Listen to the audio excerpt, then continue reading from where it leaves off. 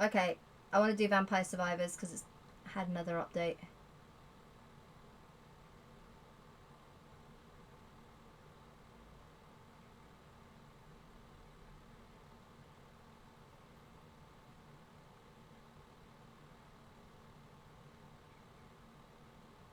It's had an update.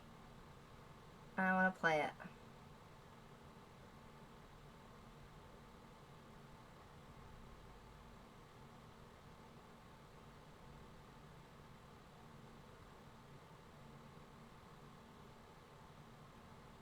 Because I haven't played it in a hot minute.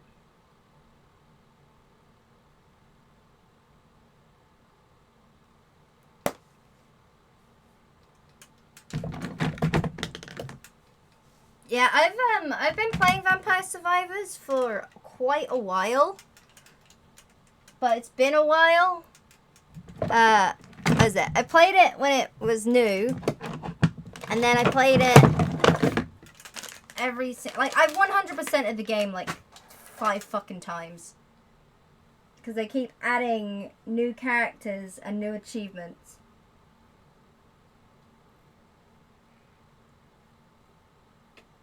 Oh, I can't do auto pets. Auto pets is just like, I just don't.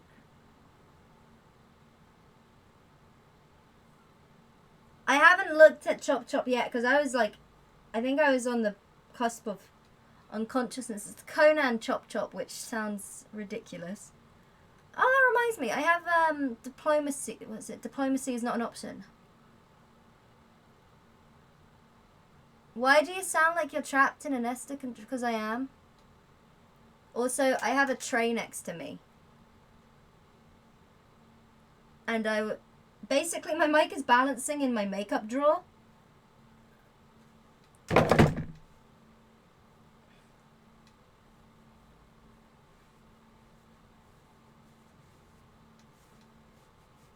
But I got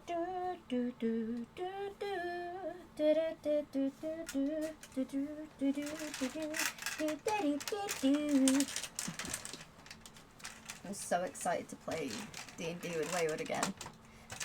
Okay, right. We've done a fair bit of Kenshi today, so we're gonna swap over to Vampire Survivors for a little bit.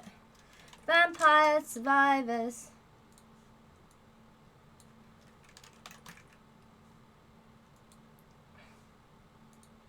Wait, dude, you don't see anything on screen?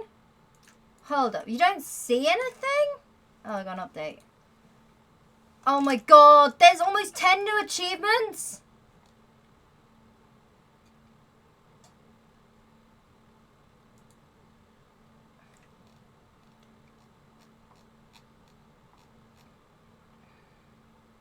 So, I gotta reach level 100 with the skeleton, with Yatta, Llama,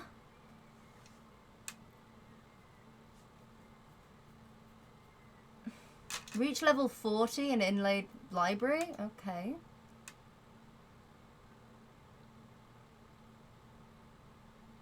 Milky Way map?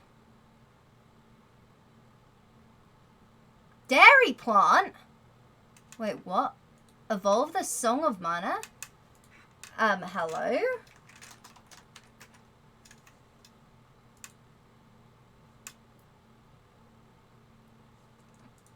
Okay.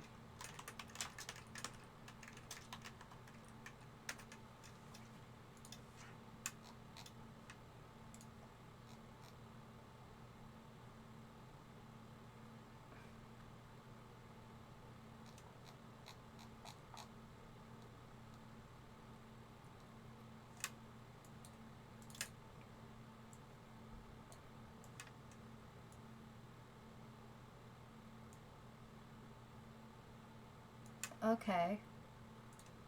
Right. Play. Let me...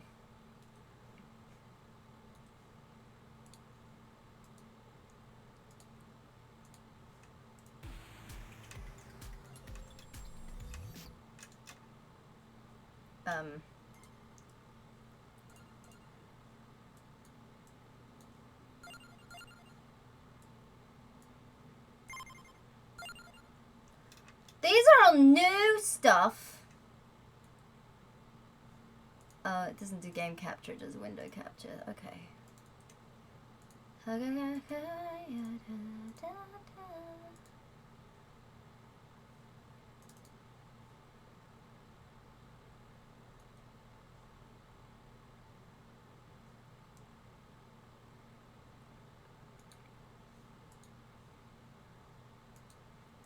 Okay, right, I'll enter. There you go. Okay.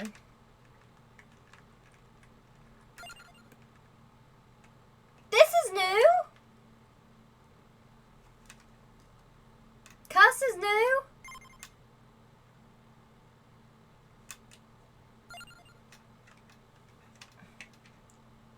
I don't know how to unlock any of the new ones. Alright.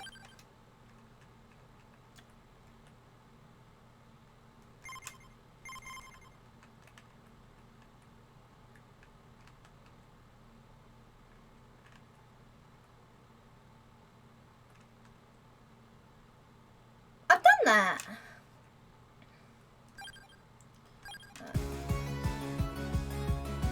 Give me garlic. Okay, I'll go fuck myself.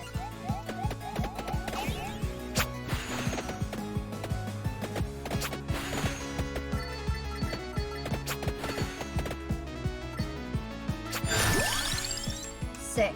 Cool. Early garlic is fucking fantastic.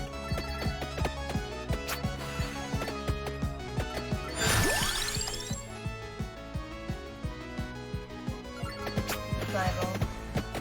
I'm assuming that the rune tracer now has a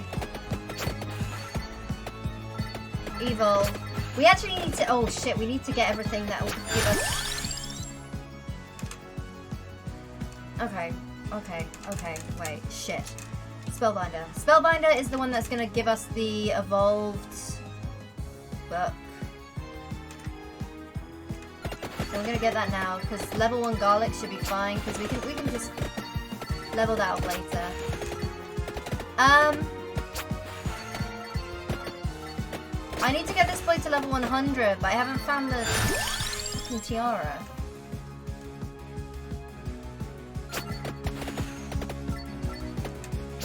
I want to get the attract orb and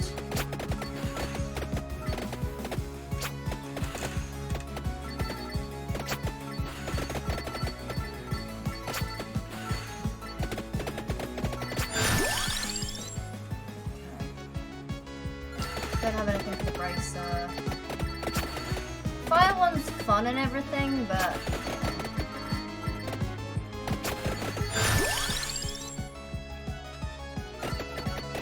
might as well start rushing to get that leveled up. Can you guys hear me alright? Oh, that's a big boy. There we go.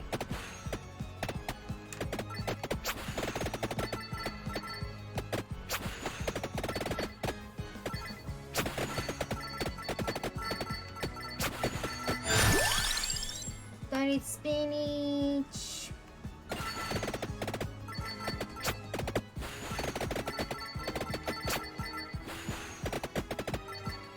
I need to change my settings. Okay. I can't actually see my XP bar at the top. Because I normally don't play in Windows. Okay. I want the attractor.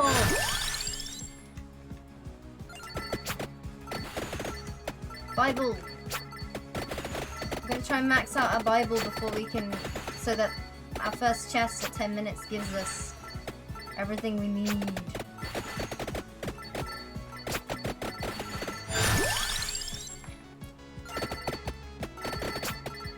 The attractor would be nice, but I haven't got a lightning ring, so I'm not going to do it. Okay.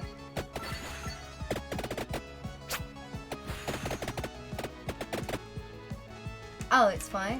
I mean... There you go.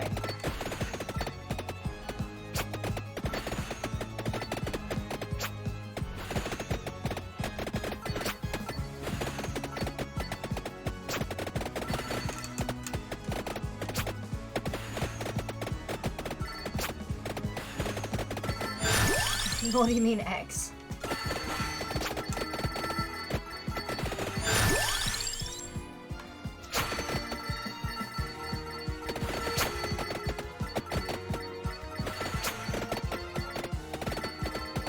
Also, even making comments and joking about that kind of stuff is not cool.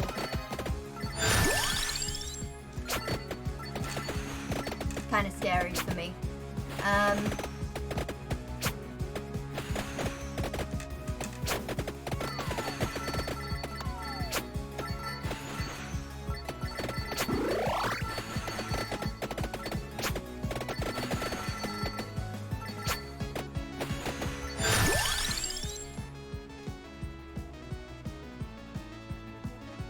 Okay, I'm being forced to grab one of these. I'll do area of that.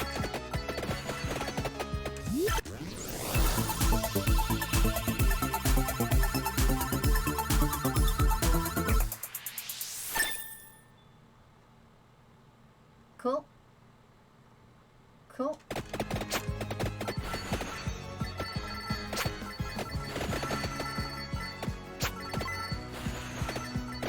Rune Tracer do be kind of sick.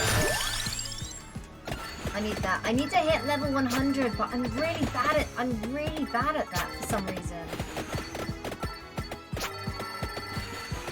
I grabbed the tiramisu once and like fully upgraded it. And then I was like, oh shit. I got to level 98, no 97. Death killed me. I had a revive. Death killed me at level 98. I got a revive and I was just like, oh no. Alright, cool. Now we can get the evolved garlic.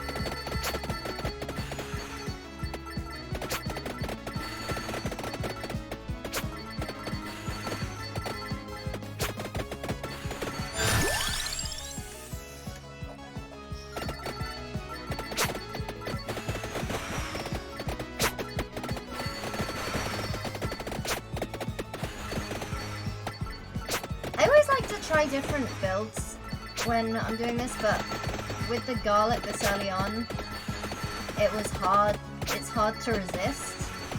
Gimme.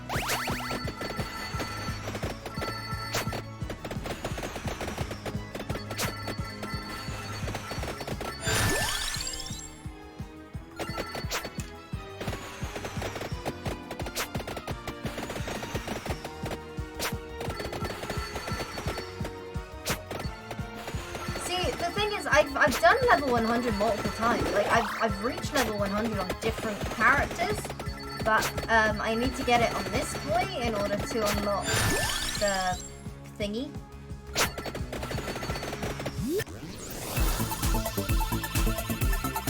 Curse wasn't a thing when this achievement was first released.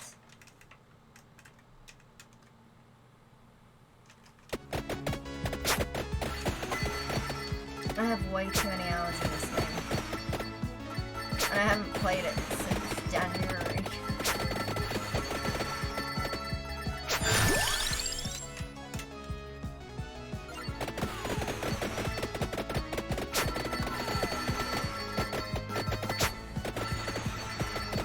Oh, I need another goddamn orb. No. Oh, love.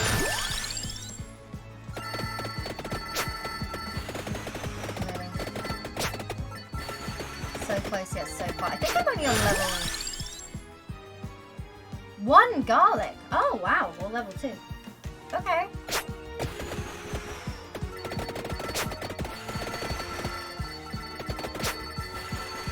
Passives be doing work.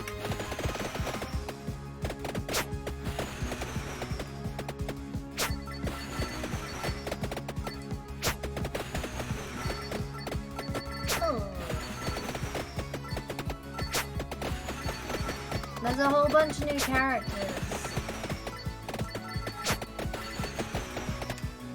I want to buy them all.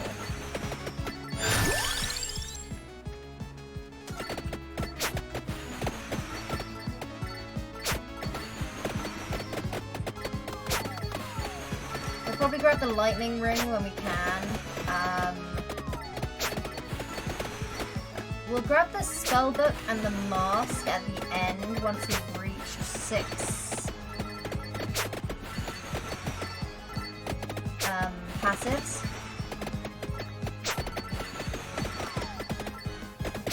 I'm a big fan of the axe.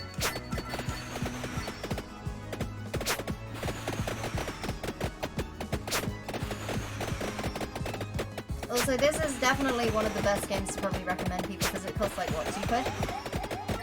It's like $2, $3.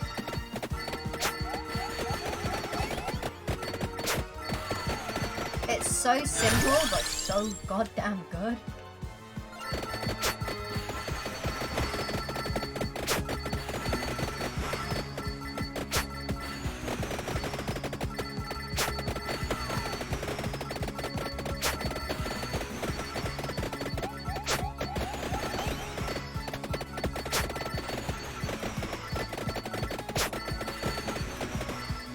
I've always wanted to try a run with like... Oh, I got the duplicate, I got it.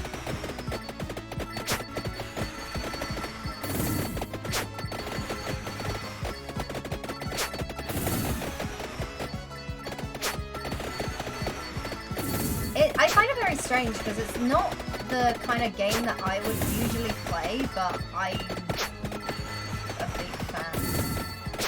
I'm a very big fan. Oh, beauty.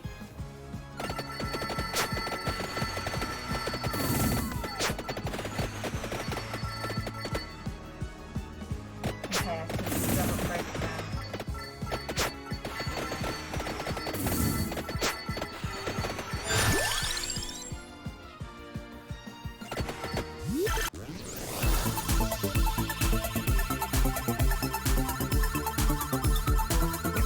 When I had COVID, I played the fuck out of this.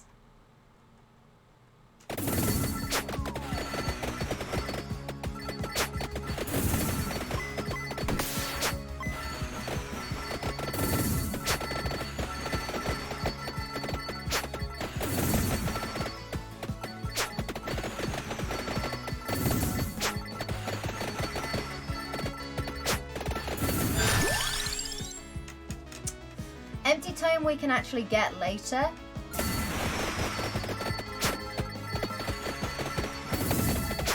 So we're not going to waste on that.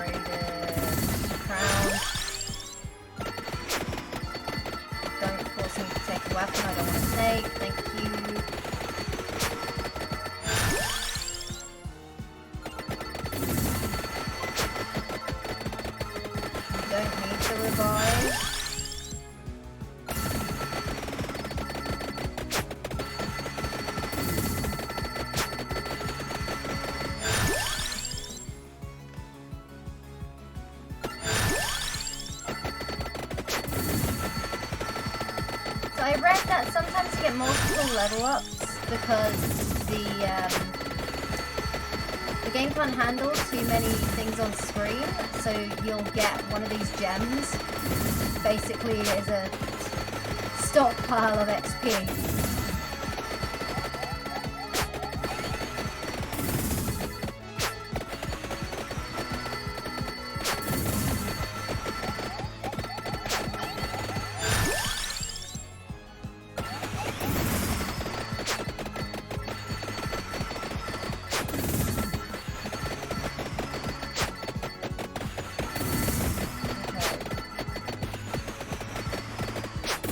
Hopefully we'll get Vespers. Give me unholy Vespers. Give me Vespers.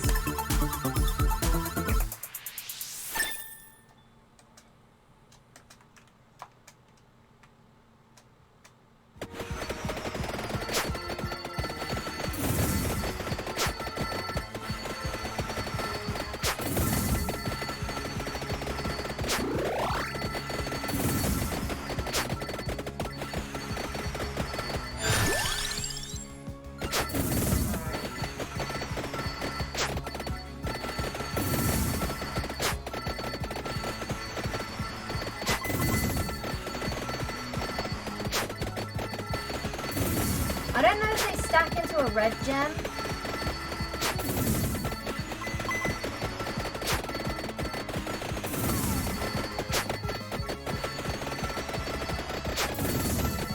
Only downside with these gosh darn projectiles is having to go and collect all the gems.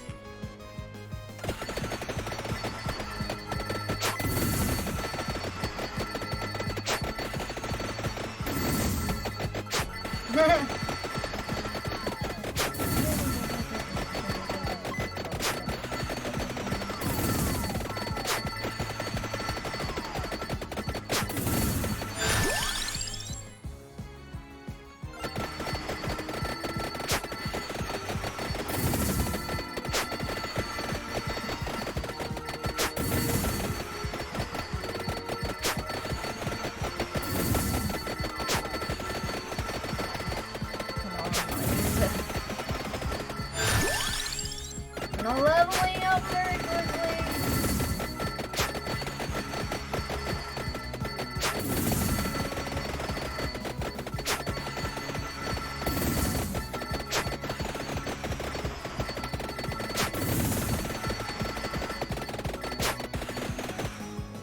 I need 3 more levels in Garlic, dude.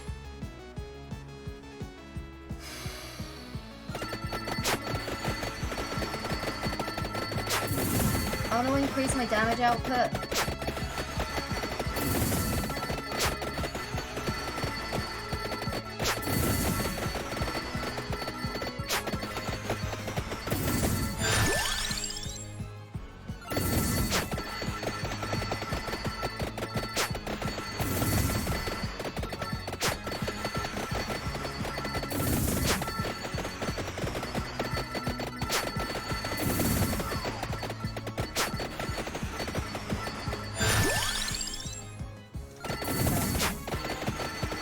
Might actually, because if we hit 50 by 15 minutes,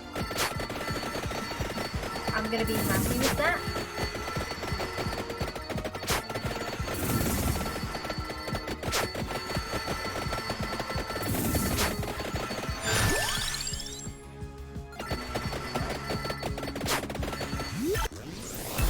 Gimme garlic.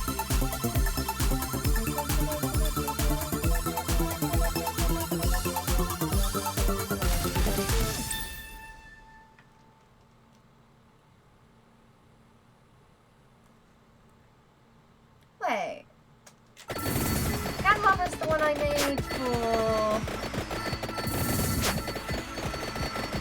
the axe.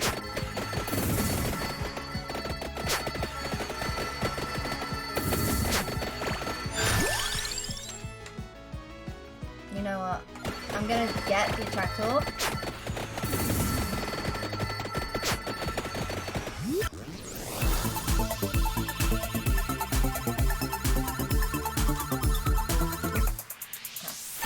Right, with the attractor, we are gonna... No spinach. No need for spinach. Spinach is the upgrade for the Hellfire Wand. Right. So I'm gonna go this way. I'm gonna grab the stone mask.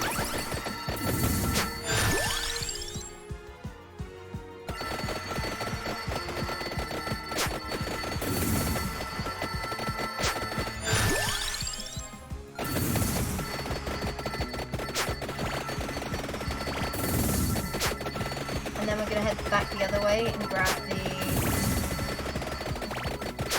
Extra damage is great, but I prefer using the slots to upgrade things.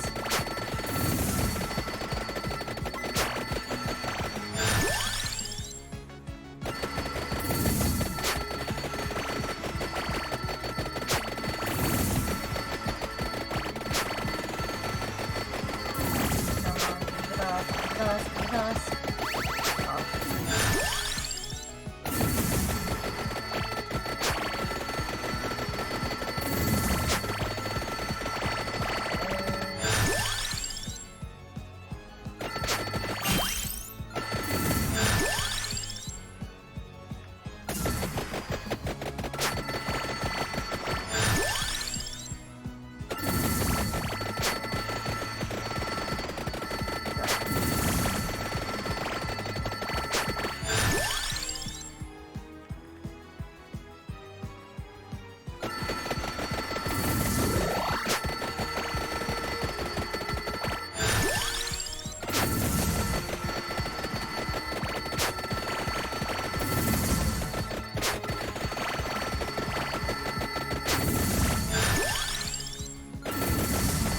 get the upgraded lightning ring.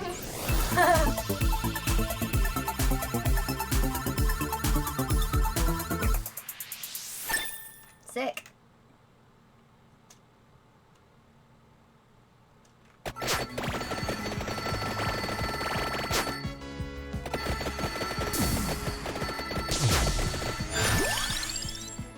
Axes for the candelabra.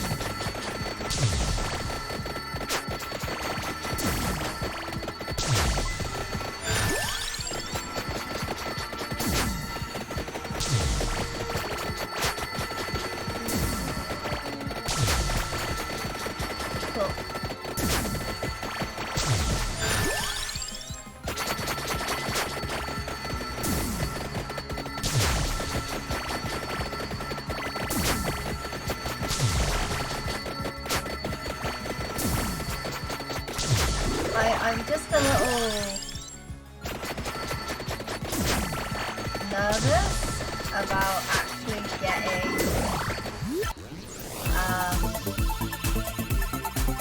I don't know if I'm gonna hit 100.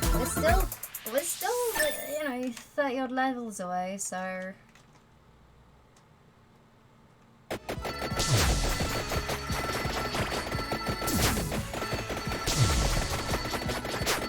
but we're on our way to go and grab the spellbook.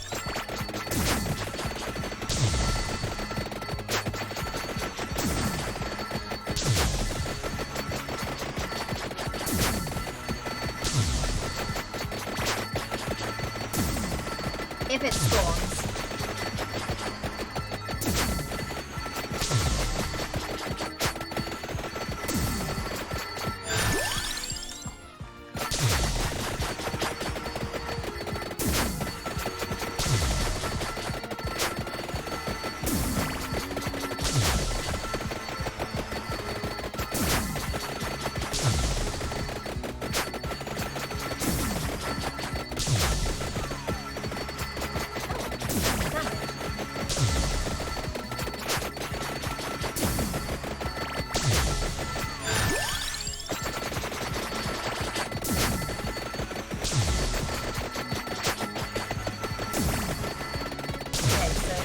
These can still get hurt.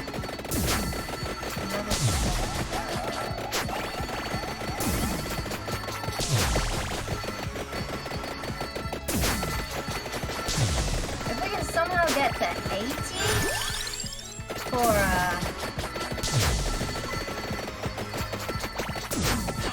yes.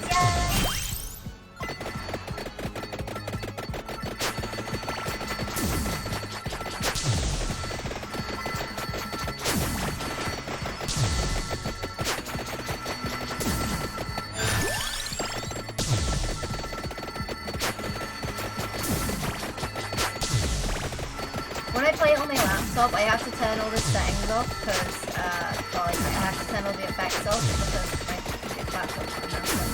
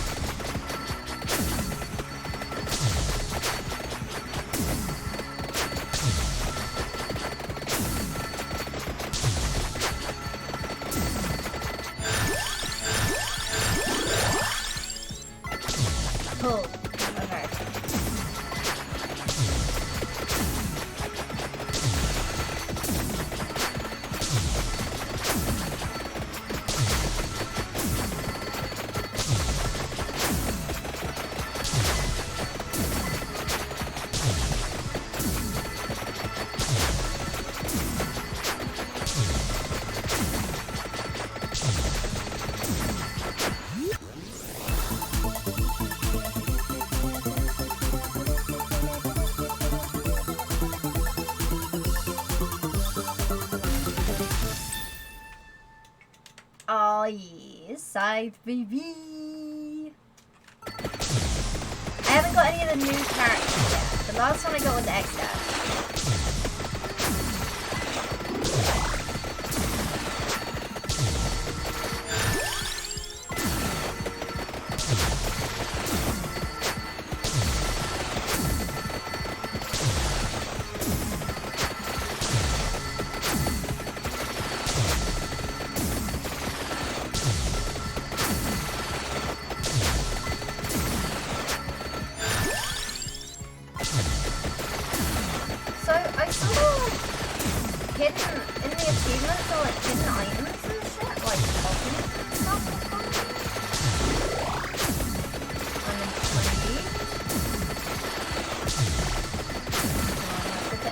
By 20 minutes.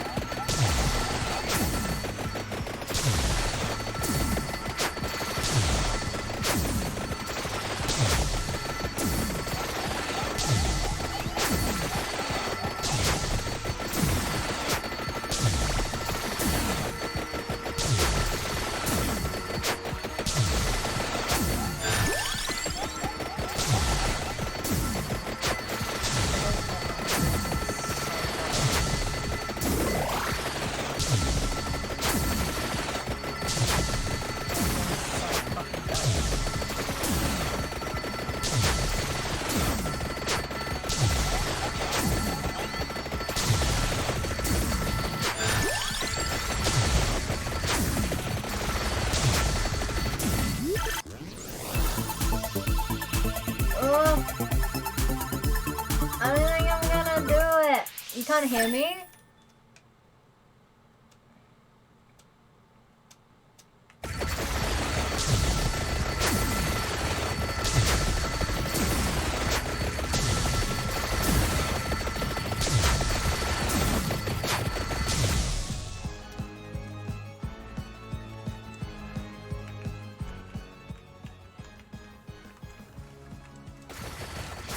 Okay, that should be better.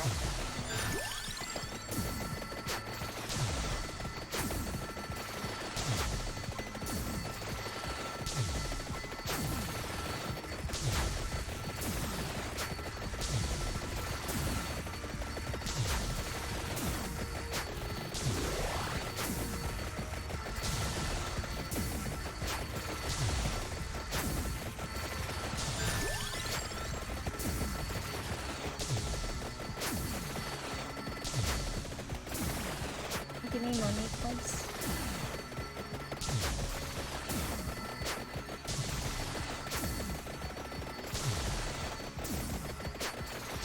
You can still hear the music, it's still loud.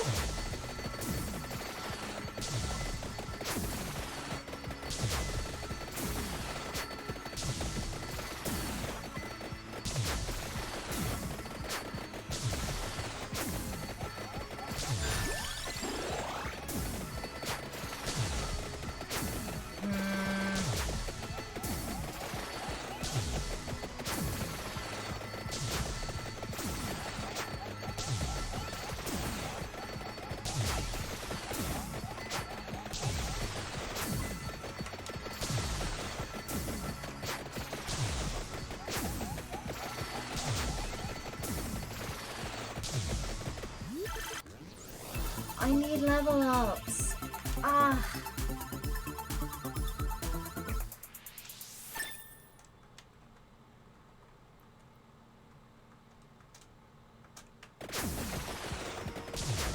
I'm really unhappy.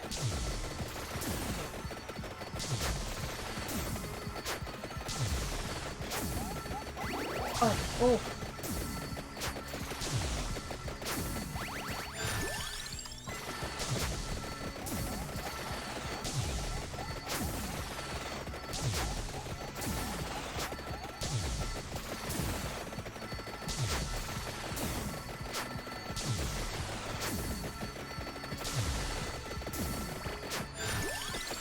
Doesn't feel like I'm on pace.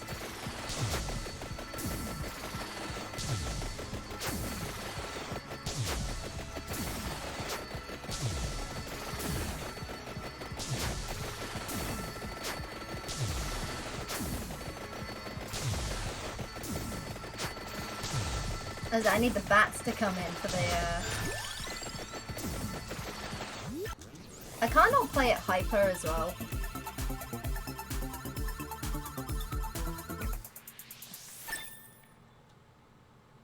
I've got 2. I've received 2 of the things that give you all the gems on the floor.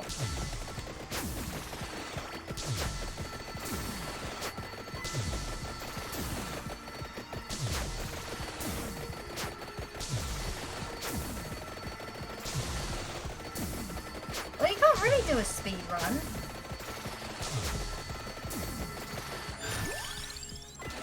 I don't care about skill. I like watching the chest.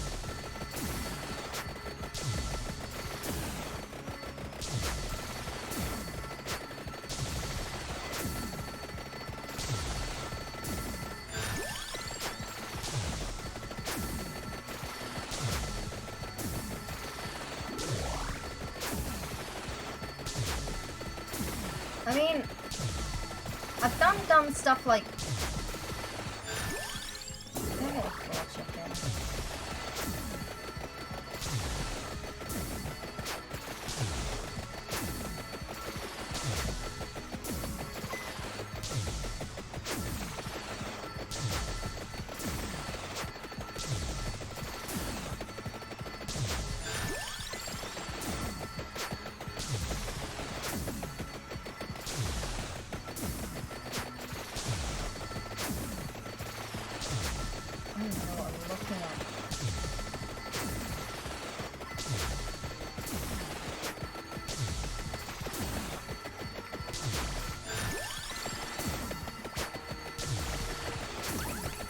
Shit.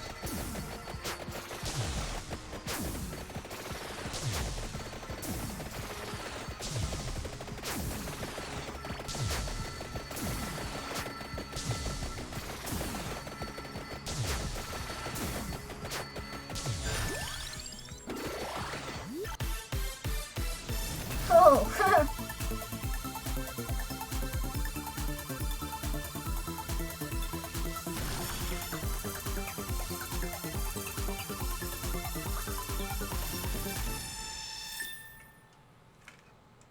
Cool.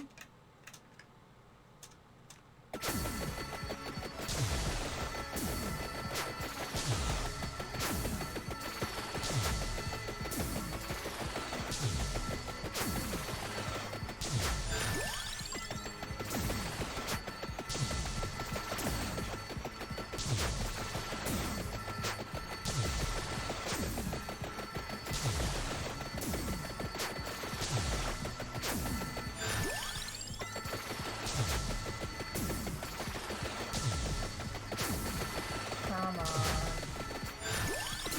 98.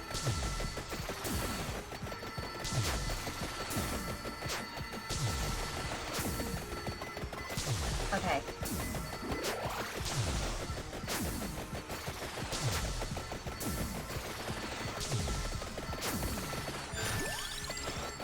Nine.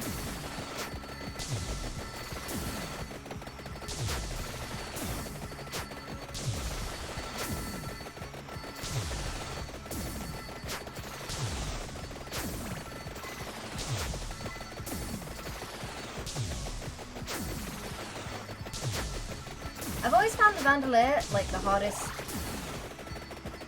thing to get.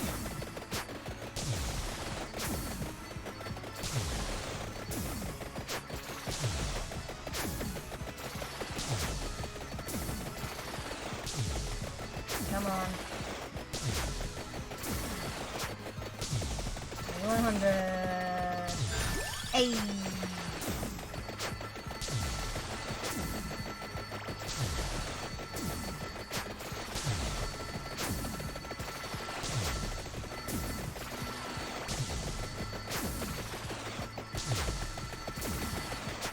I don't know if I'm gonna actually survive the last, like, wave.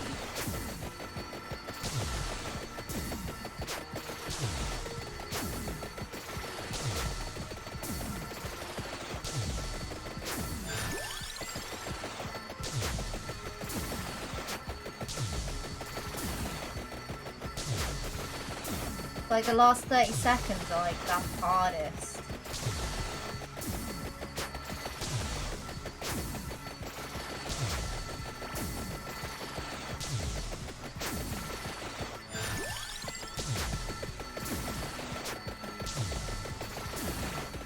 Man, this makes me want to play Hades.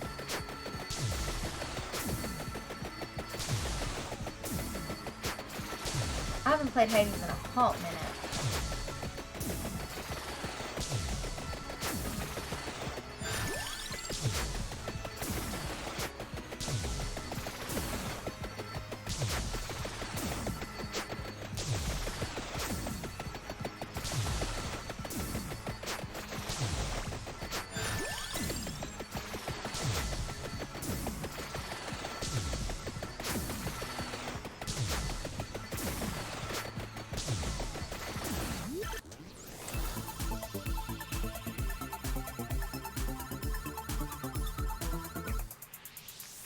I love Hades.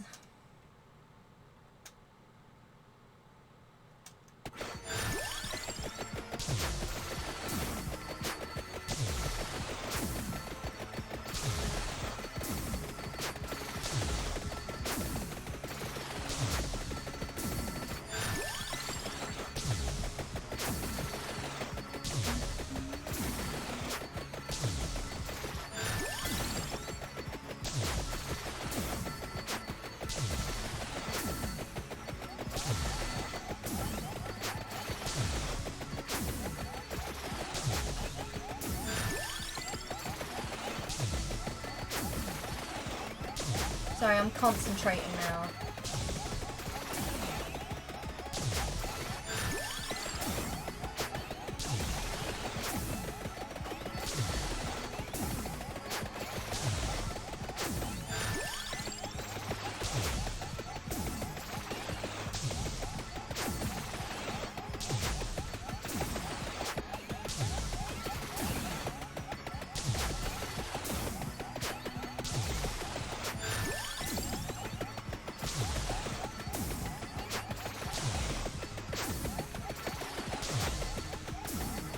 My FPS drop on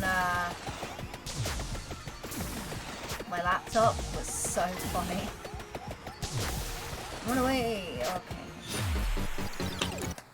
Hey, we did it!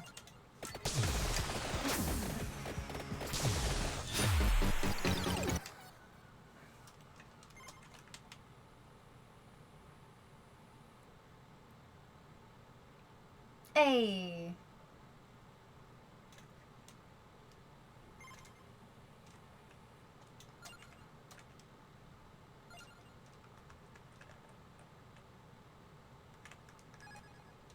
Who are you? So I need to survive for 20 minutes on this boy. Do I have a streamer I like to watch? Oh shit, I don't think I have enough time. My record time for death is like 1 minute 30. I need a wee.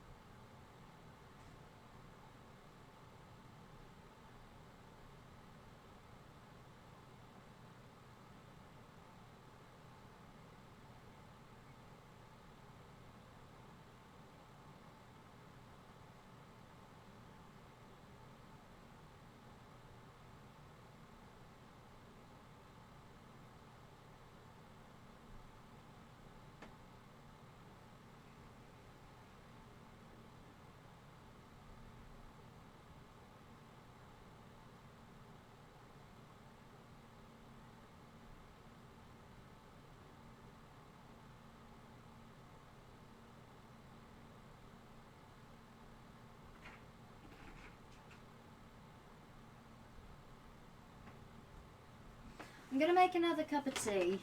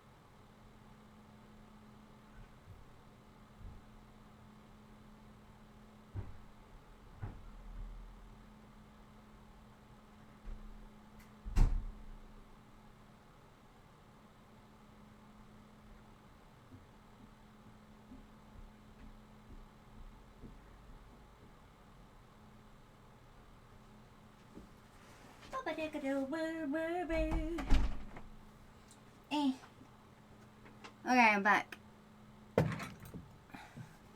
With a cup of tea. Okay, I kind of want to see the new boy.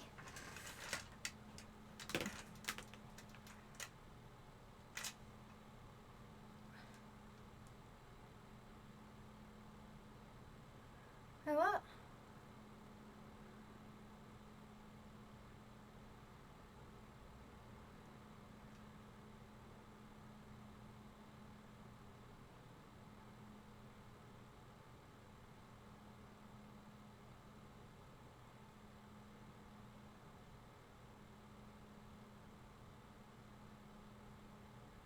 Waiting.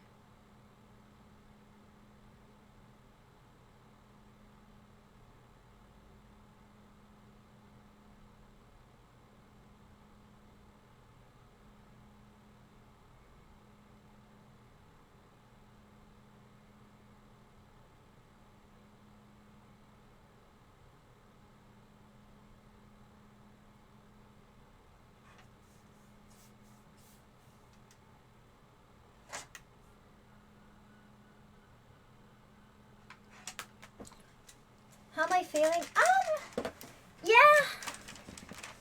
Yeah, I'm feeling.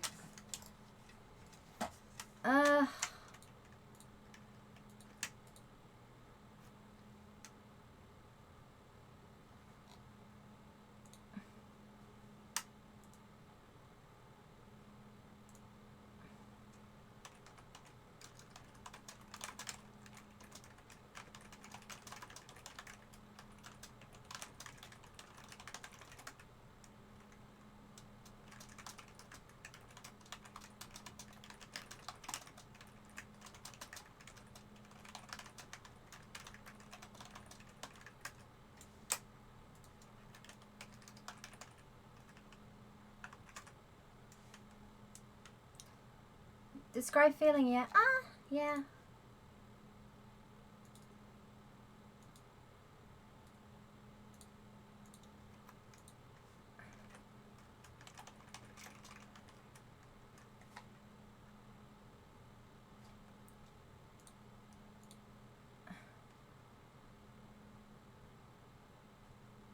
Okay. Okay. Do I actually... I don't have... Oh, wait, what? I do have a new stage.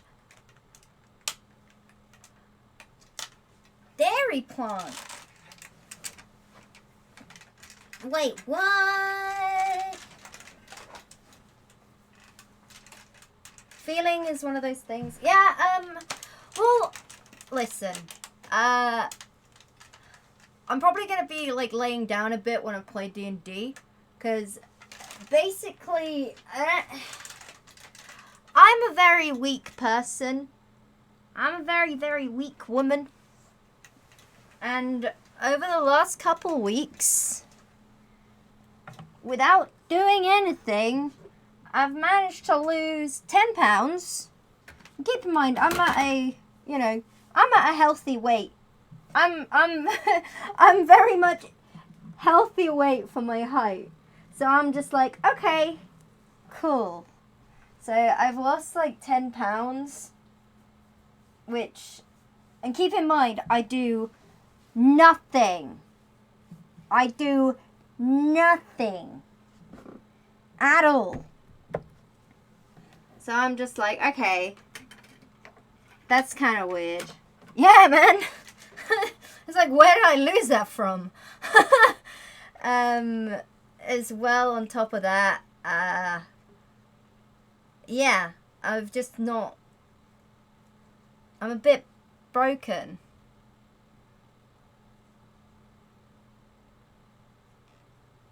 How did you not do anything? Well, I have a very awful relationship with food. I'm gonna take my vitamin today. I did have COVID last month.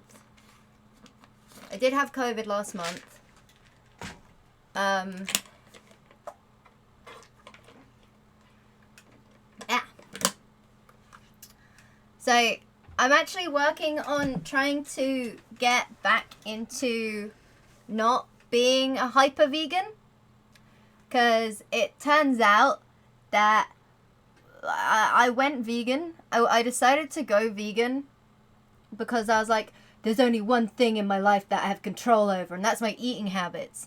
And it turns out that that's a very toxic mindset, and as someone that suffered with anorexia for a number of years, telling myself that, like, I have control over my diet, and then I keep restricting things,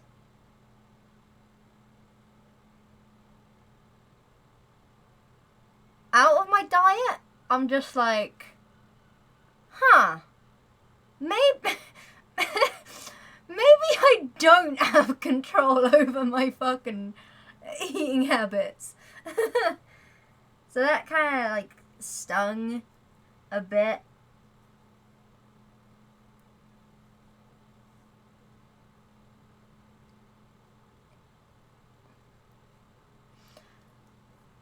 I don't know if I'm mentally ready to start incorporating dairy and stuff back into my diet. Always a little concerned. Yeah, Rory, honestly, like, I thought it was like a, I can conquer this, I can overcome this. It's like, wait, why the fuck? Why the fuck am I, like, not? But I am eating, that's the thing. I do eat, and that's a very, very, very, very important thing. Like, I do not starve myself, I eat.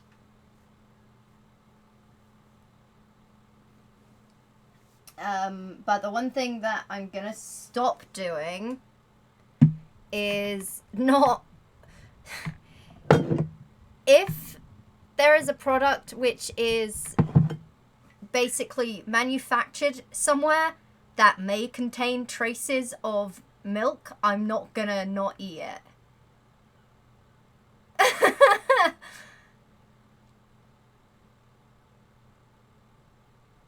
Yeah, I think,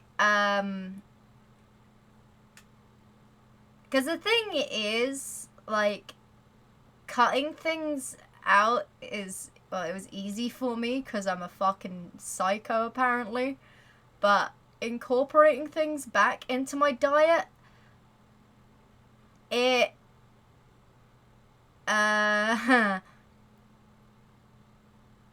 it kind of scares me a little bit.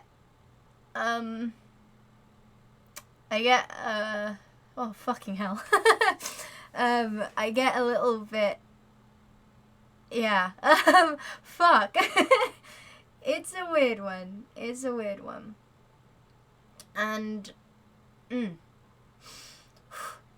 one of the I did it, Tim. I think it's a very, like, important thing, at least for me, to talk about these things, because sometimes I need to, like, think out loud. And one thing, like, because, you know, there were signs of it. There were signs of me sort of relapsing back into doing dumb things and having really fucked up eating habits. But the way that I think I went about it was a little more sly. Because when you think, oh, you know, this person, they're cutting out dairy, they're cutting out meat. Okay. You know, they just sound like very normal dietary things that people do. It's like, oh, you know, well, I don't really consume that much, so I'm going to do it. And that's what it was like to me. It was like, this is normal. This is a totally normal thing. But there was something about, like, feeling like I was beating myself, if that, okay. Like, I wasn't doing it to punish myself. It was almost like I was trying to overcome things like, you can't eat that. You could, but we're not going to, because we have the willpower to not do it. How weird is that, man? Like, how actually fucked up is that? And, yeah. A lot of people, like, don't seem to realize that eating disorders, like, people aren't always super, like, tiny and malnourished looking. Which is, like, such a huge thing, is, like, it, for a lot of people, an eating disorder is, it's like, it's an invisible sickness, right? It's an invisible illness. Because a lot of it is, it's up in your head. And, yeah, it can get drastic, and it you know, I've suffered from it for a number of years, where it did get very concerning. But, you know, it's a weird one. It's a weird one. Like, even like, some people, they any excuse to, like, not eat in front of others. Any excuse, and like, restrictions as well.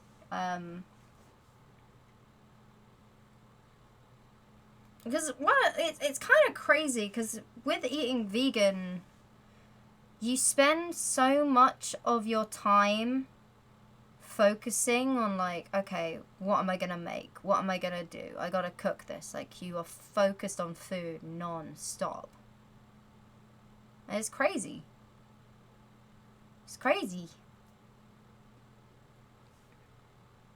And it's not even like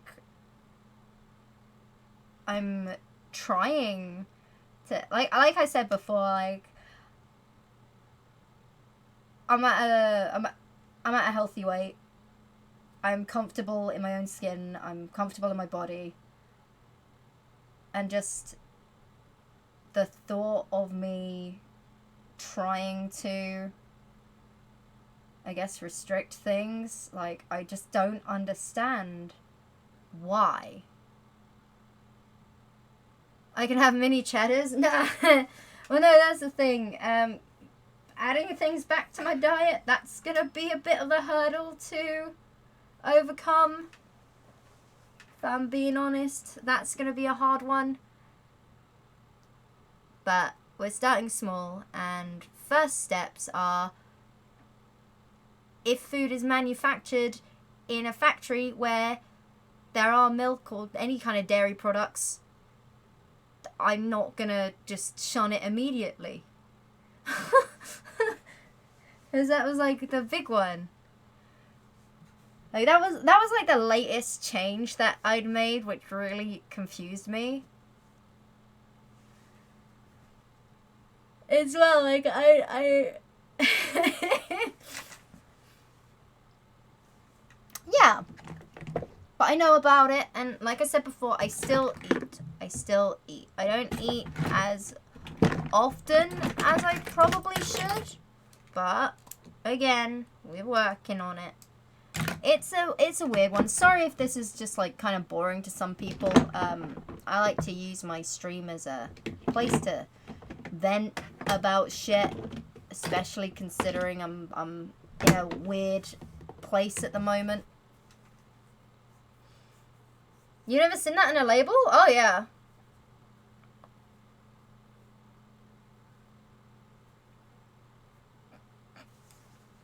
How fucking insane is that though? Like it confused me like so much, and I watch a lot of videos on people that recover from things like this, because it's kind of like you know, following people that have been in like similar situations to you and how they've gone through it, how like if they've relapsed and they've come to realize it and how they're dealing with it, and you know, everyone's different. Everyone is different. It's like I want to recommend people therapy, but it's very much like it doesn't work for everyone. So it's kind of just nice knowing that, hey, I ain't alone here. I'm so busted as a person. We should probably start working on our DnD. Made things worse for you? Yeah. But then you recognised that, and I assume that you finished. You stopped going.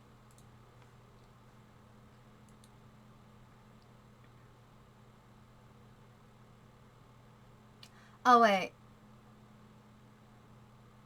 Okay, we got... Wait.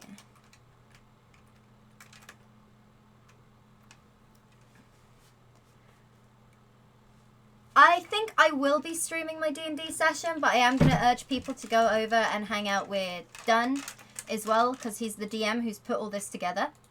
So, we've still got like 30 minutes. Okay. Oh my god! Venom! Oh, Venom!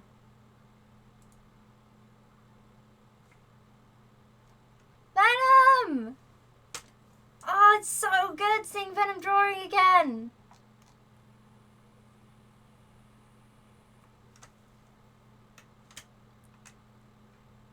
Oh, that's so cool. That's so cool.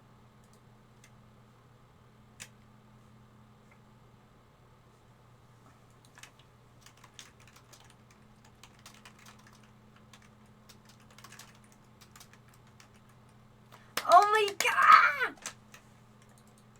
I want all the fan art. Any artists? Let me go D&D. Let me swap to Dungeons and Dragons.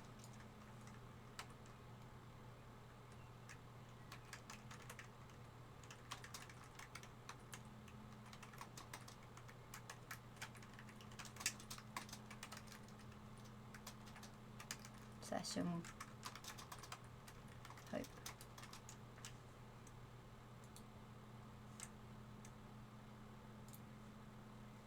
Okay. Fuck, dude. Oh, Venom's amazing. I love Venom. I love Venom so much.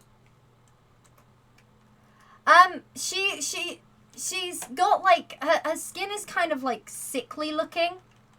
She's my self-insert. She's a self-insert. It's not. It's like a yellowish greenish undertone,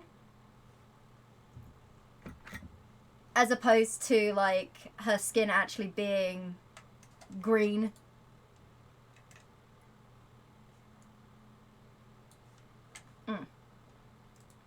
Here's like a sort of example of what I mean by the. This is how I've drawn her. I don't like. I was trying like colors out, but yeah. No, she's got round ears, but this was like.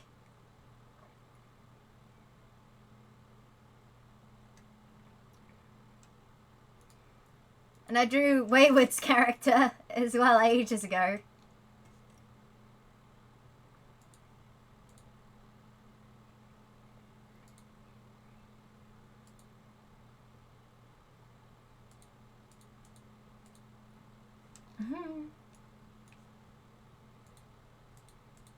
Oh shit, what the? There's more dragons.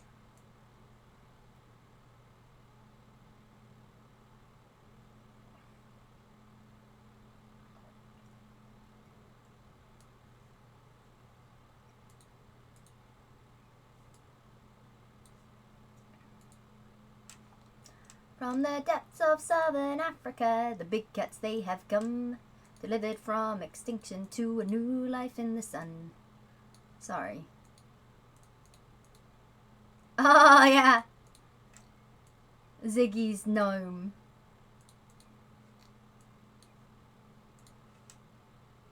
And then another.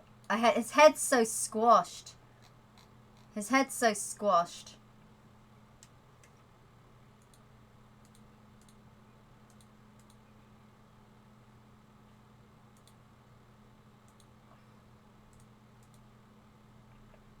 Delivered from extinction to a new life in the sun.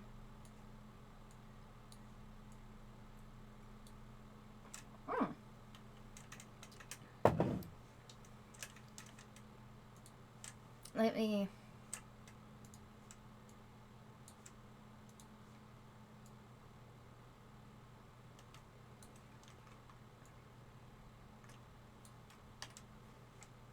I need to...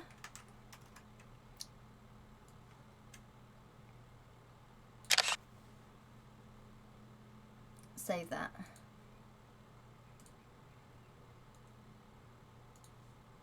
Uh-oh.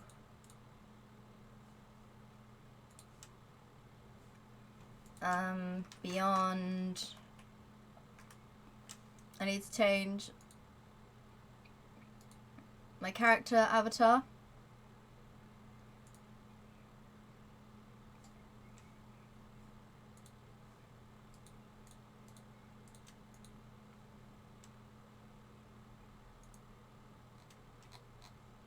How do I...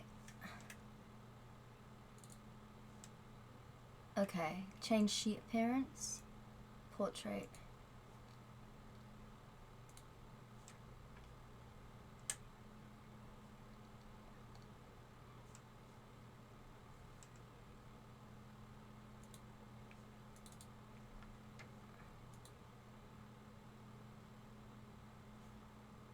Cool.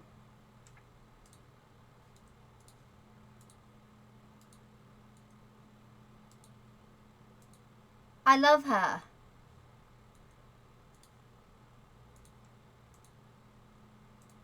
I love Hope. I love Hope. I think she's great. Although she doesn't have pointy ears anymore.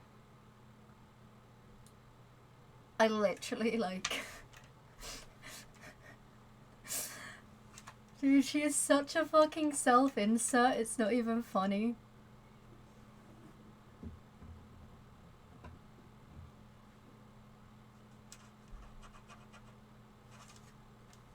It's not even funny.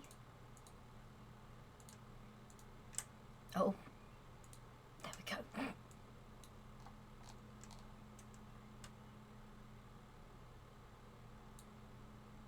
fun with this. I like drawing dragons. Dragons are fun. Okay. No save.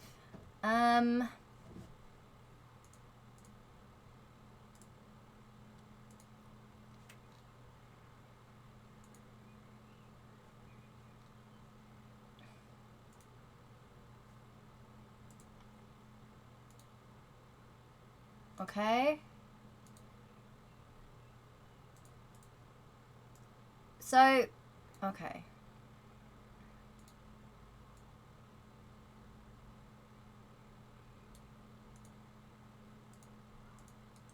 Uh-oh.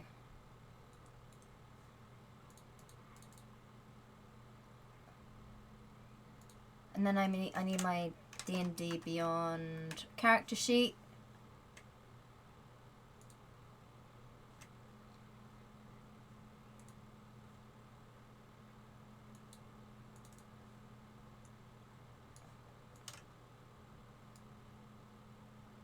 Because you basically, we roll on D&D Beyond.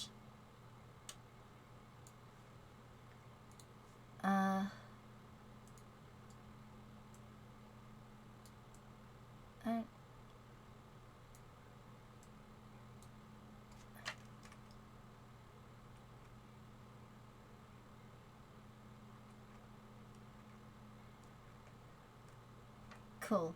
I don't know how to do the Discord overlay.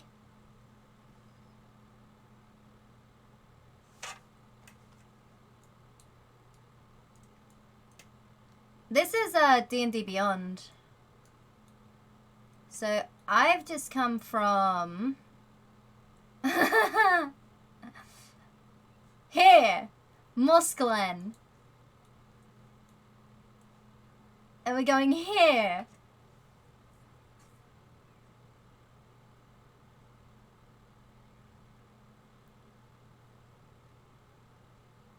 Yeah, I can use maps.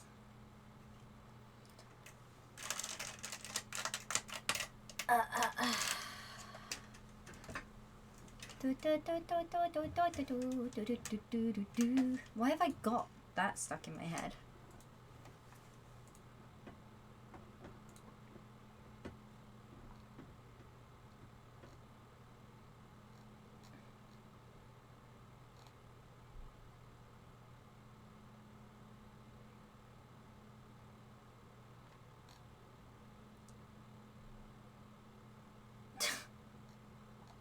Oh.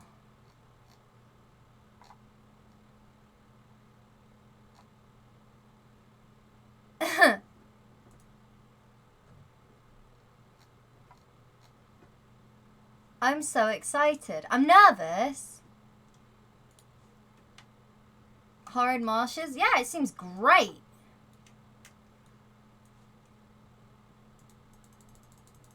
Definitely a big fan.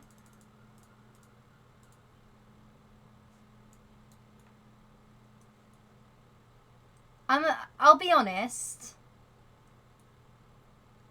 A little nervous.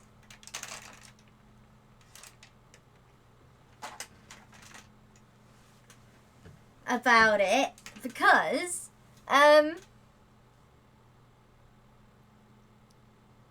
blood spiders.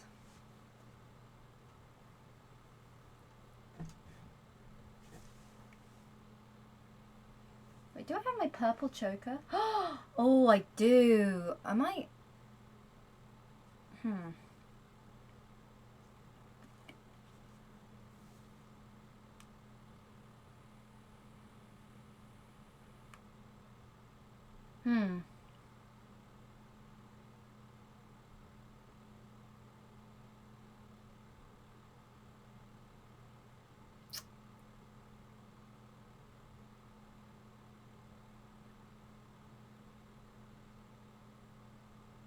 I'm gonna, what am I doing? What am I doing? What am I saying? Kiwo, get your words out, woman. No. Okay, while we're waiting, I'm gonna...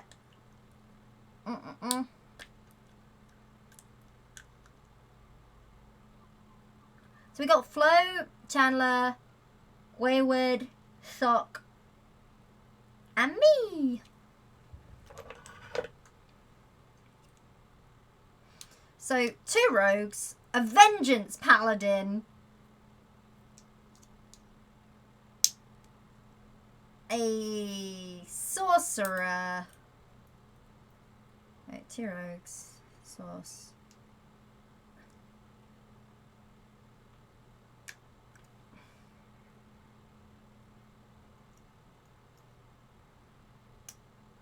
So I don't really know how it's gonna go.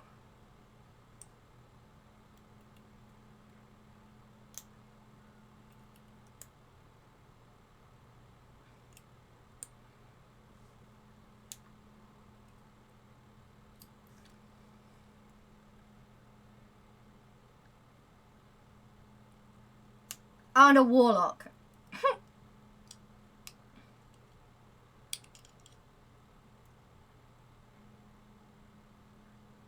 And Sock's character is amazing.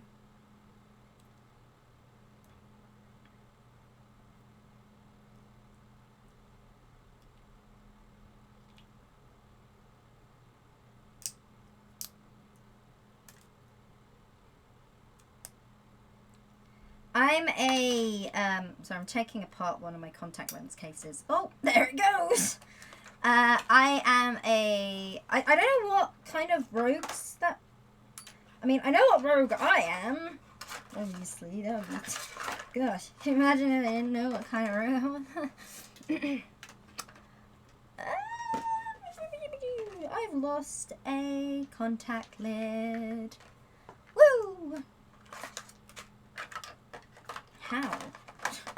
Kiwo! That's me.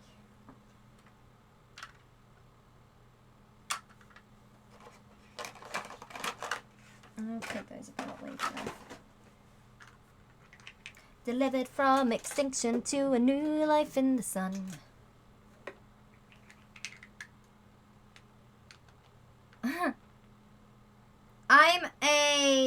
I'm an arcane trickster.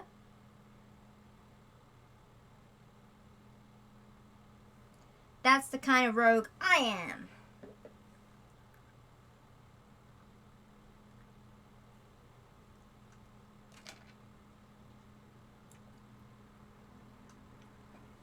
Dude. To put into perspective, like... Okay. How do I get you out? Come on. Come on.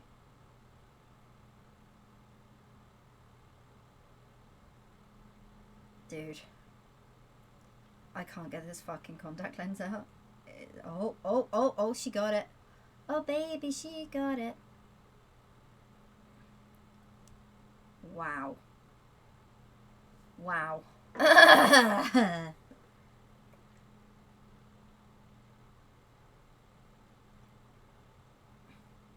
might actually have to put them in the cleaner. Just because I want to see it go. That's not going to fit in there.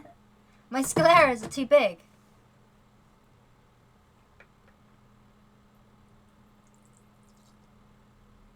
Okay.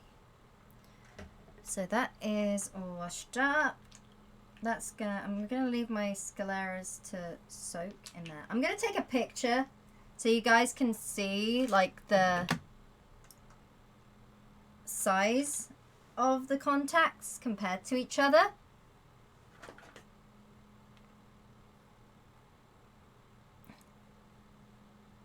We're starting at level 3 so that we can get our subclasses. I might put it on my hand actually. Okay.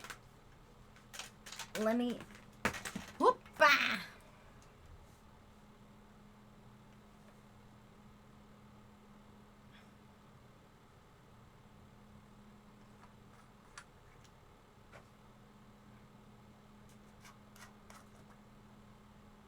Right. So That's my normal ones. Those are my mini sclera. I'm going to take a picture and post it on Discord, and if you can't be bothered to join the Discord, I'll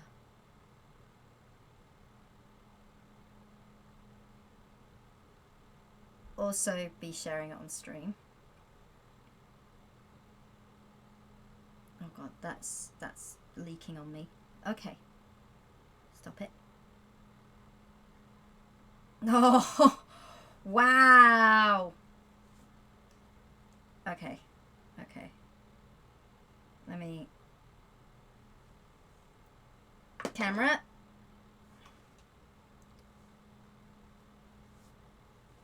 Yeah, I play DnD. Okay, I just closed it. I closed the camera. Of course I did.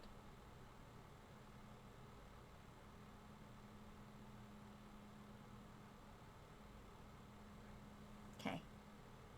We put those away. Oh, that dries so quickly. Oh my god. Whoa, what is with that water? Hello? Excuse me? No.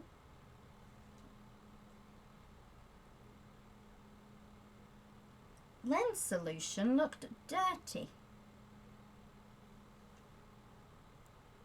Alright. We get fresh. Sorry, you can just hear me making noises. I'm trying to share my lenses.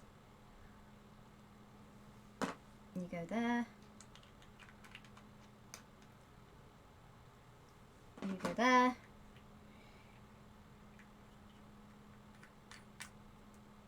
So I did actually put one of my scleras in.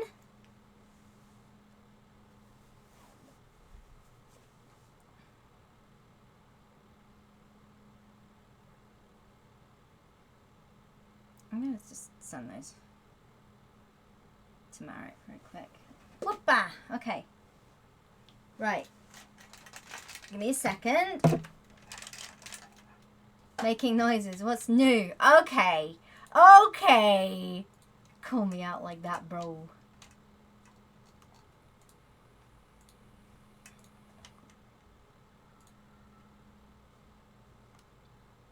Okay. Don't look at my... Okay, my hand... The moisture on my hands is from the liquid. Are you ready to see, like, the size difference? I've worn all three, not at the same time, obviously, but the red ones on the... Okay. Here's my little hand.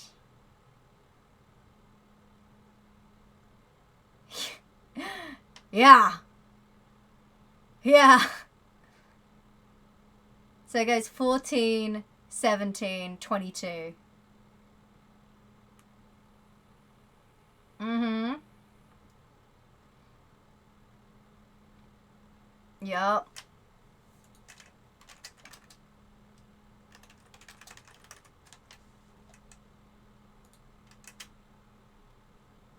So, I actually bought those because I saw these in Demon Slayer and I was like, yo.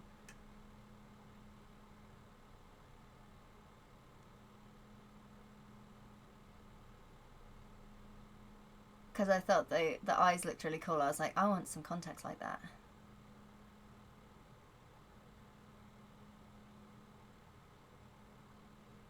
Yeah, I'm trying to work out how to, like, comfortably wear them at the moment. Putting them in sucks. Because you have to, like, slide them in.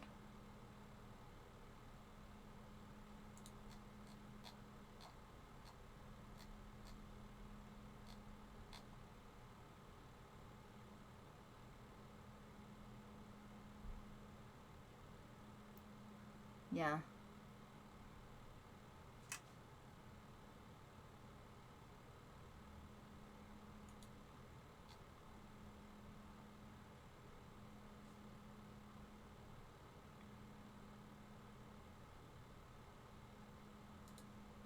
I don't mind.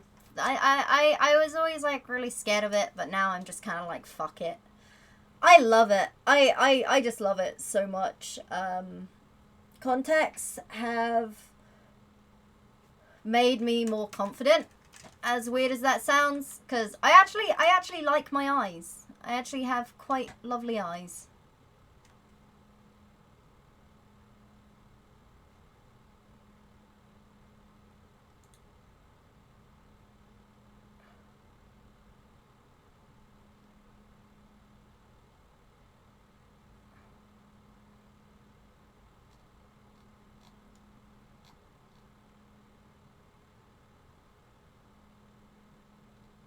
Oh, cool.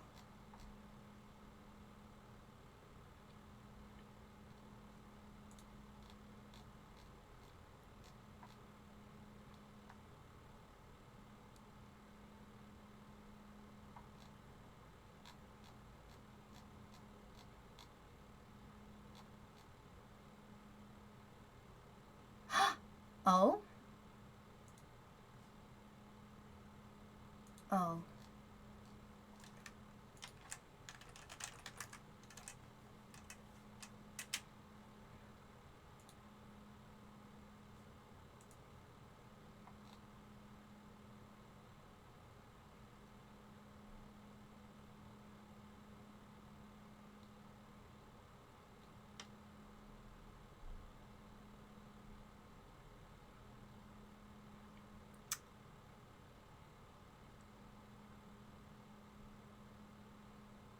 Okay.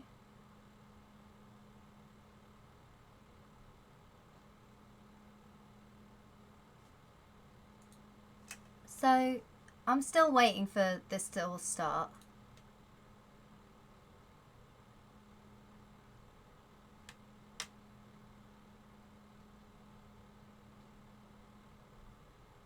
Wear them without flinching. Well, it's why I'm currently like soaking my new lenses, because they're still in like,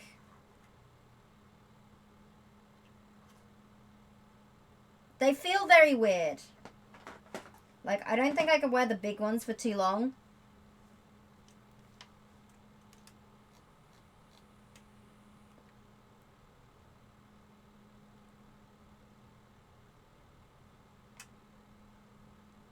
Oh. I'm scared to, I'm excited. Alright, I'm gonna take my white ones out, because the white ones I'm wearing soon. I think tonight, after this, after D&D, I'm probably going to stop streaming, and then I'm probably going to wash, because I haven't showered.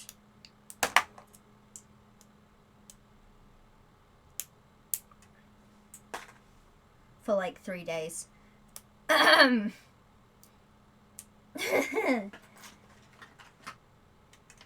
I'm disgusting.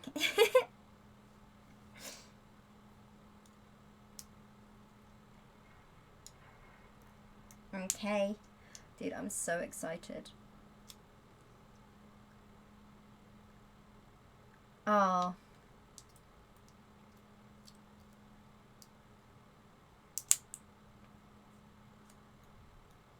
Mm-mm-mm.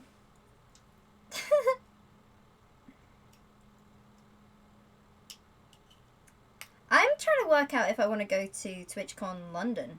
Not TwitchCon London, sorry, TwitchCon Amsterdam.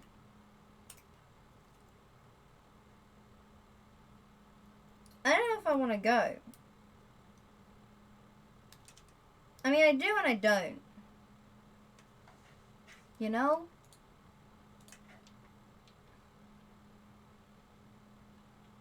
What spells and cantrips do I have? Oh, well, we can go over those momentarily.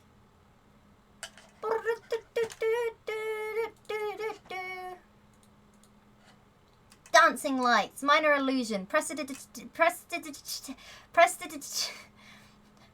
charm person, color spray, dissonant whispers, and silent image.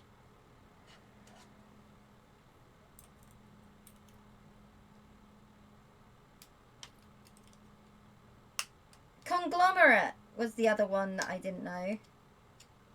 Ow!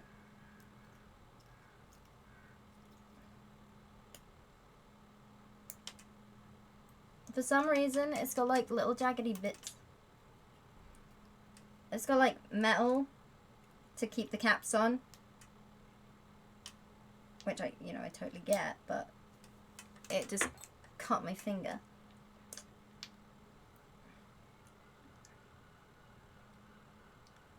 Well,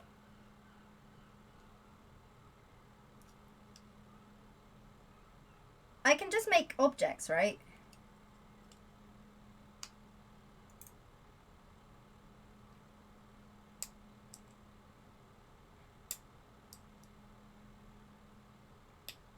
See, okay, maybe unpopular opinion. I kind of like the idea of a D&D campaign world where humans don't have magic.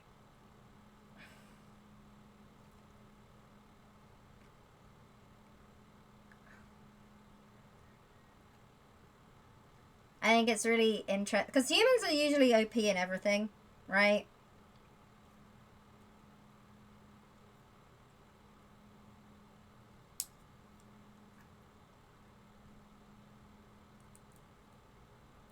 Humans are just cool and good at everything.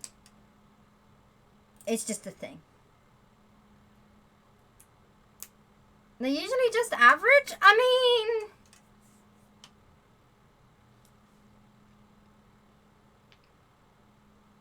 not in fantasy settings.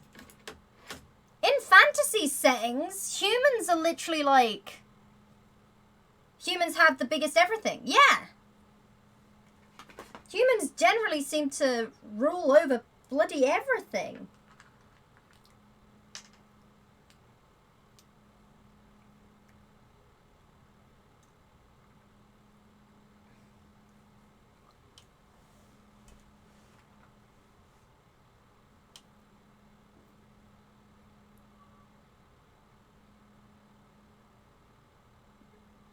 Come here.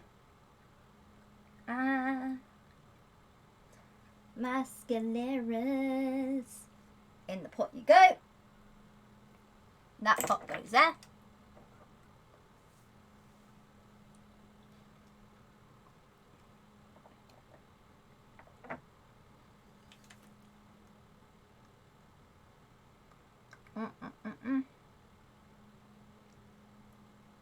Most ambitious, yeah.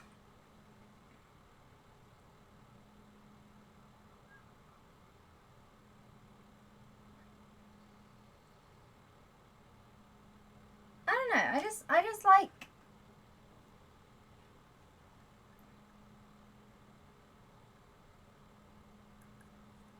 Oh, there it is.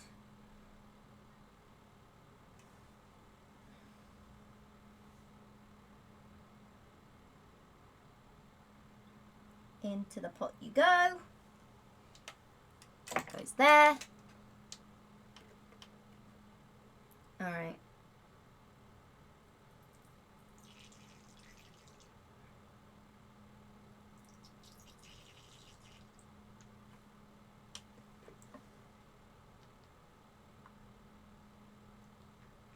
Yum, yum, yum, yum, yum.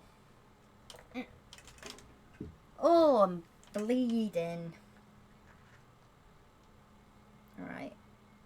Sorry. I need to get all my contacts sorted.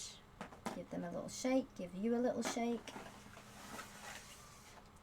Okay.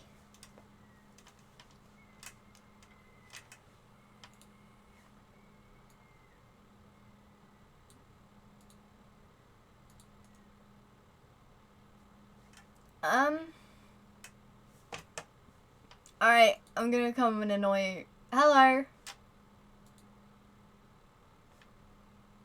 Okay, he's not here just yet.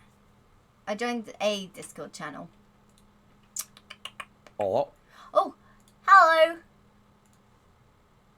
I'm live. Don't say any swears. Like fuck or bugger. Oh God, I can't say the frick words. Nope. Hello. I don't know if I can live. Oh, I'm so excited. I'm way too excited for this. And it feels so weird playing a human. Ew, you're a human? Yeah! Yeah, I'm a human. Disgusting. That's gross. I know. I'm just like, everyone else is like, oh, dragons or elves, and I'm just like, hi. Everyone hates me for being human. Which is just peachy. Okay, sorry. How was your one shot? Well, your session 0. It was really good. Awesome. So, I'm well, I guess we're all we're all together. I have no idea how he's going to get all of us together, but if we're all in the same spot, I think we'll end up together. Oh, no. Oh, Christ.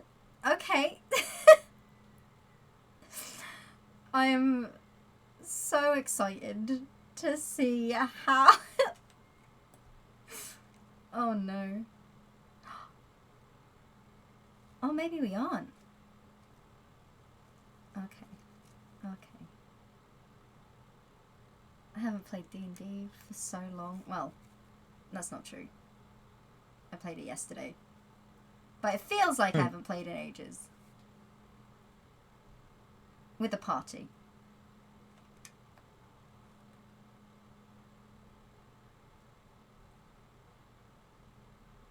Okay, I need to exit up out of... There we go. Exiting out of Lost Ark. I was doing my chores. Oh, you've been playing! I don't know how much longer I will. Oh, really? It's all right, but it's got a few kind of things that bother me. Pay to win? The thing is, that really bothers me. But I will say that like I've said it before, and I'll say it again: the core of the game, the ARPG stuff, and all the ooey gooey goodness that is there, I love it.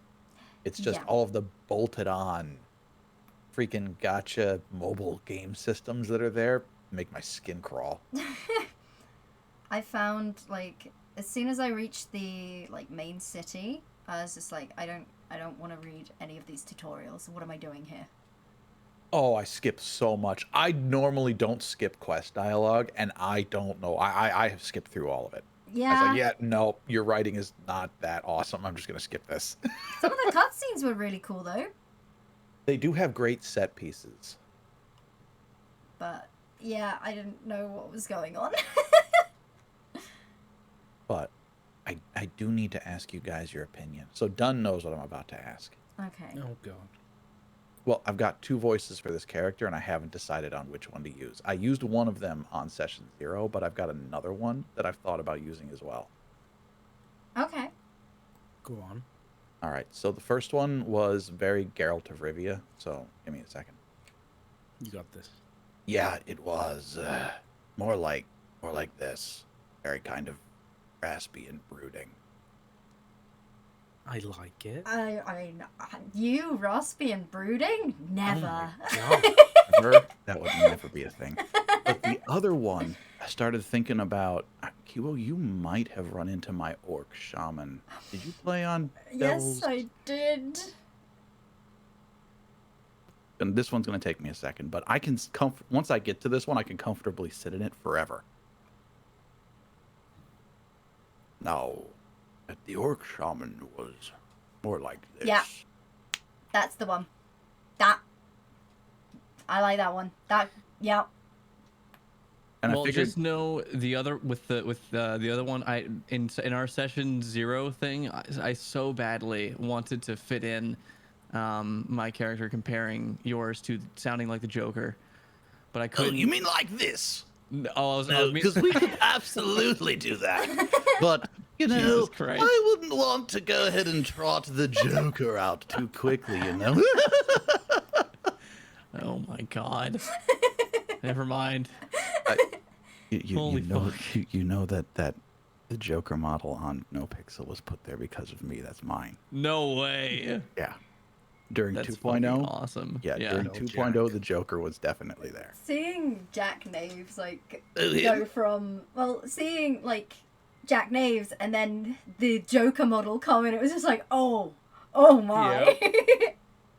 Especially because it was straight pulled from Arkham, and so he's taller and he's gangly, and it's like you can tell that like this doesn't belong in this game. Yeah.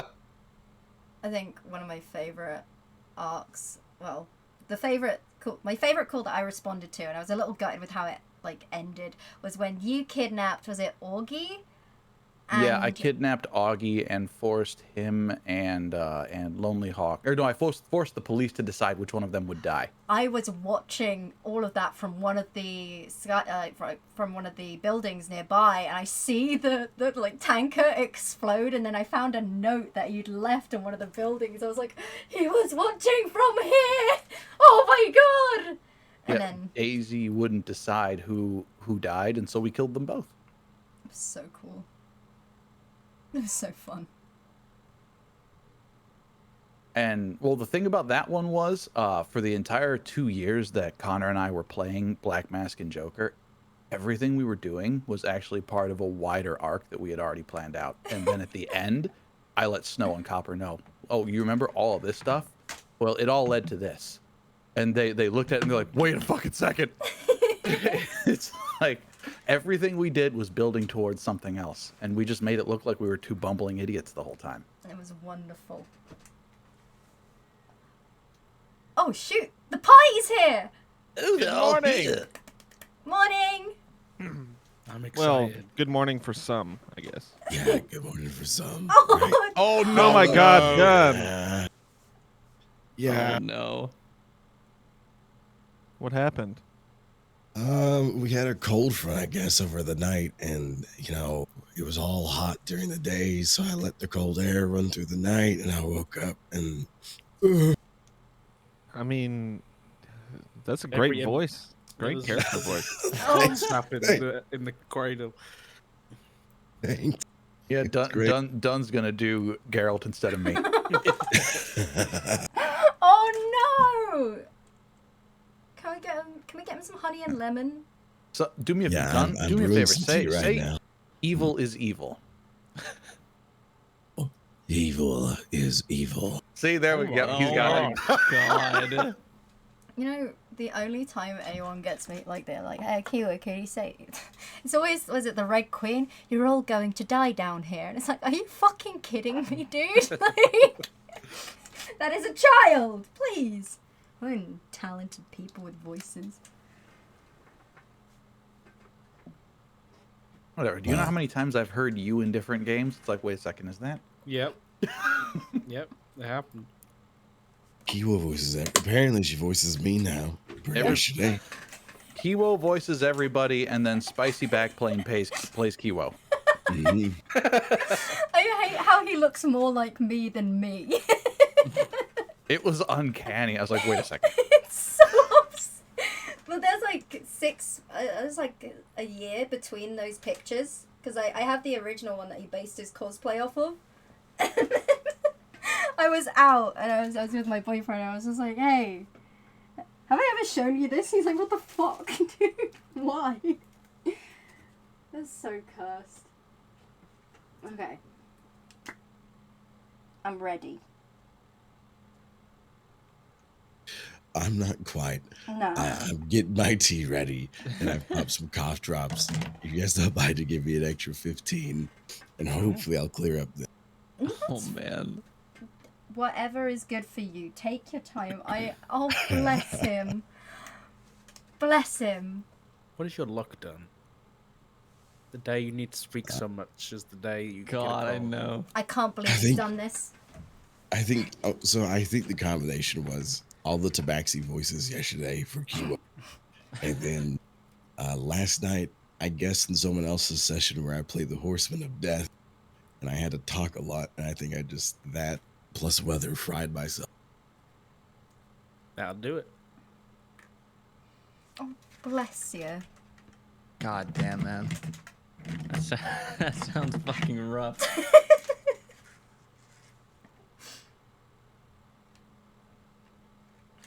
Oh, that's funny. What the hell, Kiwo? No, it's just all the tabaxi voices. Oh, yeah. It's just everyone's luck.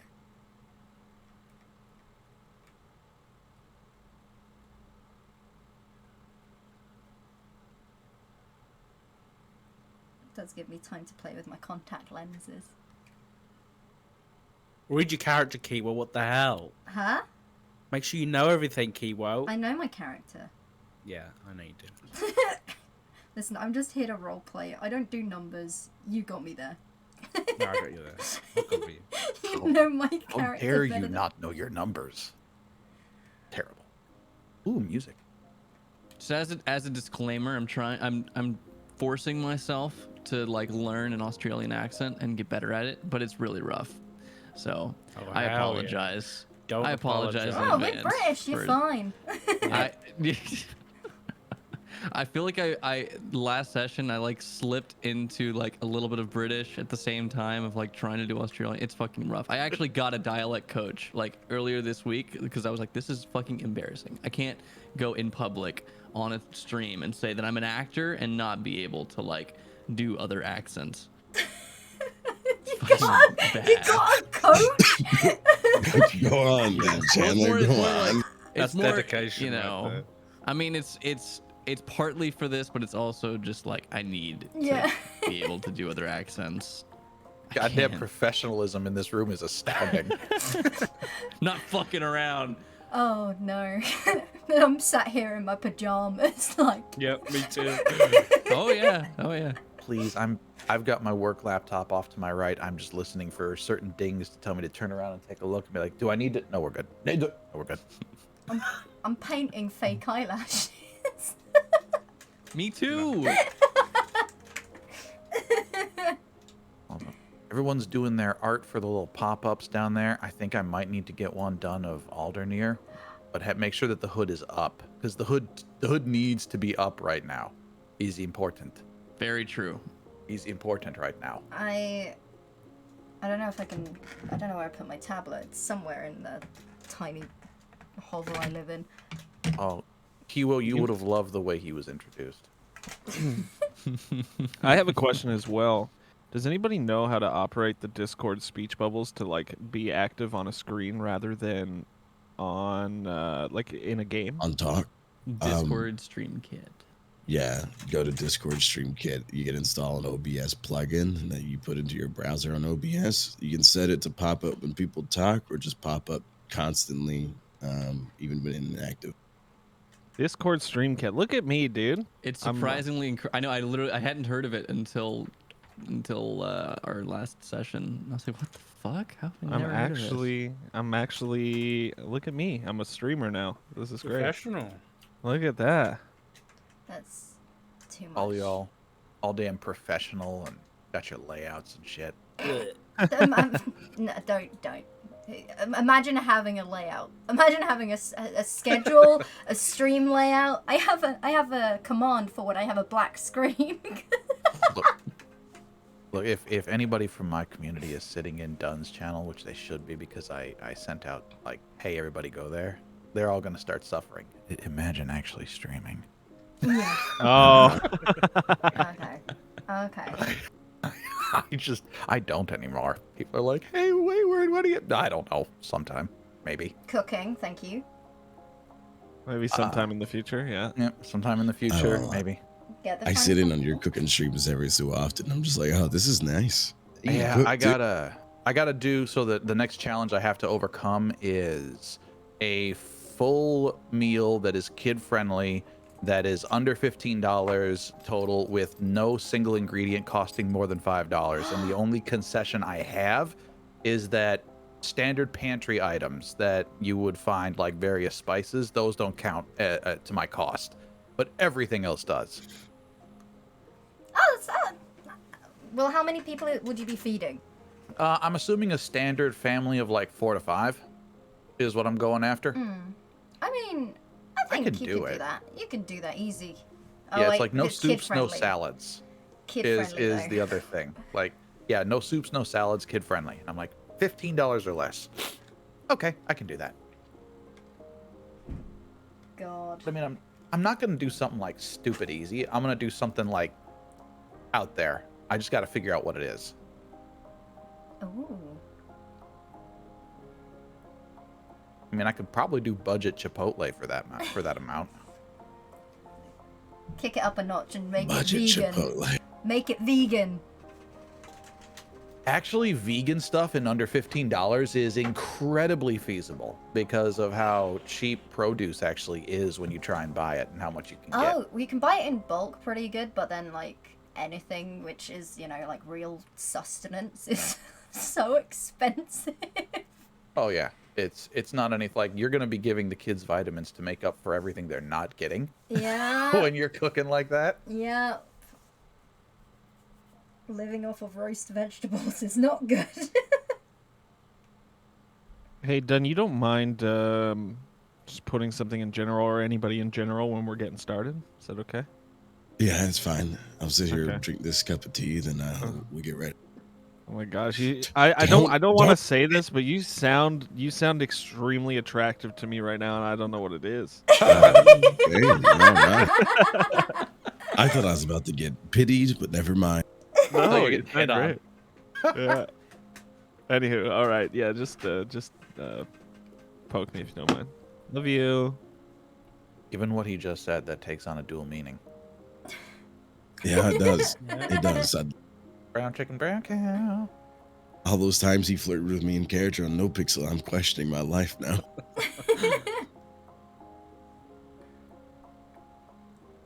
I'm so excited. So, wait, did we decide we're going with the orc voice instead? I think the orc voice suits. Well, I've only seen like the pictures. Well, I say the picture I drew of your character. He's 6'5" and about 270 pounds. He's massive. Oh, jeez. I think I'm like 5'5". Yeah, no, like if anybody were to actually draw all of our characters together, it would be like you all would probably look like children. And he's just like looking at it all. You're like, yeah, okay. I think isn't everyone like an elf as well? Like we have a fair few elves, so my character's gonna look like a halfling compared to everyone. I think Acts like Sock laughing too. and Flo are elves, right? But wait, Sock, are Yeah. you the tall elf or a short elf? I'm like 6'4", but I'm tiny in every other direction. Oh, somebody that's my size. Nice. Yeah, but you're like wide, and my character's like a stick. Yeah, no, Ald is a fucking tank. You could be snapped by you as well, I assume. Oh wait, if everybody's tiny, does that mean I get to throw somebody at a bad guy at some point? No. Yes. I think art is like Asmars are like just normal human height, right? I think I have him as like 5'10" or something. Mm-hmm. But I mean, you could still throw him if you really wanted to. I'm going to use a rogue as a weapon at some point. I'm going to pick up one of the rogues and hurl them. I got very high acrobatics. I'm ready. Just don't ask me to jump on roofs. No, Hope is going to get thrown in the vicinity of bad guys at some point. It's going to be a rogue delivery system. I love that. In one of the sessions I first ever played in, my barbarian would throw our dwarven monk into things. I always loved that idea of let me throw the damage dealer into the middle of everything so that they can instantly flank everybody and surprise the fuck out of them. Exactly. It's an instant win. Save your movement, save everything else. I will get you there myself.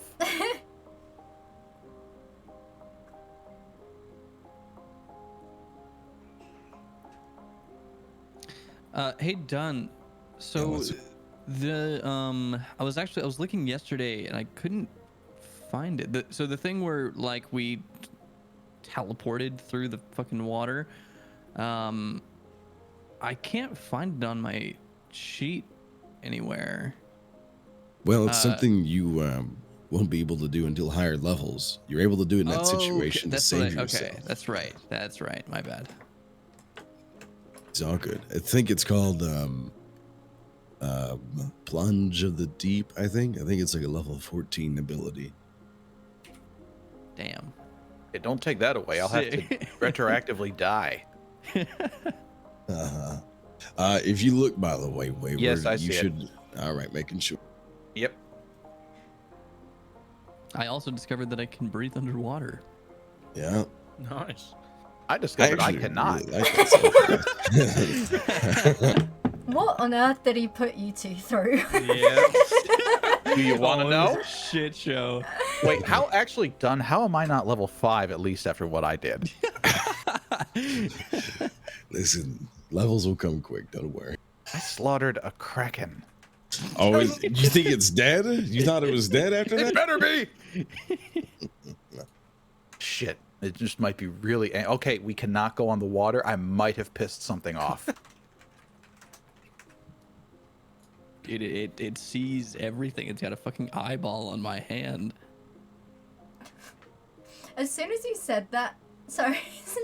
As soon as you said that, I loaded up because I bought my new contacts and I needed to show like the size comparison. You said eyeball on my hand, and I literally opened this fucking picture.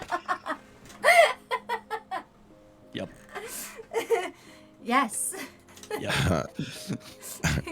Chandler, this just brought up memories, but someone goes, the world needs another Thomas Dwayne and Carl Crimes talent show special. Dude, that talent show was Oh my God. grade A. I totally forgot about that. Holy shit. That was awesome. Yeah, just thanks for amputating my arm with a jackhammer. Ooh. It worked really well. Oh, did you guys want a squad stream? Oh, we shit. can. I forgot If you about guys that. Yeah. are wanting to, yeah. Yeah. Fuck yeah. Dashboard. Let Let me me. get my dashboard. Are you gonna handle the invitation? Yeah. All right, bet. I always Maybe forget. I never like stream with people like this. This is awesome. I maybe love I'll it. go live for this like once a month or something. And then Okay. I don't know. For me, something like this, I feel like I don't know. I don't stream anyway, so. And then.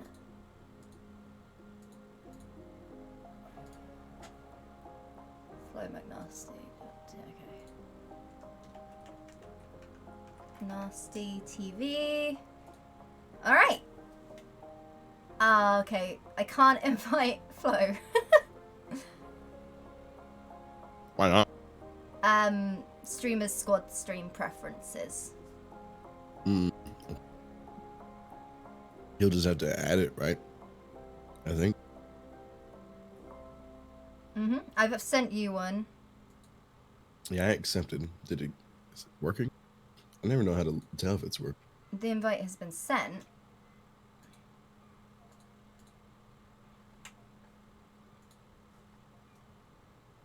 There you go. There we go. Yeah. Nice. You're ringing. Cool.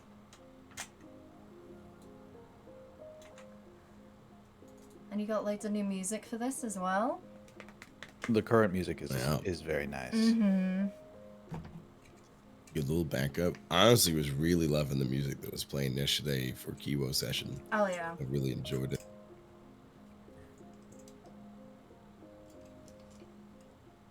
And I don't know if you guys noticed, Chandler and Wayward, but your music was definitely pirate themed.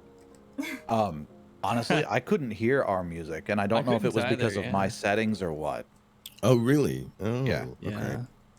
Well, you had stuff playing like, this was in the background playing Ah, like, shit. during the fight with the Kraken. Damn it. Yeah, we had a kraken and a dragon turtle. Oh my Yeah. god. Yeah. The fuck? Wait, were you two? Well, my character died. So did mine. Oh. Yeah. Oh. We Oh, both no. died. Yeah. Had to roll new characters. Oh. Nice. I've actually gotten, and like if my character dies, I've already got an idea for what's gonna replace it. Oh no. Oh, I'm sorry, Dunn, but if you kill Aldernir, I'm replacing him with a meme. Oh, please no. God. Oh yes, I am replacing him with one of those bird people that will be an eagle. It will be a bald eagle, and oh yes, it will be the most annoyingly patriotic thing ever. Can we kill him Keep him off alive. soon? I want to see this. You know, like a meteor. A meteor would probably solve that. Whoops. Just kidding. All right. So just so you guys know, by the way, when we start, we'll be starting off with Chandler and Wayward as their characters will introduce the entire session starting, and then I'll introduce everyone else as they roll in.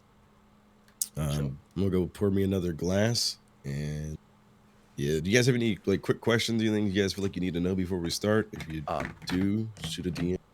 Well, so way, you don't had shoot. me on level 2 exhaustion. Am I better? Yeah, you're not exhausted Aye. anymore. 'Cause Also, I did that pass means out. that also means that your epic action that you can take, you can still use it. Like, Hooray! you know, yeah, I get to be super cool again. yeah. I honestly really liked the way you jumped off the ship to go meteor fall into the Kraken. Yes.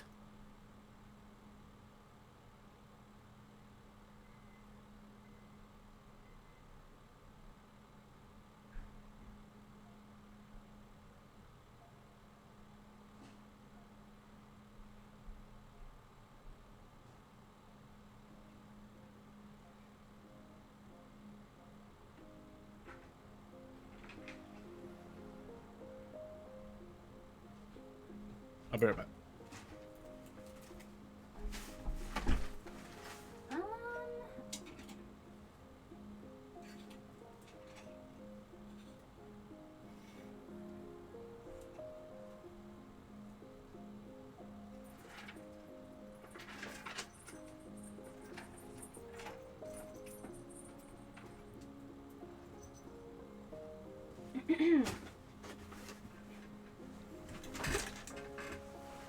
Okay. I'm back.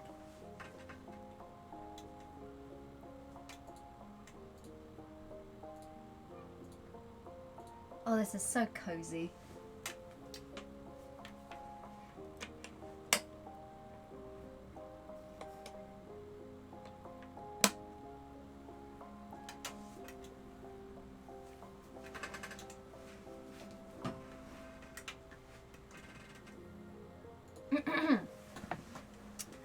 What's my favorite thing about D&D?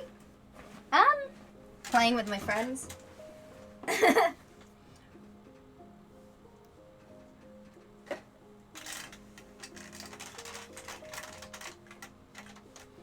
There's something really nice. Can't be big and grumpy without something to be grumpy at. True. Very true.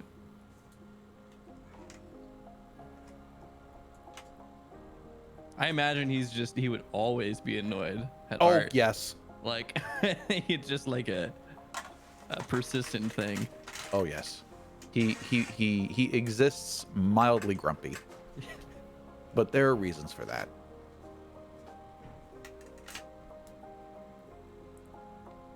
Okay. Maybe one day he will be happy. I don't know how the hell I could play him happy. I feel like there wouldn't be any like change in tone.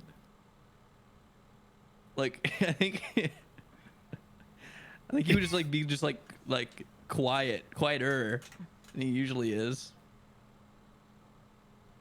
I don't know. I don't know what Aldernir would be like happy.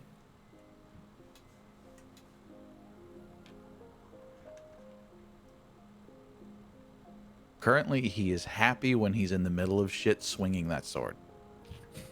Like, that's his happy is cleaving the heads off of trolls right now. Yeah, Oh. that sounds about right. Oh.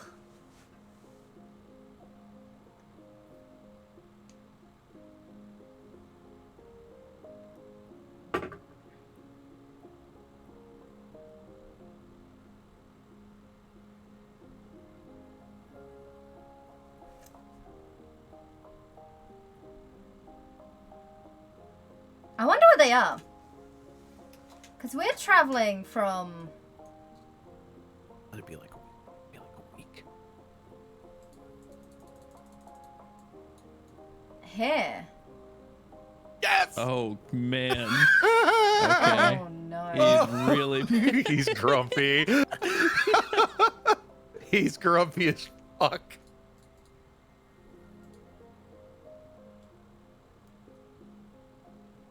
All right. Is everyone here? Oh, let me tag Kai. It Kai is real quick. D&D Beyond. It's an add-on called Above TT. What the hell's Scar? Oh, never mind. Reset. I think. What is Scarlet? Resetting my I have Scarlet. no idea. It's a audio mixer, a little one. Oh. Oh, Okay. the Scarlet, right? That's right. Yeah. Yeah. Or the solo. Yeah. Stop That's the one. talking. Hello? Hey, hey. Hello.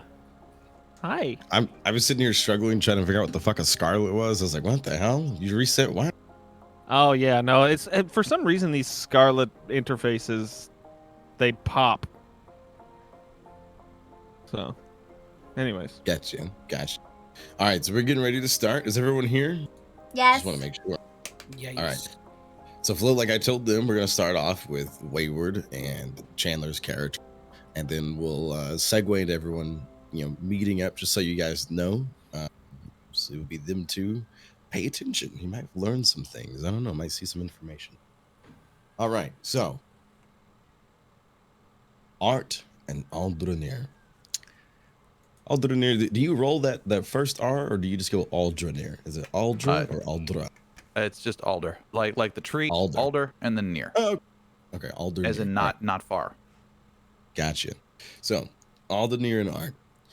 When we last left you, you guys had found yourself on the shoreline on the opposite side of the cradle, near this river south of the Crapolis. You were both soaking wet, covered in water. And Art, you have a new tattoo on your arm. After about a week of on-foot travel and living off the land the best that you could, you traveled around the edge of the Cradle's mountain range, down here to the southern pass, the only known pass to actually get through. You had tried to go through a few different mountain passes, but found that most of them were blocked, or as you walked down them and thought you were heading into the Cradle, you found yourself turned around, a magical interference of some sorts. As you walk out, you see there's a encampment of various different people outside. They all look like adventurers. They're all dressed in armor. They all have weaponry. There's wizards and sorcerers and various other types of individuals here.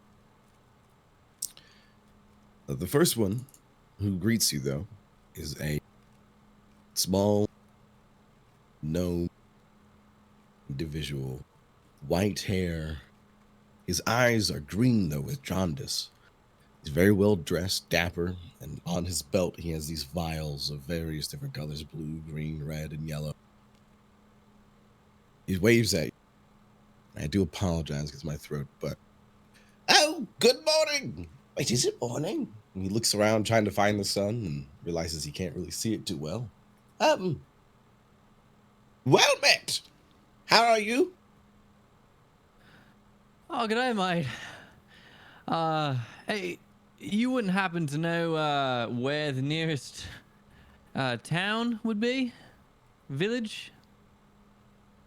Well, you can head south and you find the Red Basin down there. Or if you wait, I think a day, maybe, might be 2 days, I'm not sure. But if you wait a day or 2 days, the doors to the cradle shall open. We'll all head in. Oh, did you hear that, Art? We can go back into the cradle. Don't you want to do that, Art? Wouldn't that be nice? To go get lost in those mountains again? We could go back to the cave with the spiders, Art. That was a great idea. Yeah, well, listen, did you have any better ideas? Yes, not going into the mountain range to begin with. Well, it would have been faster if we could just cut through that. That was Faster? my idea. We could have swam the river all the way to the north in the time it took us to get here. All right. Well, let's just. I would have rather stood at the river and shouted for the dragon turtle for a week. I see that you two have some tension. I'm going to leave you to it. Not my business. And he's going to turn and walk back to the encampment of various adventurers. You do see some like tradespeople here. Some people who might be, setting up shop or hoping to set up shop inside the cradle once the door opens. Should we see if maybe we can barter for some food here, Alden? Here, what do you think? Food, water, either of these things we are in short supply of. All right then. Let's head over. All right, we All right. head over to the encampment. All right. You guys find there's probably about 40 people here. Looking through, you see people have like their own little campfires where they're cooking, like they're doing like little spits. There's not really like any food salespeople like just sitting out there, but there are people that have goods for trade. One man, is waving at you as he sees the two. Hi. Would you two be interested in buying some supplies before you head in there? I've got jerky. I've got turkey jerky. I've got lizard jerky. I've got, Let me guess, more jerky. I've got jerky. Yeah. That's it. Just jerky. That's about it. Unfortunately, I couldn't really bring a bunch of raw meat out here. Otherwise, it was going to, go bad. Not a bad idea. All right. Let's see. Well, how much for some jerky? How much you need? A couple of days, a week, a month worth? Probably a couple days, I think. I mean, we're not going into the cradle, so just getting to the next town, the next area. We can get a ship and get out of here. You're not going into the cradle? Yeah, we spent the last week trying to get into the cradle, so might as well just not bother. But the door opens once a month. It's supposed to open here in a couple of days. What is so Or special about? today. Why is everybody so? What's the big deal about the cradle? You have ever gone and explored a place that no one's ever been to? Yes. That's basically it. Everyone wants to explore this place. A bunch of people go in, a bunch of people don't come out. Some die, I'm guessing, or a lot die, I guess, if not a lot come out. Those who do come out talk about, wonderful treasure, but hidden behind tons of different monsters. And, well, in this continent, there's not much left for us to explore. It's either set sail and move or see what we have.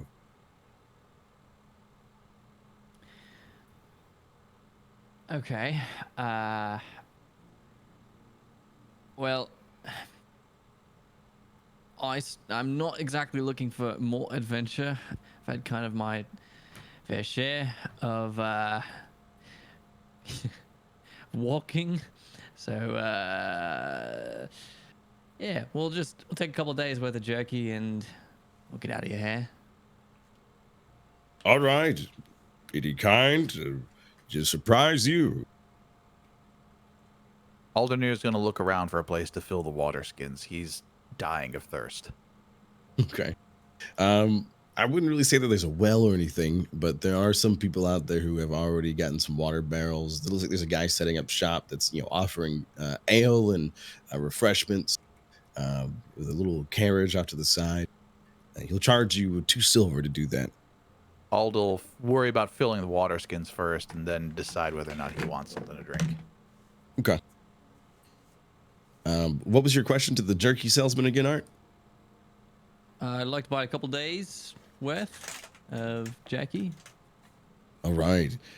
I'll just give you any kind of jerky. Yeah.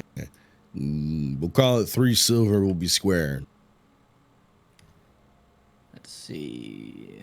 A lot like on the boat, a water skin comes out of nowhere and smacks Art in the head. How? Ald isn't even looking. He's already filling up his. His back is turned. That's not very nice. Okay. I don't know how much money I have. Hold on. Money. It should be on your character sheet. That's If you what don't I'm have looking. it, you might have lost it when you fell into the water. I feel like that would make sense. So as you pat yourself down trying to find your coin purse, you realize that all that money you had on you and all that, amazing, expensive trade goods you had on your ship is gone. You're broke. Well,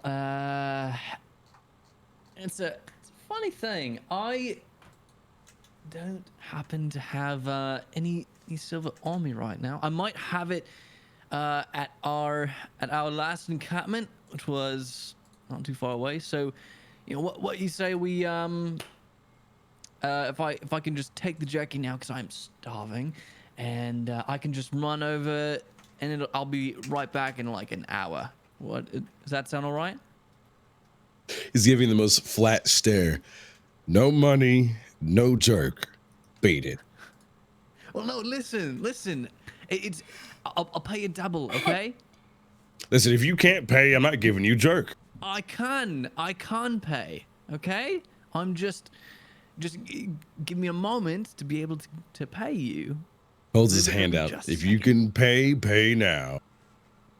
I just don't have it on me right now, and we haven't eaten in like a day. And I'm really, really hungry. So if I could just have just a day's worth. He gives you like a thumb length of jerky. Here you go, beggar. I've still got my 15 gold from slaying those trolls, right? You should if it's on your character sheet, unless for some reason We you lost never it. actually we never actually put it on there. Never added it. Oh, okay. Well.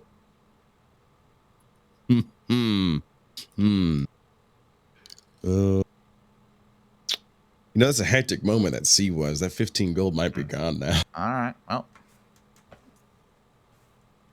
So, the guy will let you refill your water skin, though. He won't charge you for that. With that, Art, you are being refused any more jerky. Do you go to find Aldrinir, or do you look for other things? Go to beg at someone else's fire spot, see if they'll share food? Yeah, he'll go fill up his water skin. Okay. All right. So while you guys are hanging out at the watering hole there, getting your water skins filled up, a carriage does come rolling in. It's got 2 horses at the front, one black, one white. A well-dressed gentleman sitting at the top of the coach, blazing red hair that's being, just poking out from the bottom of his hat. Jumps down. He's dressed very smart. Tailcoat, jacket, button up, real nice. He opens the door. Introducing my young master, Sidrin, and his traveling companion. Do I have to do this? He's looking inside of the carriage now. I'm sorry, James. Do you get paid to do this, or do you have to question everything that you're I don't asking? get paid. Really? Say I the haven't been paid thing. one. Oh, God. Introducing Sidrin, my young master, and his traveling companions, Kiwo and Hope. And he grumbles as he walks off to go take care of the horses.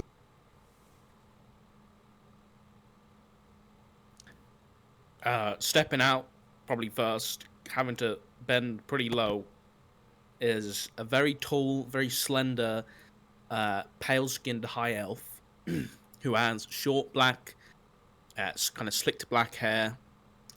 Oh my god, I'll never get that right.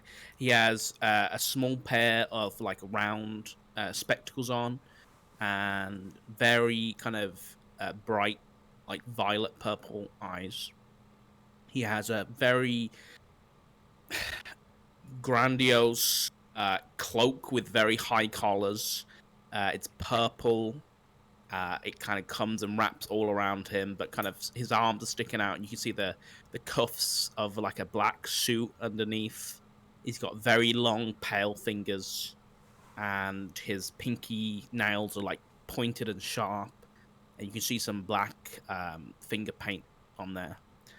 And yeah, he steps out, grabs a very expensive-looking cane before, I guess, slodging into the dirt.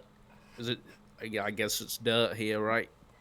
And starts looking around for somewhere to probably learn what's going on.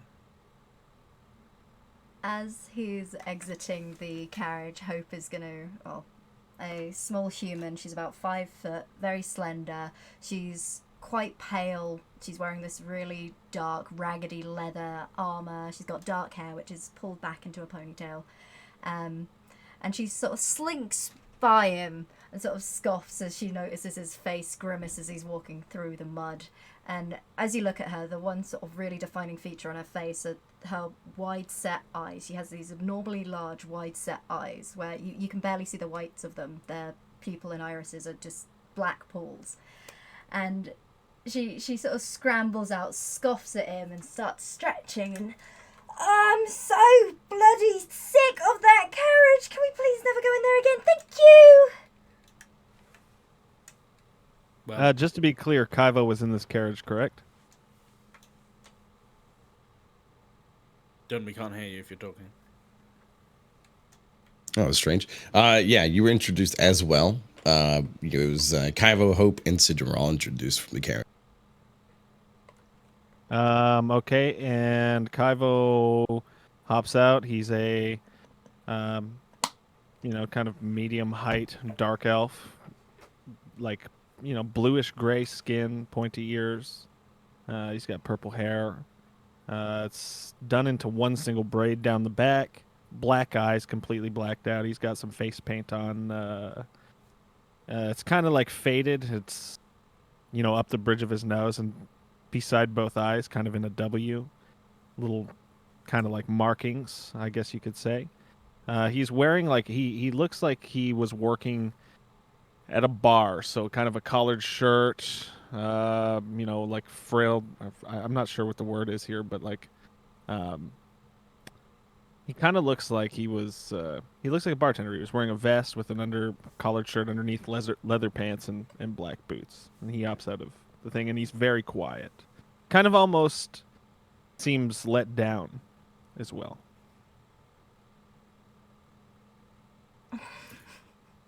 Hope's gonna turn around and look at Kiwo and be like, "You're always the life of the party, aren't you?" She continues to stretch out her arms.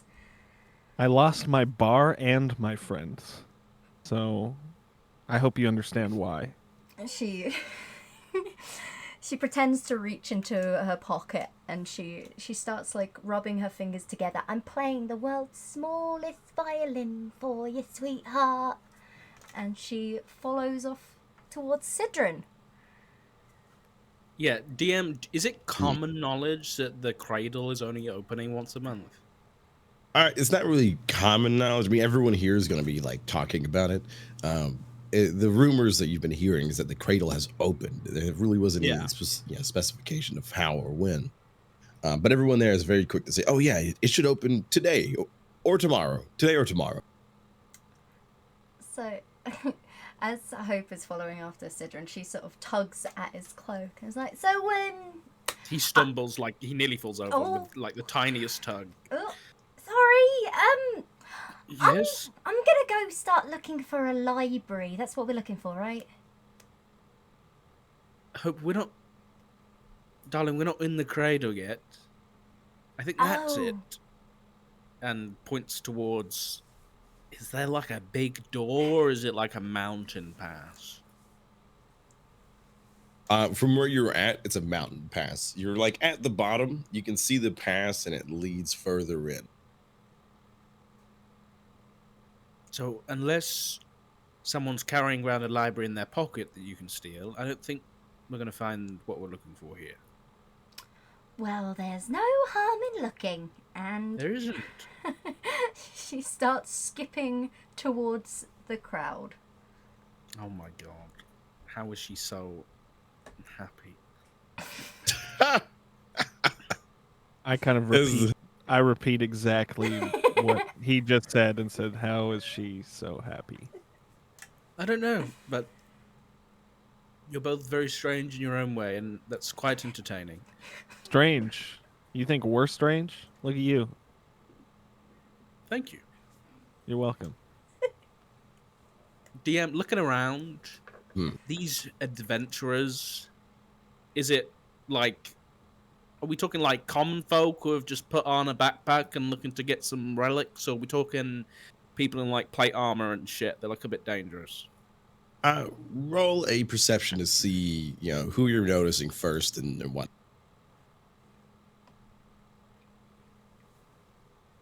Not bad.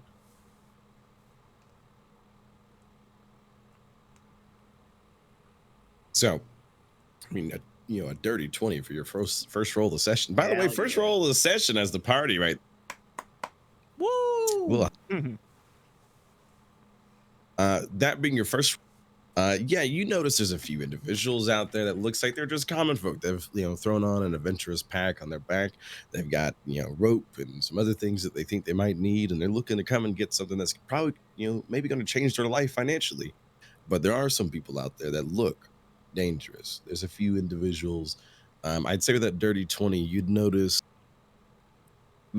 two in particular who stand out more so than the rest. And we'll say four more than the rest. The first pair that you notice is a very wide set dragonborn with half plate armor and his traveling companion at his side. Although not dressed and looking at very lethal, Art does appear very relaxed and comfortable where he's at. The other two, on the opposite end of the encampment, is a very large, wide-set turtle who is wearing red and black plate, almost samurai-esque armor, a katana at his side. His skin itself is red and black, and the man that's at his side is a very thin, lithe-looking man, bald head with a ponytail at the back at the crown of his head that extends down to his waist. There's two swords at his side. Those are the four that you notice that are probably the most dangerous in this area. Any of them have any like iconography or anything like that that might tie them to somebody? Not that you can see out. I don't think Alder or Art, you guys aren't wearing anything that's like, saying that you worship a god or anything out on your person, do you? Definitely not. Most assuredly not. No. You might notice a tattoo on Art's arm, but that's... You would see, depending on which way Ald is facing, there's a couple of different things that could be seen. So, like, is he seeing the front or the back of Ald? It'd probably be the front, I'd say, because you probably turned away from the watering hole, getting your water skin up, and you're engaging in conversation with Art. All right, then yeah. So yeah, if you can't, you'd be able to see the grip of a massive sword that's slung over his back, but beyond that, no. And are these like, is everyone else like in a group, and these like the only people that kind of on their own? Is that what you meant by pairs? Sort of. Like these are the only ones that are the dangerous. There's four that looked dangerous, and it's two pairs. Everyone else is like there's groups, there people are moving around. You've got like I said earlier, there's people that have got some spits going on. They're cooking food out there that they've hunted from nearby. But those four are the most dangerous looking ones for sure. Okay, so just gonna turn to Kiwo and kind of point out the two pairs and say, Kiwo, if each pair was a mark, you had to steal something. Actually, no. If they were options to bring along on a pretty dangerous job, who'd you choose? The turtle You- and the pony man, or the big scary dragonborn and the one that looks very lost? Kaivo just doesn't say anything and just points at Ald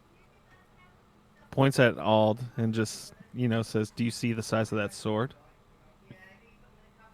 Hey, you're not wrong, and I think the longest sword we have between us all is, well, I don't even have one.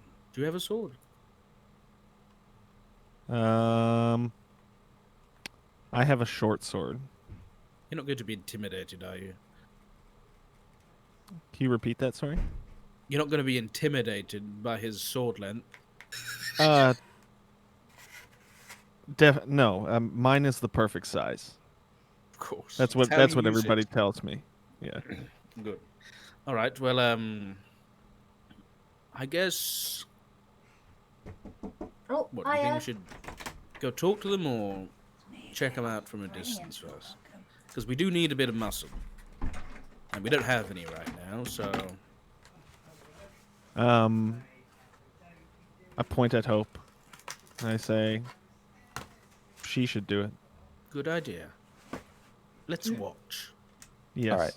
So do you guys want do you want me and Art to go over like what you're looking at? Sure. Yeah. All right. So for Aldernir, he is 6'5". He's very large. The half plate looks like it's been torn apart and then repurposed. He wears this giant long coat over it's over the chest piece, but the shoulder pieces have been attached over the top of the coat. And there's high collar that goes up to what you would assume would be his jawline on either side, and it's fur trimmed. But the only way you can tell that he's a dragonborn is the fact that just a bit of his snout peeks out from underneath this hood. But if you try and look inside the hood, it's just complete and total blackness in there, apart from two darker purple now points of light, and those are his eyes. His gauntlets are fingerless, and you see like the talons, which are another mark, and some scales of his fingers. But the entire lower part of his body is covered as well. His boots have spikes on the front, and you can kind of see that you can kind of see a bit of a tail kind of swinging back and forth, like kind of lazily, inside the folds of his coat. And over his coat, he's got a large leather belt that straps across his chest, meant for holding the massive sword that you can see on his back that is partially wrapped up in old cloth.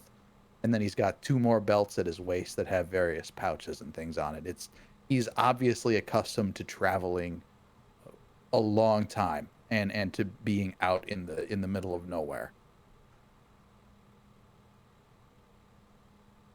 All right.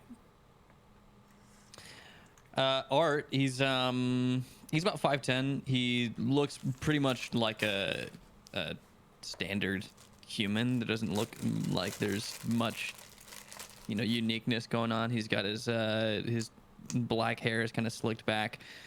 He has a pretty light beard. His eyes are just like pure white. He's wearing just pretty ragged and worn clothes. He kind of looks like homeless, to an extent, because they've been traveling for the last week and a half and everything.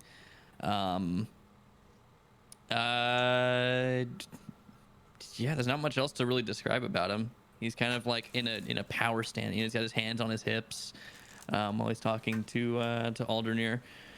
What about his eyes? What They're about white. his eyes? Yeah, what about his Yeah, eyes? they're white. Yeah, they're white. They're Oh, did you already say that? I'm sorry, I didn't yeah, hear no, it. it's If you all did, good. so my- no, What was no, the it's what was the tattoo we spotted? it's kind of covered up by his clothes a little bit, but you see a tattoo of a tentacle going down his left arm. Oh, was it God. right? Done left arm, Yep, left I arm. think. Yeah. So, since Art is power stancing, Aldernir has his arms crossed in front of his chest, and The left one is holding the bowl of a very long-stemmed pipe, kind of like, imagine the kind of pipe that Gandalf or Bilbo used in Lord of the Rings. That's the kind of pipe that it is. But there's no smoke coming up from the bowl. Instead, it's just coming up from his nostrils. Nice. Hell yeah. Okay, And so if you get close, you'll notice that he's not actually smoking the pipe. He's just got it in his mouth, and the smoke is him, because he's a dragon.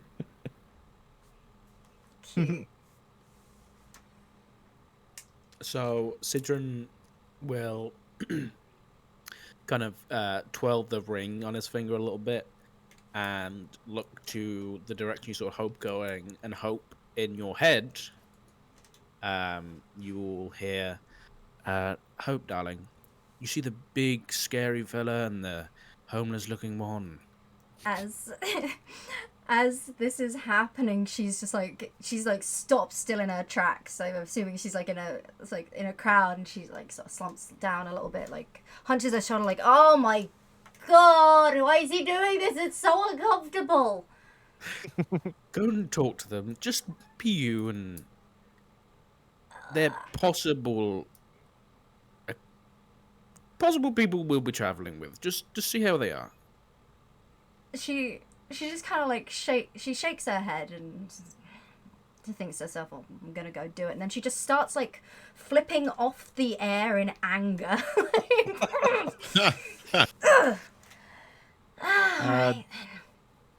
Quickly, Dunn, are we in earshot of this? This is all telepathic between them two. Oh, you I mean, when Hope approaches them, are we going to be able to hear it? Oh, yeah. You guys can move a little bit closer if you guys want to do so and not be spotted by Art and Alder. You could roll your stealth so we can see how well it is. I'm not gonna stealth. I'm just gonna go and I guess what the jerky cart, or I'll go fill up my water skin. Just to be nearby. Yeah, I'll follow Sidron as well, just to do the same thing, just so we can hear. So as you guys move up, James is also going to sneak over with you guys for some reason. so can I see them? Oh yeah. Ald and Art are probably like about 10 steps away from the watering spot. Well, as I start getting closer to them, I am going to start trying to blend in with the crowd in an attempt to get behind them. I'm going to roll for that. Oh my god. Okay. In an attempt to get behind them, and I want to try and squish my way in between to stand in between them without getting noticed. Ald, you with your passive perception notice her trying to get close.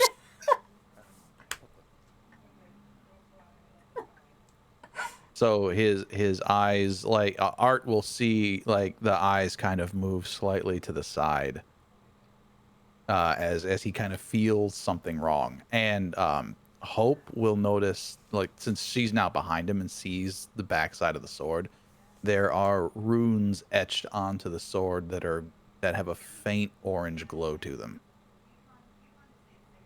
Ooh. Old?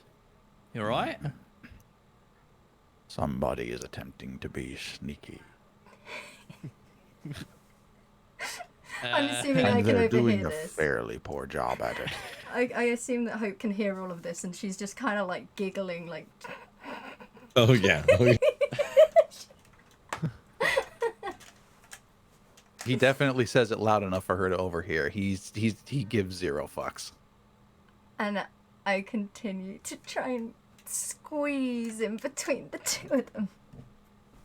Child, what are you doing? Child, excuse me? She's looking straight up. You can only see his snout and the purple glow of his eyes under the hood. I am simply making conversation. Interesting technique for Thank making you. conversation. Well, sometimes people might feel threatened if you approach them head on. So sometimes it might be a little bit easier and a little bit more, tactful if you catch them by surprise a little bit, and then, oh, look, it's a great conversation starter, isn't it? Look at us. It's like we're old friends. I like this one. Hi, nice to You meet like you. everybody. That's nothing new. Well, not the thing to try to kill us. Oh, you were not a fan of the giant sea creature. Lovely to know. Of course, yeah, no. Well, nice to meet you. I'm Art. Lovely to meet you. She outstretches her hand, and whenever people say they're looking for hope, they're usually looking for me. Okay, nice to meet you. Oh, this one you're gonna like, Art. She's just like you. Yeah, I like it. Okay, what can we do for you? Like I said before, I was just making a little bit of conversation. As she's talking to them, she's also like scanning the area, trying to see if she can see her companions. As you scan, you like pretty much have to turn all the way around to see that they're now at the watering hole, and you see the three of them are just listening. Are you guys obvious about it, or are you trying to be sneaky about it? I mean, Kivo's definitely trying to be sneaky. Sidron is just filling up his water skin like normal, but has made a connection with Hope, and she hears again in her head, whenever you get a good read, just let me know. She just starts laughing. That's right? funny. Yeah, no, that's funny. That's funny. So, what brings you two here then, anyway? Well, All grunts and then just looks at Art. We not really sure how we got over here. Oh, we're but, not very sure how we got. You know, that's actually very close to the truth. Is the fact that we're not sure how we got here. Okay, I was talking more about like from the water, that whole thing. Yes, so was Listen- I. Being lost in the mountains for 2 weeks was not my idea of a fun time, Art. Wasn't mine either, to be fair. Actually, it was your idea, Art. Didn't mean for us to get stuck in the middle of nowhere. Anyways, So, how long have you two been married? Now, for that Excuse one, me? he'll actually, Ald will actually smirk for just a second. And yeah, you can overhear Kivo like burst out laughing at that comment. we're not married. No. This is he's. I hired him. Funny enough. Oh, okay. And funnily enough, I doubt I'll ever be getting paid. Forget your money, Aldenir. Don't worry. That'll be a neat trick, Art. Okay, anyways, we're looking for just the nearest civilization, just to get out of here, basically, the middle of nowhere. Ah, so you're not interested in being in this place at all? And we spent the last Decidedly. Oh, spent a while trying to just cut through the mountains, but we couldn't do that, so we just had to go all the way around. but you've been here for a while, so you have some, the lay of the land somewhat, maybe? I get of like half of the outside of the mountains. Can point you to some dead trolls and a cave with some very nasty spiders if you're interested. How big are the spiders? How big would you say they were, Art? I mean, kind of like A little bigger than dogs. he points to like you. He points to Hope. Like half the size of you, I'd Yeah. say. They haven't They got crunch anything when you Pretty weird, big. like weird faces or anything. 8 eyes, nasty teeth. They crunch when you kill them. Oh, lovely. Yeah, I don't very much like the sound of that, but you see that over there? And she points towards, like, I guess the mountain pass. don't happen to know a way in? Apparently there's a library or something inside, so... A library. Yeah. Something like that. Not entirely In sure. there. Yeah, apparently so. Aldenir turns around and just kind of stares at the pass. See, the thing is, my friends and I say my friends, they actually work for me. I'm kind of a big deal around here. They actually work for me. And one of my friends, his name's Sidra, he's the tall one. She points over to where he might be standing, hoping that he's hobbling along or... He's... Yeah, go on. Oh no, sorry, you go. He's just very slowly, like, you see him with his hand over top of his water skin, and it looks like whatever water's in there is just, like, turning very slowly into something more wine-based, and then he takes a sip. You see that one over there? He's very sick, he is, and I promised him that I would go and treat him to a book. Because he likes reading. He hasn't had many friends. I need someone. Well, I need to know that there's people that we can somewhat, well, not necessarily trust, but know the lay of the land enough that I don't get lost. Look at him. He's so sick. And she points to him again. In your head, you're pointing at me. Why are you doing that? You don't want to get lost. You don't want art. She keeps like Okay. tapping her head like, stop it. At this point, Citra's gonna very slowly make his way over. So you probably got like another 30 seconds of conversation before he gets there. But he's oh look at him, oh bless him, but don't let him know I told you. He seems to think that he's the, oh, Sidrin, it's good to see you. Yes, we saw each other a few minutes ago. Oh bless him. Do you like them, Hope? Yeah, they're a bit of a laugh. Well, Look at that, and she points to the sword. it is something, and, well, my name's Sidrin Varieth, and, I'll be honest, I sent my acquaintance here, Hope, over to see what kind of people you are.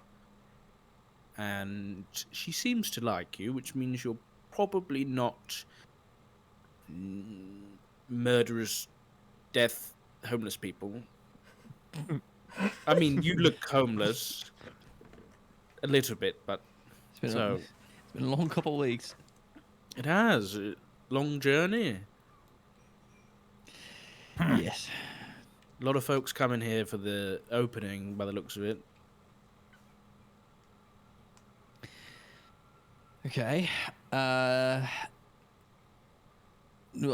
me, it sounds like you guys need people for this. You trying to go into the cradle or the mountain range? We do. I work for a very important person who wants to go into the cradle and find a very important book, which in the wrong hands could be, let's just say, not good. Okay. I'm assuming you're looking at getting us to help you out with that. Well, I'll be honest. I was looking at getting him, and points at Aldnir. Though, if you have something to give, now's the time to let me know. If I have something to give, listen, you would actually take this. No offense to you, Aldnir, but I mean, he's not exactly the most charming of individuals. Now listen. I think that. Wait, hold on. Why am I trying to convince you of this? Wait, I don't even want to go in there. As they're arguing, Hope's gonna pull out a gold coin from her coin purse and just start playing with it between her fingers. Listening in. Well, what do you want? Well, I would like to get to some sort of civilization and find the people that initially contracted me out to escort this ship. But I'm just trying to find people, just a town or a village or something. Right, that's a very short-term goal. You mentioned somebody contracted you, and you don't seem for a ship. Is that ship parked nearby? In the middle of Destroyed. It is completely Oh. destroyed. that sounds like a is- very expensive debt. Yes, and I'm pretty sure that if they either think that I'm dead or they have a bounty out on my head because it's full of very expensive stuff. Oh, well done. Oh, how much do you reckon the bounty would be? Good question. You know, Alden, I think it's time we left. No, I She's think messing. She's think we messing. can- She's messing. Look, So Okay. Aldenir puffs on his pipe. I'm not a guard. I'm not for sale. Yeah, he's You not for sale. supply me with food and water, and I will allow you to follow me into the cradle and attempt not to die.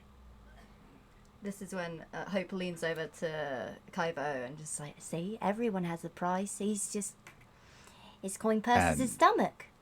When we find this library, you will help me find books that interest me. Kivo just reaches in his pocket and fuck, I can't remember. I didn't put it. I forget. I robbed some guy that I killed, and he had a half-eaten tuna sandwich in it. That sandwich was 2 weeks ago, bro. Yeah, I You know, need I this. know, I know. And he pulls it Yeah. out of his pocket and just opens up the palm of his hand for a half-eaten tuna sandwich that's just full of mold and just absolutely disgusting. Looks like it's weeks old, and just says, "Oh, that didn't go as well as I thought it was gonna go." Then just puts it on drops it on the floor. It just hits with that sick, wet sound. And she leans back over to him. You haven't just lost your bar, you've lost your bloody marbles, mate. I just unscrew the water and I have a sip out of my water skin and kind of choke on it on the way down and screw it back, screw the water skin back on, and put it in my pocket. Art, you're welcome to go or stay, but if there's a library with old lore in there, I want to see it. Okay. It doesn't seem like I have. If you're going in there, then I guess I don't have much of a choice. With or without the rest of you rabble, I'm going in. You want to? I'm gonna go back in. God damn it! back. All right. You've been in before. No, well we tried to go through the. We were all the way on the other side of these mountains, and we tried to go through to like kind of cut through, but we just kept on getting turned around, and it was not fun. But Can't be worse the second time through. so all right, well, don't have much of a choice. Mind if I tag along, you guys? Of course, just as long as. Never mind. Nothing. I lean into Sidrin and quietly say, so nobody else can hear, as long as you want the guy with the sword, right? Yes, obviously. I don't know what the other one can do, but he might just be a mouth to feed. Kiwo just shoots straight with the other two and turns around and says loud enough so that they can hear right to them. We don't want one of you. We want both of you. Oh. That works out quite nicely. You make the mistake of believing you're hiring me. I'm allowing you to follow. I like him. I guess I'll start this off because nobody knows anything around here. Do either of you know of the Grimoire of Rylock? No, Well, not a clue. DM, I guess that's a... Nope. Nope. Okay. Okay. No. Nope. What about Rylock? The what? Rylock, the person.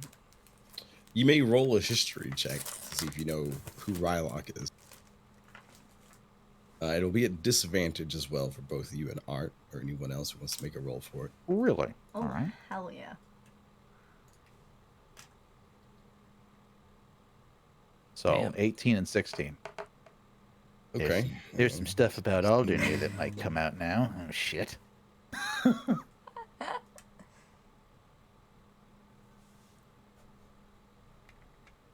Hope one more. All right. Oh, I got another one. Oh, Yeah, disadvantage. Yeah. bugger. Hit me with a 20. So the only person here who's going to recognize it will be Alder. You recognize the name that it belonged to an old lich, what feels like a century or more ago.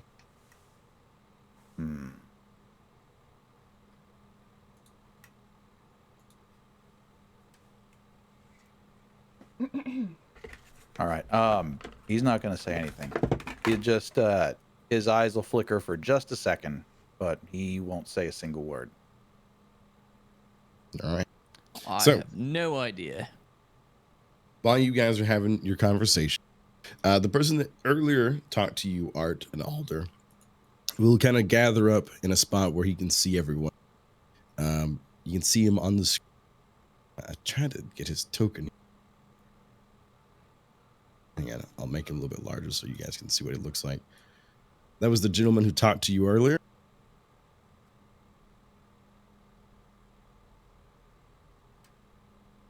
Is that the total? Yeah, that's the total.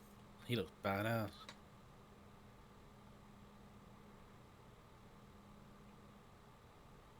And this is the guy that was with the turtle next to him.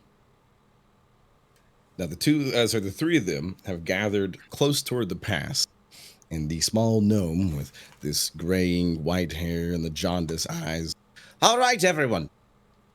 Soon, the doors will open. We'll start heading into the pass, so we can get to the doors. We won't have long. So once they open, we have to be quick, and everyone has to go forward. Don't diddle-daddly or whatever have you. We move quick, and we get there quickly, so you can all start your new lives in the cradle. If any of you have questions, I am Mayor Hilltopper, and I will be happy to answer them. I need all of you to roll a perception check.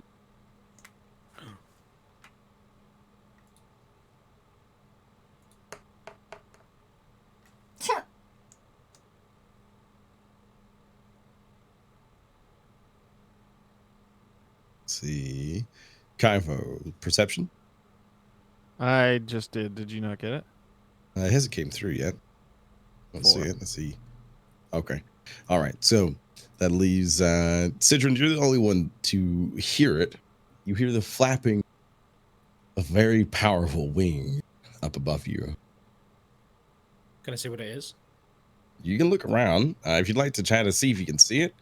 Roll me another perception. You have advantage because you know you're looking for something large. Okay.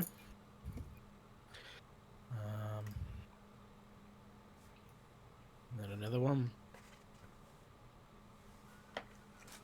Oh my god. Damn. He's very clearly looking about for something. Yes. He's very clearly like suddenly looking about, trying to find something. You don't see it right now. Did anybody hear that? You're what? Wings. But not Chicken your- wings? Not your chicken or pigeon. Something big. Aldernir's gonna look up.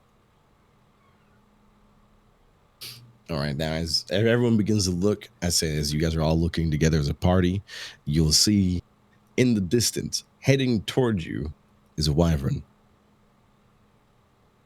No. Oh fuck. That's not good, is it? Is there any cover around here? I mean, yeah, there's like some trees and stuff, but it looks like that wyvern is coming with the intent of heading straight toward this gathering of individual. He's gonna quickly spin his ring a little bit and kind of point towards the mayor, and the mayor's gonna hear in his head, I guess, what direction is it coming from? It's going to be coming from south. Mayor, my name is Sidron. Look to your south in the skies as a wyvern. I suggest we move, or I'll leave it to you. And then Sidron's going to start probably walking very fast towards whatever cover we can find. Okay. He doesn't seem to even be phased by this like sudden form of communication. He goes quick into action. The mayor points at both the turtle and the individual who was with him.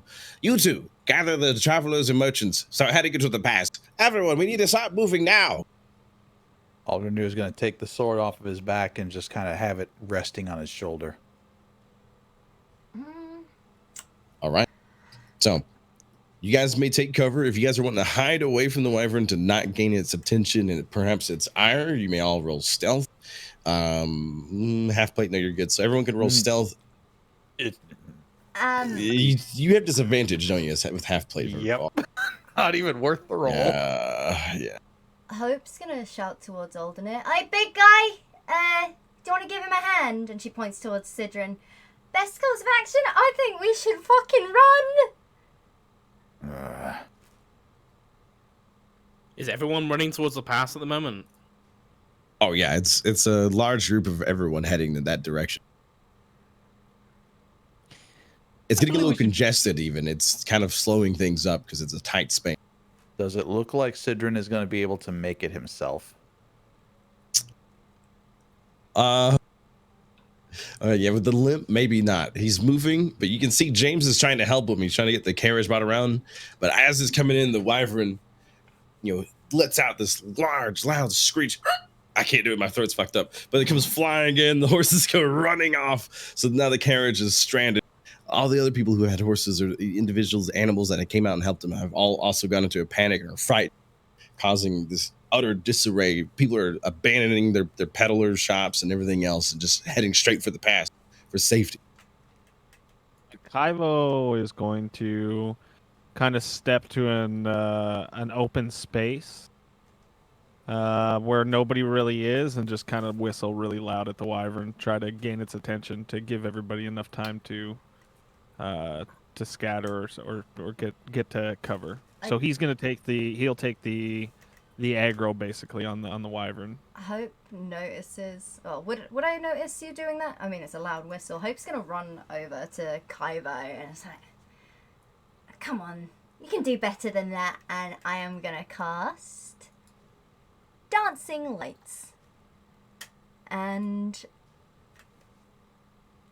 just these 4 torch-sized lights appear in the sky, like a, we'll make them a nice teal color, teal and purple, and they're just sort of dancing about 120 feet in the sky, sort of in our general direction.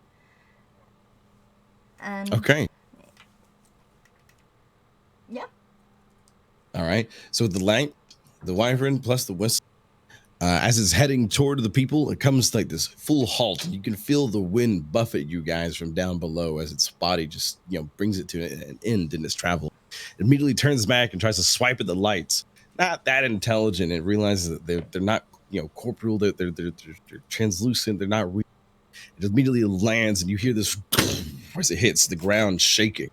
Sidron, I need a acrobatics to see if you can stay standing. Oh. Or a dex save. A dex save, okay. Yeah. I'm great at those.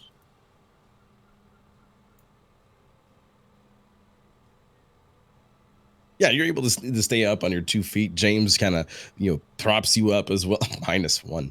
Props you up as well.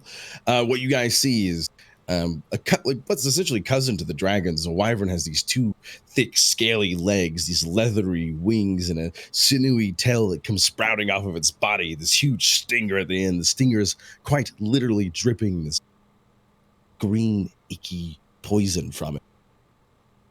Kaiba shouts, "Over here, you fucking bird!" And pulls the sword out. Hope is gonna look at Kaivo with like a look of disgust, like, "Are you mental? Not a chance in hell, sunshine!" And she's gonna try and grab his wrist and turn to run. Kaivo will pull his wrist away and kind of shove Hope and tell her, "Hope, go hide. I got this. I'm very nimble." She rolls her How big eyes. DM, how big is this thing? I mean, it's quite large. It's about the size of 2 horses. Just out of curiosity, would us 5, 6 be able to ride it?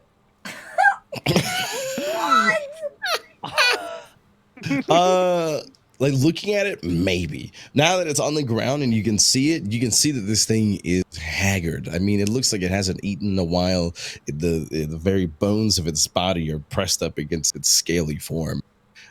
Even the even the leather of its wings is tight upon the cartilage bones it has. It's not in the best shape. Could maybe ride it though. Maybe. He's uncertain. Okay, well, thinking of that quick, he's gonna seeing Kaivo like standing off with his dragon.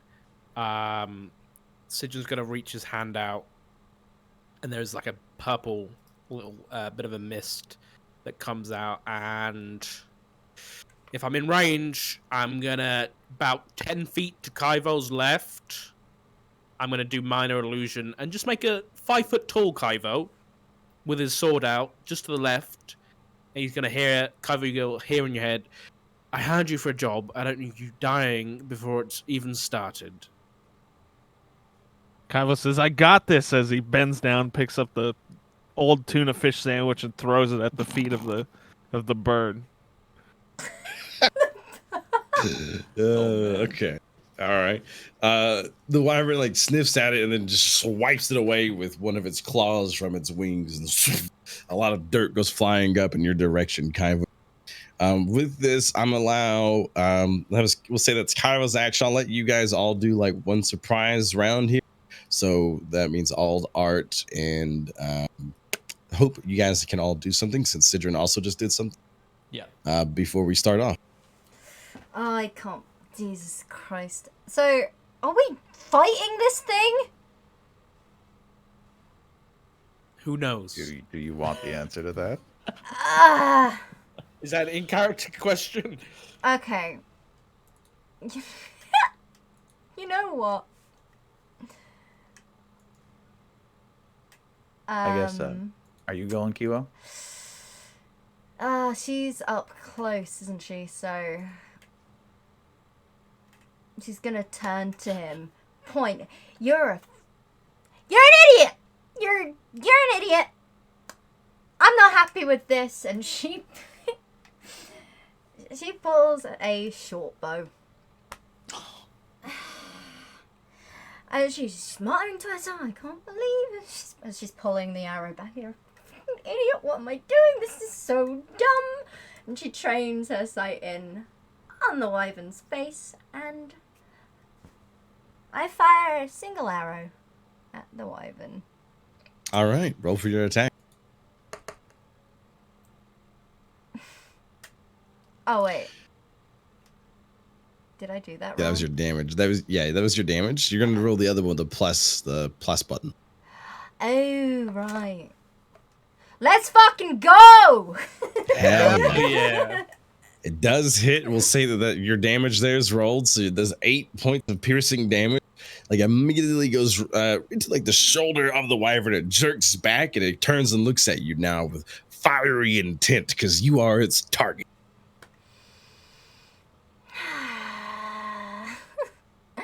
All right. Why did you do that? Art, get them to the mountain. And Ald is going to go charging at its neck. Oh, didn't you? Okay. Hey guys, we should leave, not fight the really hungry, angry wyvern, please. That's what I was saying in the first place, but no one listened. Yeah. Well, let's go. That's what I was trying to say. Kaivo looks at Hope. I was acting as a distraction so we could get away. Done. Ald is gonna he's gonna swing as hard as he can at the thing's neck. All right, go ahead and roll for your attack. Oh my god.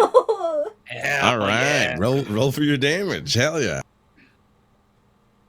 And Let's I think go! it will also as the thing hits, the wound is gonna start to fester and boil, and then he'll just snap his fingers, and the smite will go off. All right, roll the damage for the smite too. No. Okay, now I gotta remember the smite is. I gotta find my smite and how many freaking. 2D. So it's 2d8. Yep.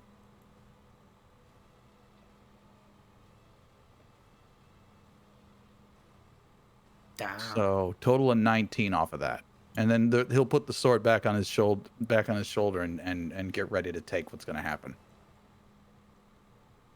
He puts it back on his shoulder to just prepare to take it. Okay. Yeah, basically he's trying to gain its attention. What does smite look like?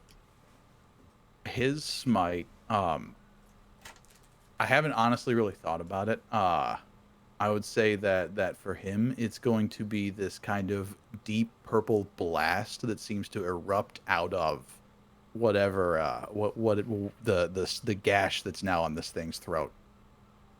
Jesus. All right.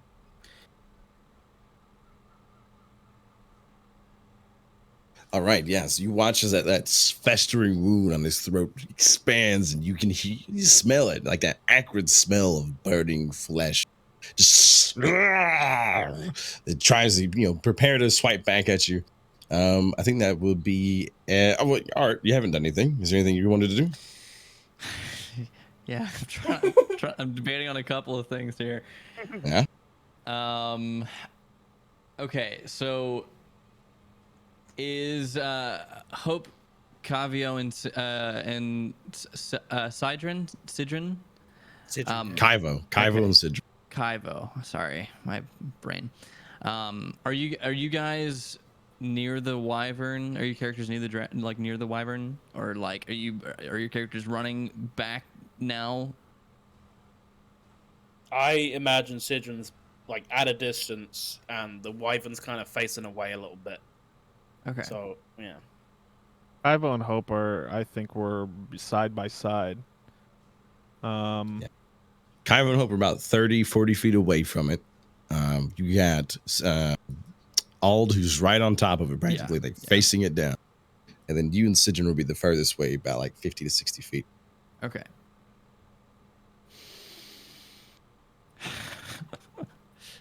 All right. Guess we're fighting this thing. All right, I'm gonna cast Eldritch Blast. Hell yeah. All right. What does it look like? So,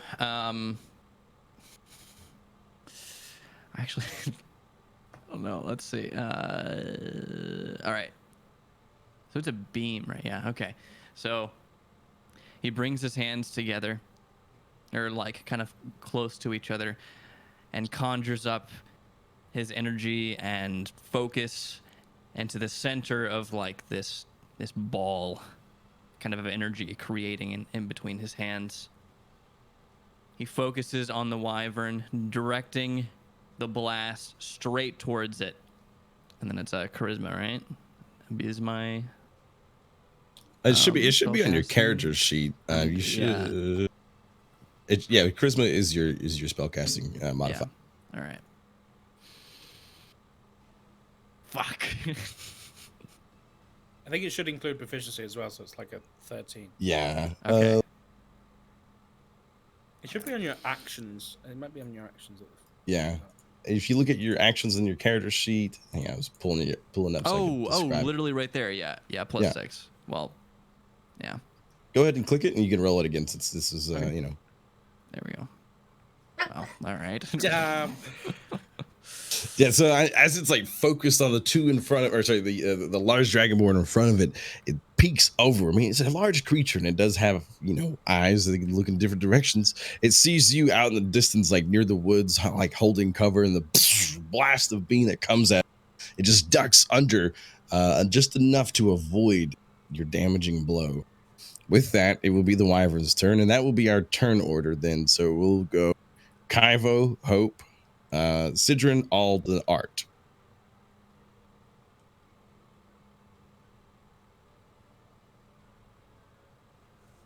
All right, it's going to person. Yeah, Ald definitely did the most damage to it. It's going to attempt to stab you with its stinger on the back, its tail flicking. 22. Does that hit? That gets me. I need a Constitution saving throw. No. You take 9 points of piercing damage. Is that a disease? It's a poison. Okay, so my disease immunity doesn't help me there. Correct. Okay.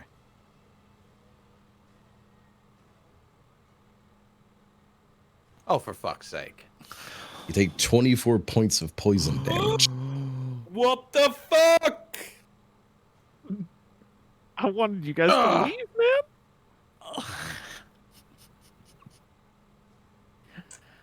man. It pulls back 10 feet away from you, giving you an attack of opportunity, and it screeches. Go ahead. 19. It hits. Roll for your damage. Oh,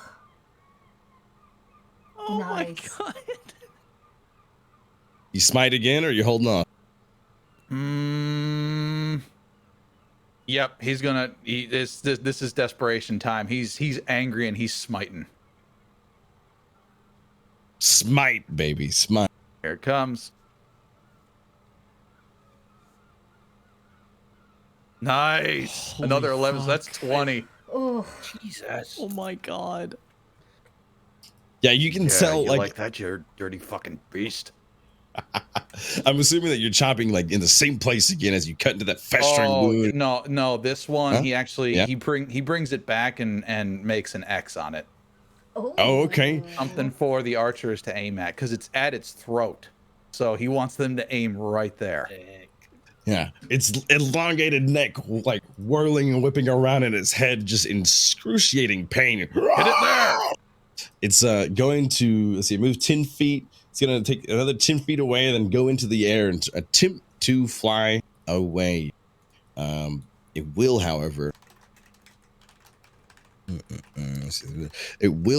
fly over all of you and scoop down and grab one person. One of the individuals that was running away. He lifts it up. It lifts it up and begins to fly off into the distance at its best rate. It's not out of range of any range attacks that can reach up to 120 feet. It's about 60 feet away from you guys in the air now. That will be the end of its turn. So that will leave Kiwo up next. I can't hit him with anything. Don't have any long range? Well, I do. I have a short bow, but it says 80. Does that mean three? And it says 320 beside it. Does that mean it's 320 feet? You have disadvantage beyond 80. So you can still attack. It just won't be as good. Yeah. What are you waiting for? Shoot it. Okay. Kiwo pulls out his short bow and just, yanks back the bow and the bowstring with and fires right for the X that Aldrinir put on him. So I'm trying to aim for the neck. Can I see it? Yeah, I'd say with your dark elf. Ooh, wait, actually. It's sunlight outside. You won't be able to see it too well. You can see the creature flying in the distance. You won't be able to see the X, but you can make a shot. Okay, I just pull it back and just aim for him in hopes that I can hurt him to at least drop the guy. He's 60 feet in the air, right? Yep, it's 60 feet flying away from you guys. Okay. I'm going to fire a shot at him. Roll your 2 shots. First Like you one's an said, 11. disadvantage, right? Yeah. So that would go ahead and roll the next one. Yeah. So the 11, your your arrow goes flying past, just like right near it, but not quite. You can blame the fact that you're a dark elf. It's sunny outside. Sunlight was in the way. You're not used to it. You hate it. The sun was in my eyes. All right, swear. So that's gonna leave. That excuse. That'll be Hope's turn up next. She's still got a bow. She's just like, now this is how you do it. And we shall do the same and hit. Yeah, we're gonna hit, baby. Yeah, you are gonna hit. All right, it's a good hit. Roll your damage. Oh, all right. So as it hits that X right perfect. Oh. You see it jerk, and it lets go of the guy. It is hobbling. That poor individual goes falling about 50 feet from where he is now and crashes to the ground.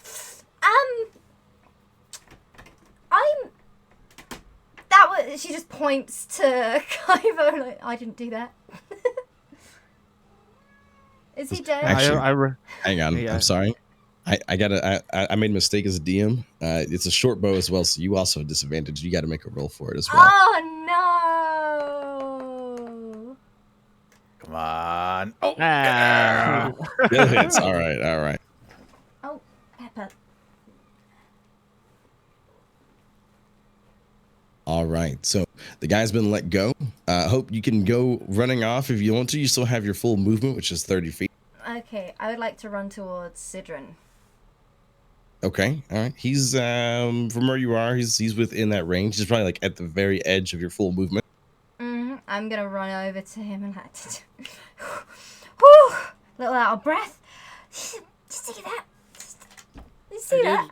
It's fantastic. Thank you. I think I killed him. She points to the crumpled body on the floor. Oh. Shame. But that's your turn, Sidra. Question. When Yep. earlier, when Kiwo was shouting at the thing, did it look at any point like it could understand him? No, not at all. Shit. If that's the case, Sidron, hope you hear Sidron mutter something under his breath that is of a language that is like makes your spine tingle a little bit. It's very like alien, and I need the wyvern to make a wisdom saving throw. The dissonant whispers. Yeah, dissonant whispers. Yeah. I have that spell too. I just need to double check something really.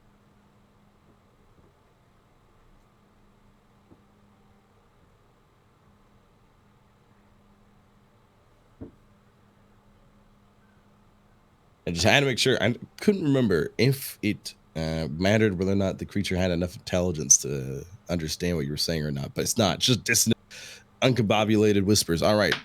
It rolled a 9. Okay. So the first thing that happens is it takes 11 points of psychic damage as... what does it say? I think for this, nobody really sees it, but on its back, something slithers into the creature's ear and alters its perception as it watches a dragon form Aldnir like chasing it and will be like biting into its back. That's what Gotcha. it sees. All right. So as this all happens, you all can see the wyvern like up on the very peaks of the forest fly up higher and higher. It goes spinning up, and you hear this wail, this screech of agony as it turns back and goes nosediving down toward the earth and impales itself through a tree, and you hear its last deathly wail. And the wyvern is dead. Holy fuck. All right. That wasn't supposed to happen. Kiwo says as he's putting his short bow back onto his back. Alden's gonna fall down to one knee and lean on his sword. He's badly hurt.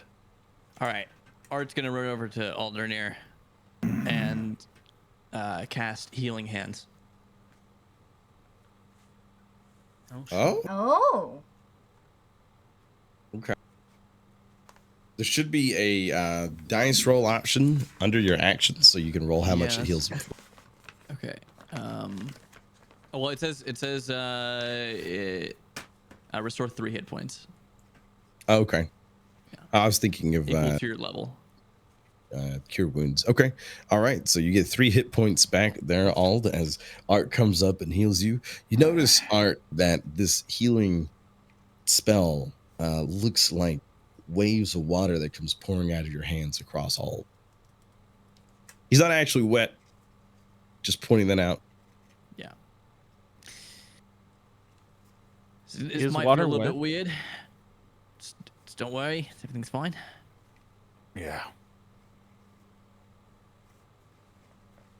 Okay. Sidron's making his way to the wyvern.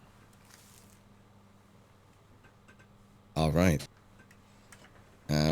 As you head that way, it's 80, 90, 100 feet into the woods. It's not on the ground. As you look up, you see that it had impaled itself through its chest on one of the trees. One of its wings has also been impaled on one of the other trees nearby. You see blood just pouring out of its maw and down the trunk of the tree itself, soaking the forest floor in it. And with that, I have to be BRB real quick, but you guys are welcome to role play. I got to go check on my wife who just woke up. I'm gonna run to the bathroom then. Yeah, I'll use the bathroom as well. Yeah. Yeah. Quick RP break. Can't believe Yeah, we sorry. killed I didn't mean to fight him, guys. I apologize. I was swinging at it anyway. Oh, we still killed it. I mean, Oh, yeah. Yeah, we got him. holy shit. Yeah. Okay, I'll be back.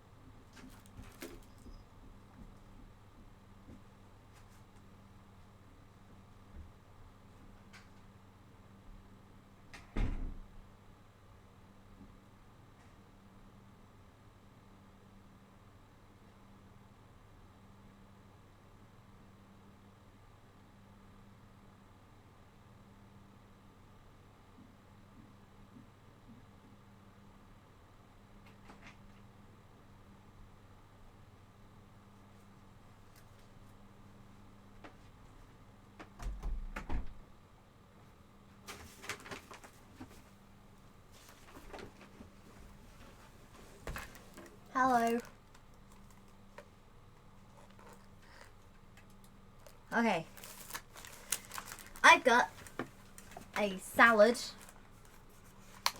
from Pret. Got cucumber and falafel. Gross. Well, no, cucumber sucks. I mean, cucumber's okay, but I'd rather not. I'll put that in the bin, and I'll take the bin out later.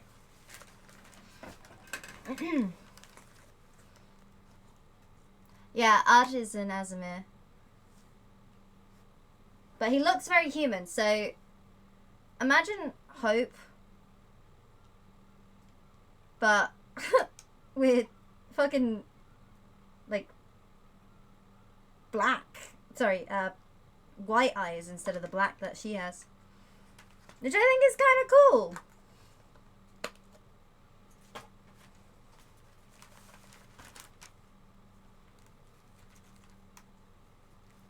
I think it's kind of cool.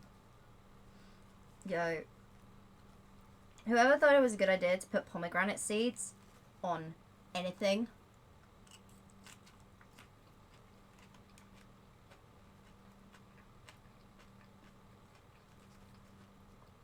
Smart. I can't believe we killed a wyvern.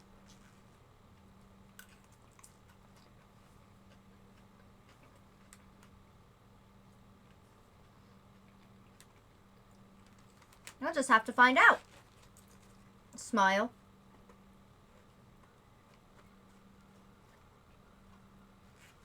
A lot of stuff the other players don't know, so we're keeping it.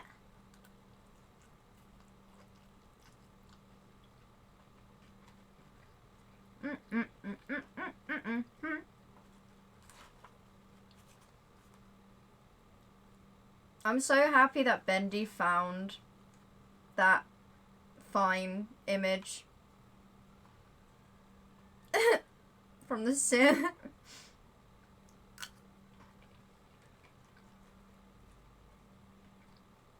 It's so good.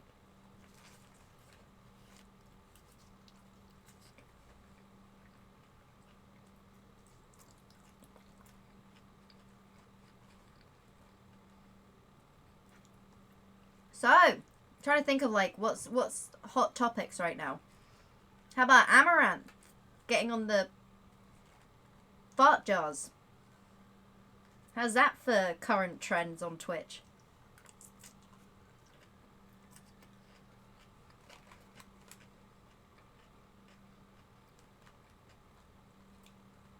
Yeah.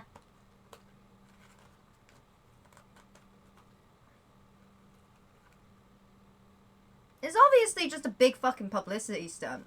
I, honestly, as the years go by, I'm starting to love Amaranth more and more.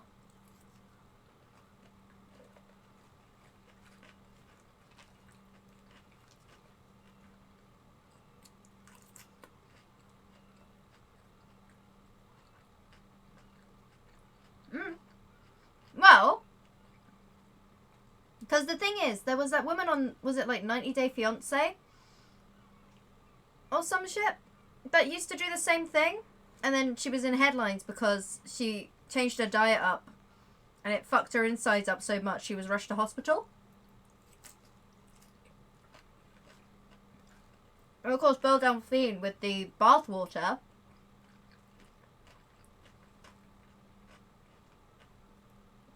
What Amaranth does isn't unique, but she makes it her own. And it's like, fuck yeah, you do you, boo. Listen, she's on one hell of a grind. And she's saving up for an animal sanctuary, so I'm just like, you know what? You fucking do you, boo.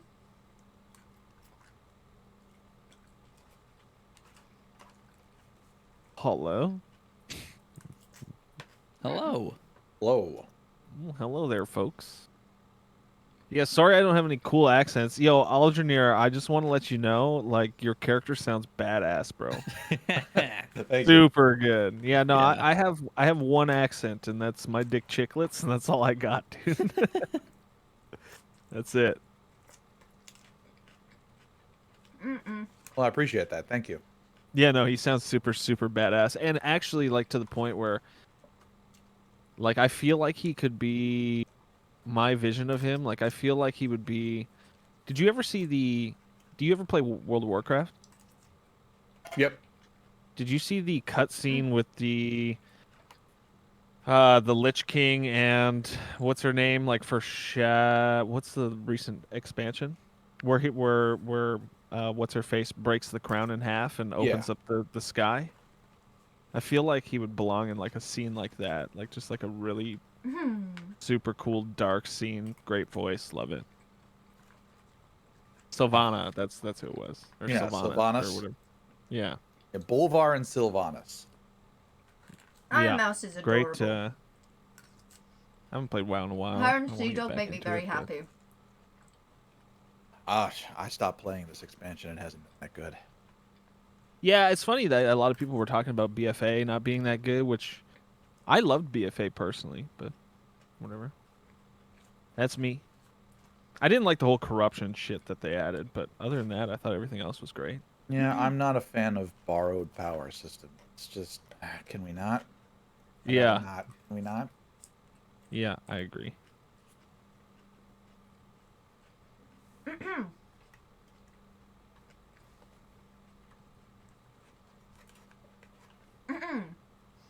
So, our first fight went well. What the fuck? Yes. Kill the fucking wyvern, yeah.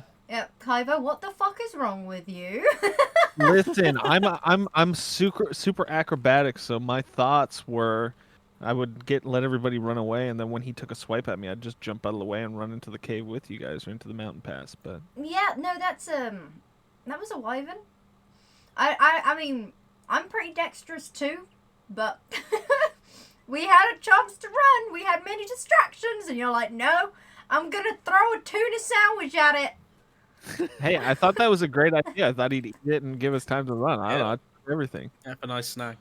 Doesn't need people anymore. He's got a tuna sandwich. Well, yeah. Just Fish. live prey. Got it. No. Sorry, I don't know. I just thought it was No, Hold no. on. This is It was great. fun. No, Alder here is was gonna need to awesome. rest. I thought it was fun. It was awesome. No, it's brilliant. That's what I love about D&D. It's just like, what the fuck is happening? It's great. Oh, Yeah, I'm pretty new too, so like when you introduce like different monsters and whatnot, like a wyvern, like I know nothing about a wyvern, period. Whereas Yeah. somebody who plays the game, knows more about that kind of fight and what it looks like. Oh, Like you guys may be sitting there going, "We're not gonna win this," and I'm like, "Oh, we're gonna win it," that's brilliant though. That's really fun. That's like the fun Perfect. thing about it. Like, it's just it's improv, right? It's all on the fly. So whatever happens, Yeah. happens. No, I guess that's how my character is gonna be. I guess Oh too, yeah, right? Because, Hope is because gonna. I can't play him any other way. Hope has no idea what to even think of Kaibo right now. He's insane. He's lost his bar. He's unhinged. That's all true. I've That's what got. it is. Like he almost killed his business partner. you Oh. know? Not So- even just in his mind. Just in his mind, though. That's not something that anybody knows Oh except for no. Kaido. Yeah. It's not even meta because it's so far from ever happening, but it was a thought of mine. So he was unhinged. It's true. Oh, this is brilliant. This is gonna be so dysfunctional.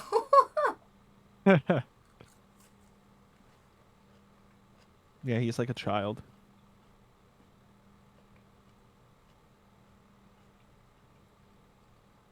Is Sidran happy with the party he's assembled? I mean, yeah. Even though we probably could have run away, he still was kept alive by everybody else, which was nice. You know what? I bet Hope is just like thinking to herself, I bet he could walk without that cane. Like, there's something wrong with that Sidran. There's something about him. But he's rich, nearly got- so. Blew over. He could have been, that whole fight, he could have been on the floor. But he wasn't, somehow. Oh, that's so funny. Hey. Hello. Hello. Hello there. Sorry, I was checking on her. She had the same thing that I woke up with. Oh. no. So I made her a quick cup of tea and a sandwich so she can relax. Aw. All right, so is everyone here? Yes. I believe so. Yep. I think we're just missing Wayward because I haven't heard him. No, I've been here. Oh, okay. All right. So, I've just got my work laptop in front of me. I'm getting stuff done in between. gotcha. So, Sidran, you're underneath the shade of the impaled wyvern. Its scaly, leathery body hanging above you. Yeah, can I see it has a stinger, right? Yeah, it does. The tail is probably hanging the closest to the ground. It's about 30 feet up from the forest floor. Actually, I don't want to metagame or anything here. What would Sidra know that wyverns have poison in their tails? I don't think it would have been something that he would have studied. Maybe, going back and investigating what happened to your friend who's severely hurt can lead to some answers. Oh. But in the meantime, he's gonna be using. Oh, it's really high up, isn't it? How high is the mouth off the ground? The tail's 30 feet. The mouth, elongated neck, it's probably about 35 feet. Oh shit. Okay, well, if the tail's closer, then he'll try and use Mage Hand just to give the tail a tug, like the stinger on the end. See if he can get it. Like, get the whole stinger to remove? Yeah, like just Okay. The Mage Hand's just gonna pull on that stinger and see if it moves. I mean, like, as you tug it down, you feel like there's a lot of resistance. All the branches of the wyvern that it already broke has like stopped the momentum, so it's not really moving or budging down further the tree. You do it's not like it's not really thick or like a constant stream, but you do notice that while you're doing that, the end of the tail is dripping a liquid, and it has started to pool at the base of the tree. It is a yellow, like, I don't call it ichor. What would be between something thick? Not a slud. We'll just call it like a pool. We'll just call it a pool. Okay. The consistency to me, I think, would be a little bit thicker than full-on liquid. But anyways. Yeah, Sidron's gonna take his backpack off and kind of plonk it against a nearby tree and pull out like a small brown box that he'll flip open. You see there's like vials inside and like stirring rot. There's like different little, like tiny little flasks of like different liquids and like powders and shit. And he's gonna grab like one of the empty vials and it's just gonna float over and kind of scoop up a little bit of whatever that liquid is. And can I try and tell what it is? Whether it's like blood or some kind of other weird bodily fluid. You know what? Let's make this interesting. Roll your alchemist toolkit. Like, use your toolkit for it. Okay. Oh god. How do I use it? It should I'm in my be inventory, but I'm gonna roll. okay. So that's strange. For some reason, I do have it, but you guys don't. It would just be a D20 plus your proficiency plus whatever skill that would require, which I think is going to be intelligence for that. Okay. I'll just do an intelligence check, and then we can add to it. Oh no. Oh. So you get your kit out. This kit coming back from the spires. As you press a button on the bottom, it pops out these four telescope-like legs extending out and propping up, creating a table for you. You put a portion of that liquid, of that poison that you're picking up through a vial, and you shake it around and do some additions of different chemicals and minerals. By the end of it, you are confused. You think you might have added something in there at some point, or the sample you took was corrupted by dirt, and now you don't know what the fuck you're looking at. I do also have I have proficiency and I have a poisonous kit, so I don't know if that would change things, but you do have, that's right, the poison. I did forget about the poisonous kit. Make another roll with another save, another check. Sure. We'll say that you have advantage. Hell yeah. Congratulations. You can add 1 vial of wyvern poison or venom to your inventory. Nice.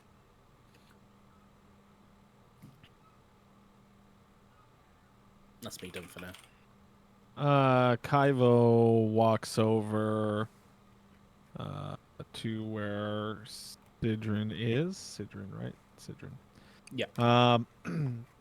When you're now, did you take the stinger right out of the tail? No, the stinger's still in there.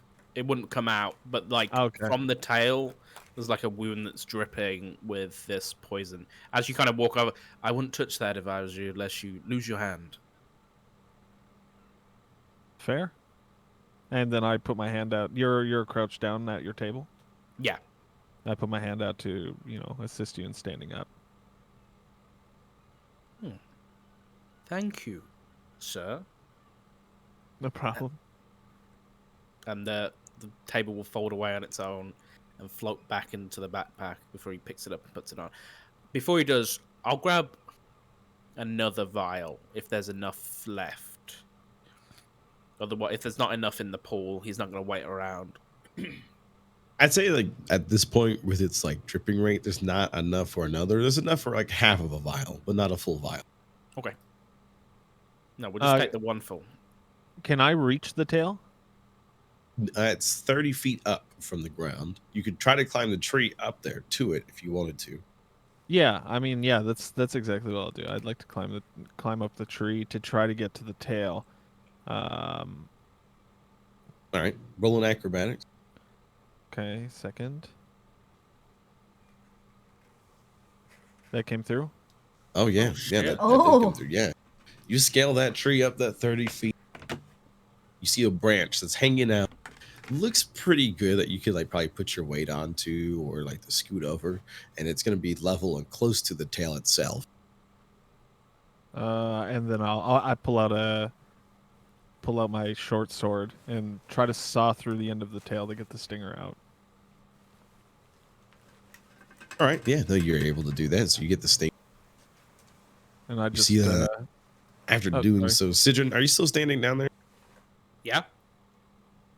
All right, yeah, Sidrin, you watch as he cuts that end of the tail off. A very copious amount of blood that was beginning to form at the lowest appendage hanging toward the earth. The tail does come spraying out. You can attempt to move out the way.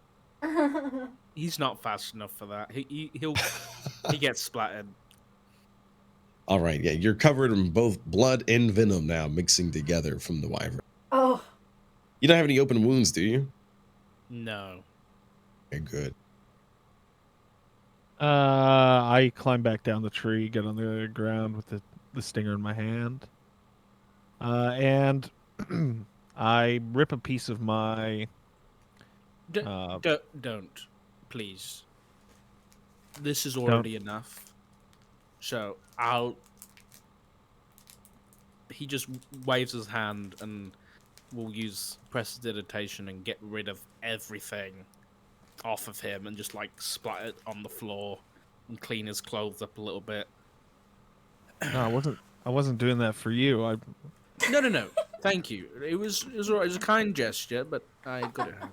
No, I'm not your servant. As I rip off my vest that's over top of my shirt and wrap the stinger up in it and put it in my backpack. And then I just walk away. As you walk away, James is coming up and he had a rag. He's like, "Oh, sorry. I was late. I didn't see." You were late. Damn Sidrin thinking I work for him?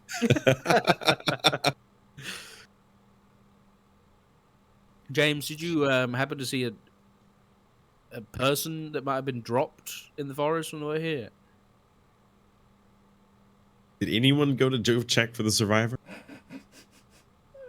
All right. would, but he's a little He's bit hurt. He's a Yeah, little Art's bit out taking of care of commission. all. Yeah. Yeah. And actually, Alright. in fact, he's gonna look at Art and be like, "Find the one that fell. I'll be all right." All right then. Art, yeah, goes to check on the crumpled person. Ald is gonna like struggle to his feet and try and get over there as well. All right, you guys find the earlier peddler. It's actually the jerky guy. The man who gave a thumb length of jerky to Art earlier. Called him a beggar. He's laying there crumpled up. It doesn't appear like he has any like jutting out bones or anything, but you do see that from like his temple, he is currently like bleeding. There's a small pool of blood beginning to form like at the base of his head there against the dirt. He is breathing though.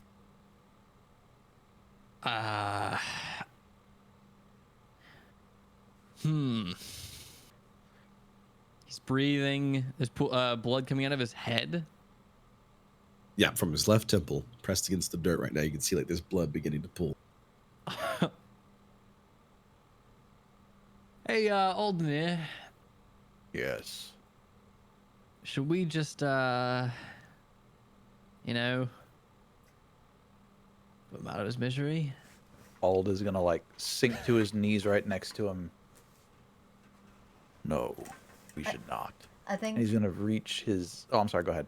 Hope's probably followed along and is just sort of like watching you two from a distance. Did he have any of his stock with him by any chance, DM? I mean, if he probably not. It's probably like back there where you guys are, tossed over, broken after his horse had panicked. Well, I like. He doesn't. I like to think that on her way over, she's picked up something and she's Some- just sat there eating, watching those two. Yeah, she Alright, found some wow. jerky as she walked up. While that's happening, Ald is gonna like he's gonna like the sword will be back strapped to his back again. And actually, no, you know what? He'll lean on it with one hand, and his other one will be wreathed in this bluish flame, and he'll use lay on hands to help the guy. Oh, okay. He's got 15 points of it, and he'll use as much as he needs to at least get him back on his feet. All right. As your hand, contacts with him, you watch as he. Breathe. Oh yeah. Oh, breathing. How breathe? Oh, breathe. You're Thank you. alive. Yeah. All I right. am. Without saying anything, Ald's gonna stand up and strap the sword back to his back and start walking back towards the entrance to the caves. Thank you. Thank you.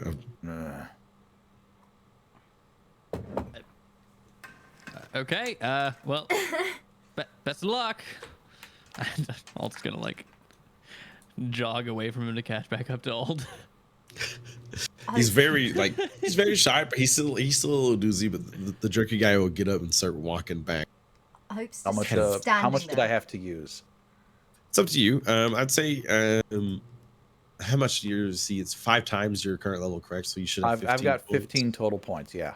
Yeah, it costs you 10 to get Alright. it back up. Again, I'm still standing there just throwing whatever snacks into my mouth, just like, well. And she just starts walking after Art and Aldnir. All right. So I'm guessing all you guys are heading back to the main road then. It sounded like Sidron and Kiwo were also heading that way too. Yep. So you guys reconvene. There's a bunch of destroyed shit wagons and everything else in the area from when the horses took off running. They were tossed over. They went rolling away. But you do see the turtle individual has come walking towards you guys, and he's waving at you.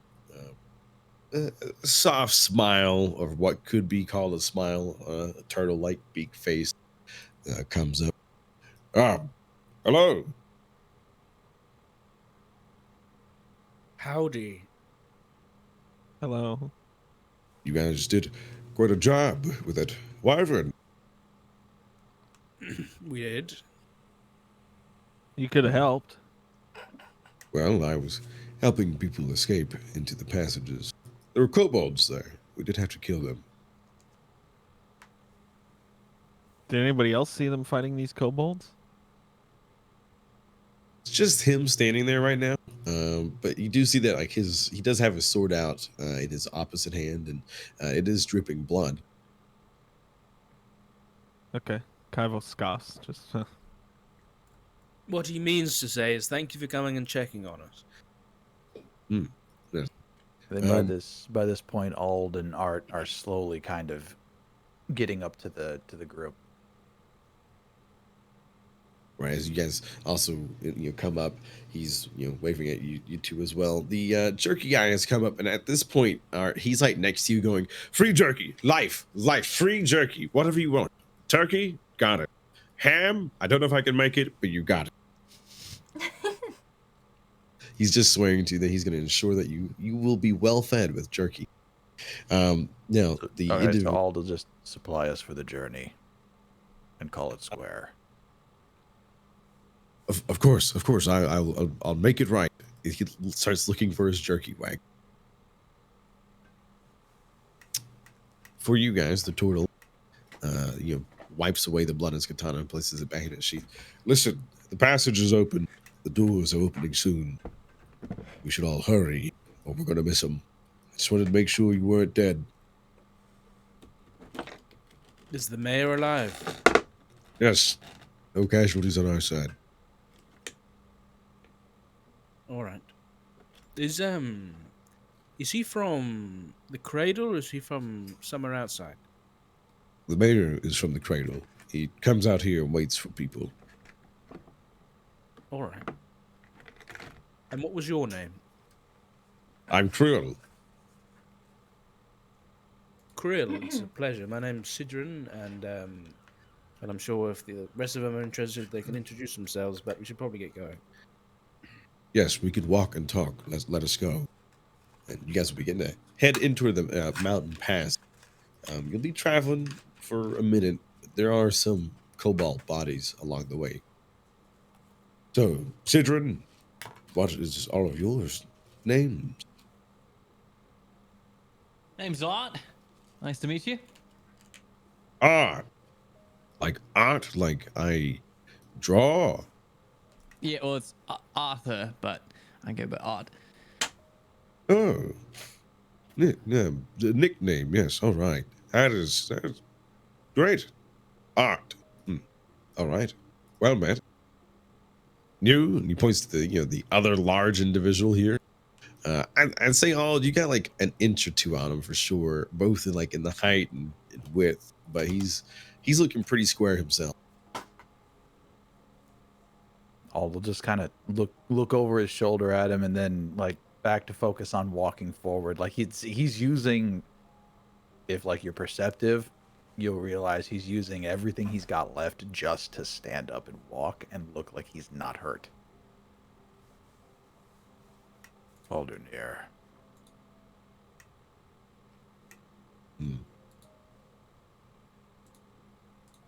You, the two of you. He's pointing at Hope and Kyra. I say, hi, I'm Kivo, or I'm Kai. It's like Kivo without the vo. Do you In do you say that response to all? Art. Do you say that all out loud, like? Yeah.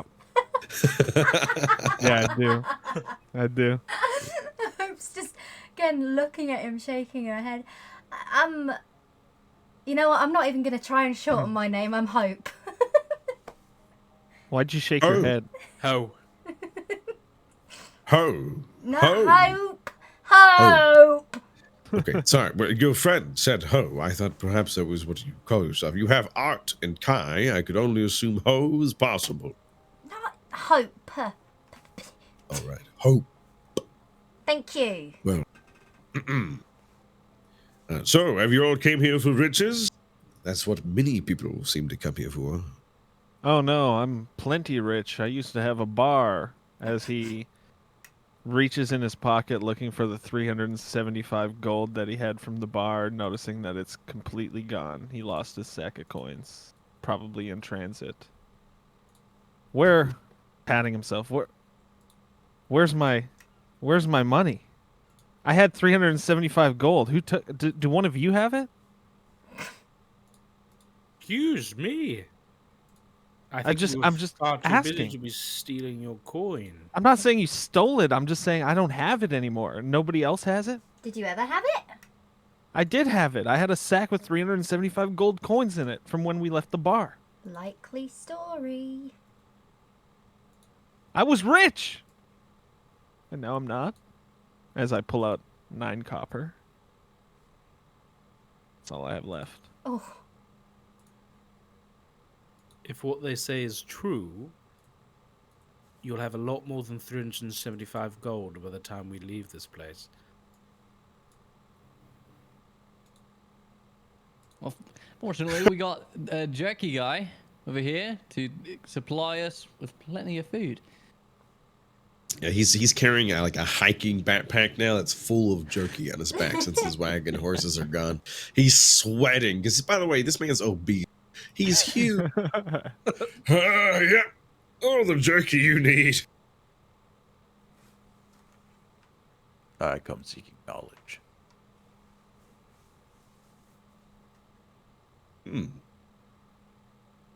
Knowledge, riches. What about you, Hope? Have you come looking for faith? no. I'm looking for a library of sorts, I guess. She looks over to Sidrin. People really like books. Books. Interesting. Well, the mayor has a very huge library. You could always talk to him. With him? No, at his home. Oh. Well, I don't need it at his home. I need it here. But his home is in here. Wait, it's in there?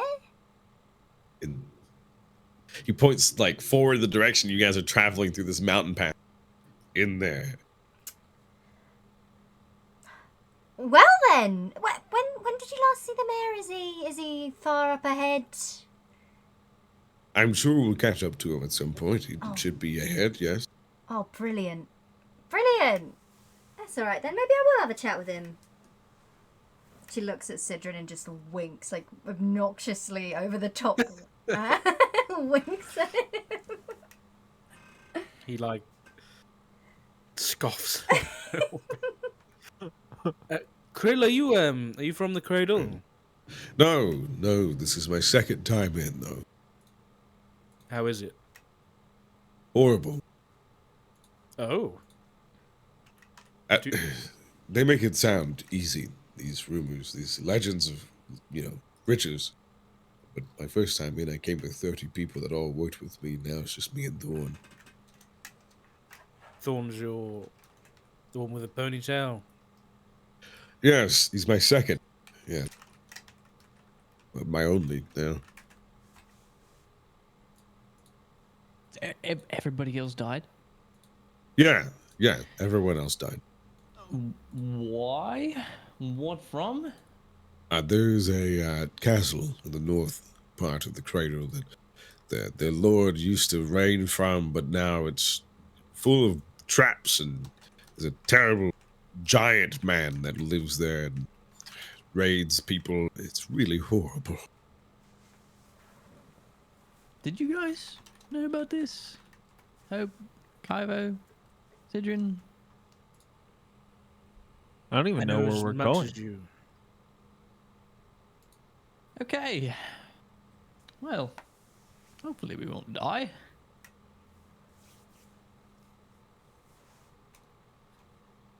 Hopefully. Right. When she hears that, she's like, What? Not you, Hope. No. Oh dear. That's a word we can't say anymore. Excuse me? Algernon, how you holding up? I will live. Good, because I don't think without you, any of us would be alive right now. So, thank you for that. You are welcome. So, you guys travel down the mountain path. You do come up to a set of doors embedded in the side of the mountain, about 15 feet tall. There is a statue to the right of it and a destroyed statue to the left of it. The statue on the right has no inscription. The stone is rubbed smooth from weathering. It depicts a man standing with an open book in a hand and a sword in his other hand. Man has a long stone beard. There's no color to it. Through the doors, you see a torch-lit hallway that turns and snakes its way through the mountain. Leads into darkness after a moment. They must have already gone through. Are you sure? Well, I don't see them here. Any signs of like a scuffle or anything? No, and just signs of footprints, heavy, like a heavy march. It looks like, everyone was running in fear, and then also the attack of the kobold. Everyone's probably just assuming best to haul ass and get, home. Okay. Do any of us know, like, who the statue's of or what that is?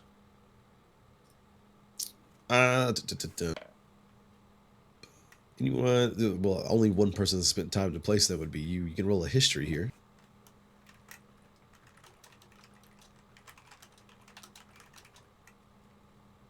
Right. So with that, looking at it, the base assumption you can make is that from the books that you read about the cradle, these statues have something to do with the Lord or a prior Lord that lived here. You know that they were a very magical infused family.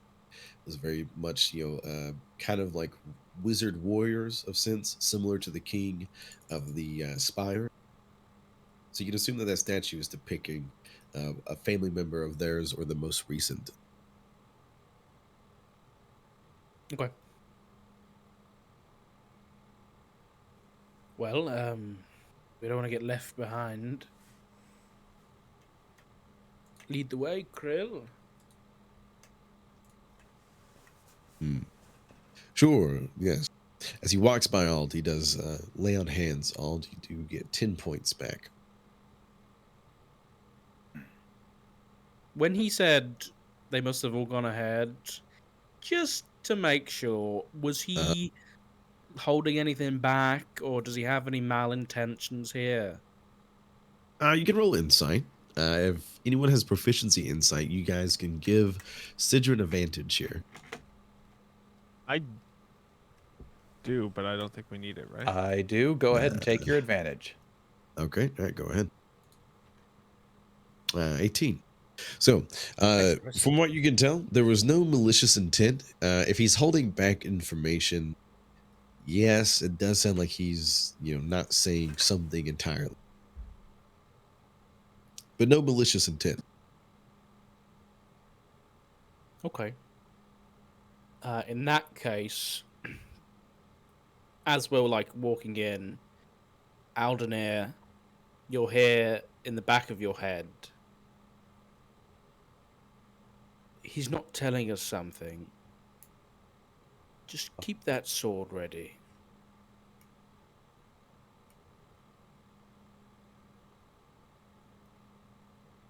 That's it. You won't notice him move, blink, do anything. It's almost like he's incredibly used to having another voice speaking to him like that. Oh. In fact, there's no there's no reaction. It's all you almost can't tell whether or not he heard you. Yeah. Okay. Perfect.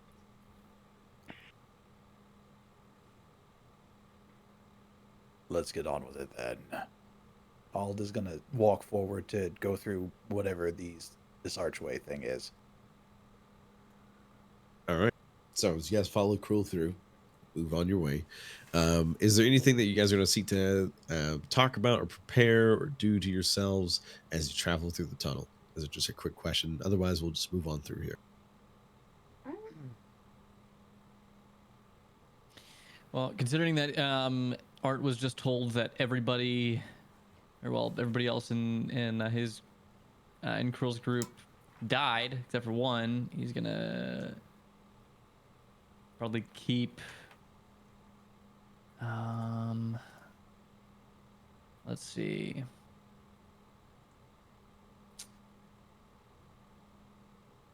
Well, he's just gonna be on high alert. That's yeah. I was gonna say he was gonna ready a weapon, but I don't think he's gonna ready a weapon. All right. So, as you guys travel through the tunnel, it does seem like it takes forever, and time is stretched out beyond what you feel like you could tell. As you guys, come to a slow, Krill will tell you to keep on going. Just constantly, just keep walking. Don't stop. Keep walking. If you stop, it's not good. Does Krill stop and Never tell us to go stop. ahead? Just keeps walking. He never stops. So he's leading us, right? Yeah, he's walking ahead of you. He's just stating Okay. to never stop.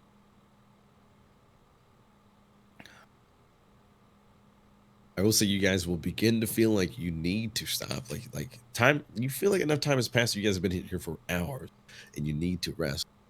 But Krill won't stop, so it's up to you guys if you decide to, or if you follow him. Aldenir's gonna keep walking, and if anybody looks like they're gonna stop, he'll just grab them and pick them up and walk with them in one of his hands. Okay. Yep, I'm gonna carry on too. Yeah. What kind is it like a sort of enclosed tunnel? Because Hope's probably just Yes. she's just in the back, just echo. Yeah, it does echo. There's like torches lit all through it. Like at every instance the light begins to dim, they have another torch. But your voice does echo through back and forth for a moment. Echo. So, Hey, Citron! Can you hear this? Citron. So just like walking and kind of floating just in front of him is this very nice, new, leather journal. And he's as he's walking, he's just managing to scribe something in Elvish. And he's just writing, "Of course I can hear you, Hope. Everybody can hear you." Ivo scurries up beside, just ahead of Aldenir as well, and slows and puts his hand on the wall like he's about to stop, hoping Aldenir will pick him up and he gets a free ride through the tunnel. Question: Can Art see the eye on his hand? Looking at it, no, not right now. It's not there presently. Okay. He's gonna check it every once in a while to see if. Okay. All right. So, as you guys move on through, do you pick up, Kivo as he stands against the wall? All right. Can Ald tell he's faking it? Kivo, let's see.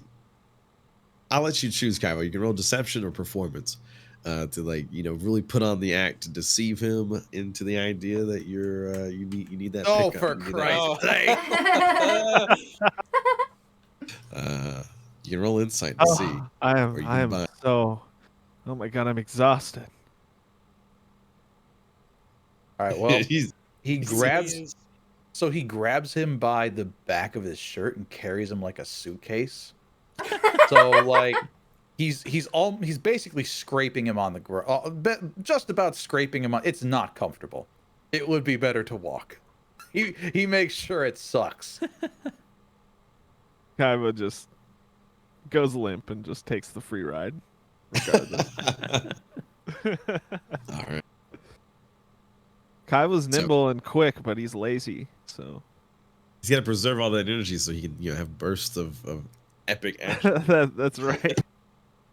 So, as you guys get through the tunnel, Krill does not stop, but you do actually come to an end. As you walk out, you're greeted with a very bright, starry night. It did take some time to travel through the tunnel, but it didn't maybe take nearly as much time as it felt. It began to feel like days had passed traveling nonstop. You felt exhausted, but as you come out, you feel refreshed. You're greeted with the sight of this new land laid out before you. Oh. You do come out here. Near this mountain point here. You can see it on the map. It's called the Wizard's Post. It's a just great tall light post that's just sitting on top of the hill near where you are as you're camping out. There's a bunch of people camped out there now, and the mayor is there. He's actually walking around handing out water skin. You're talking to people. He's being that politician that he has to be, but a good one.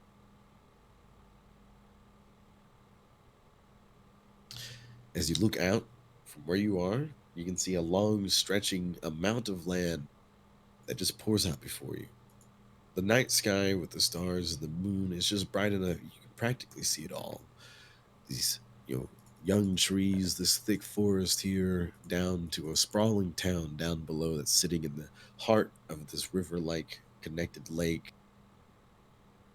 There's little lights, little lamps lit down in that town. You just hear this very peaceful sound of night, the silence of night, with the gentle breeze that comes by. The mayor waves at you. Oh, Alice! Oh my God, you made it through! And as you are coming through, the last of you, you hear as the door closes behind you. Whoa! I was worried. It was getting late. Aldenir hucks Kivo kind of just forward. He's done carrying him. He just like tosses him like a sack or something. And Kivo was completely out cold, kind of sleeping, relaxing, getting carried through the tunnel. And he wakes up. Oh, you don't need to be rude about it. And he wakes up, brushes himself off, stands up. Oh, hello, Mayor.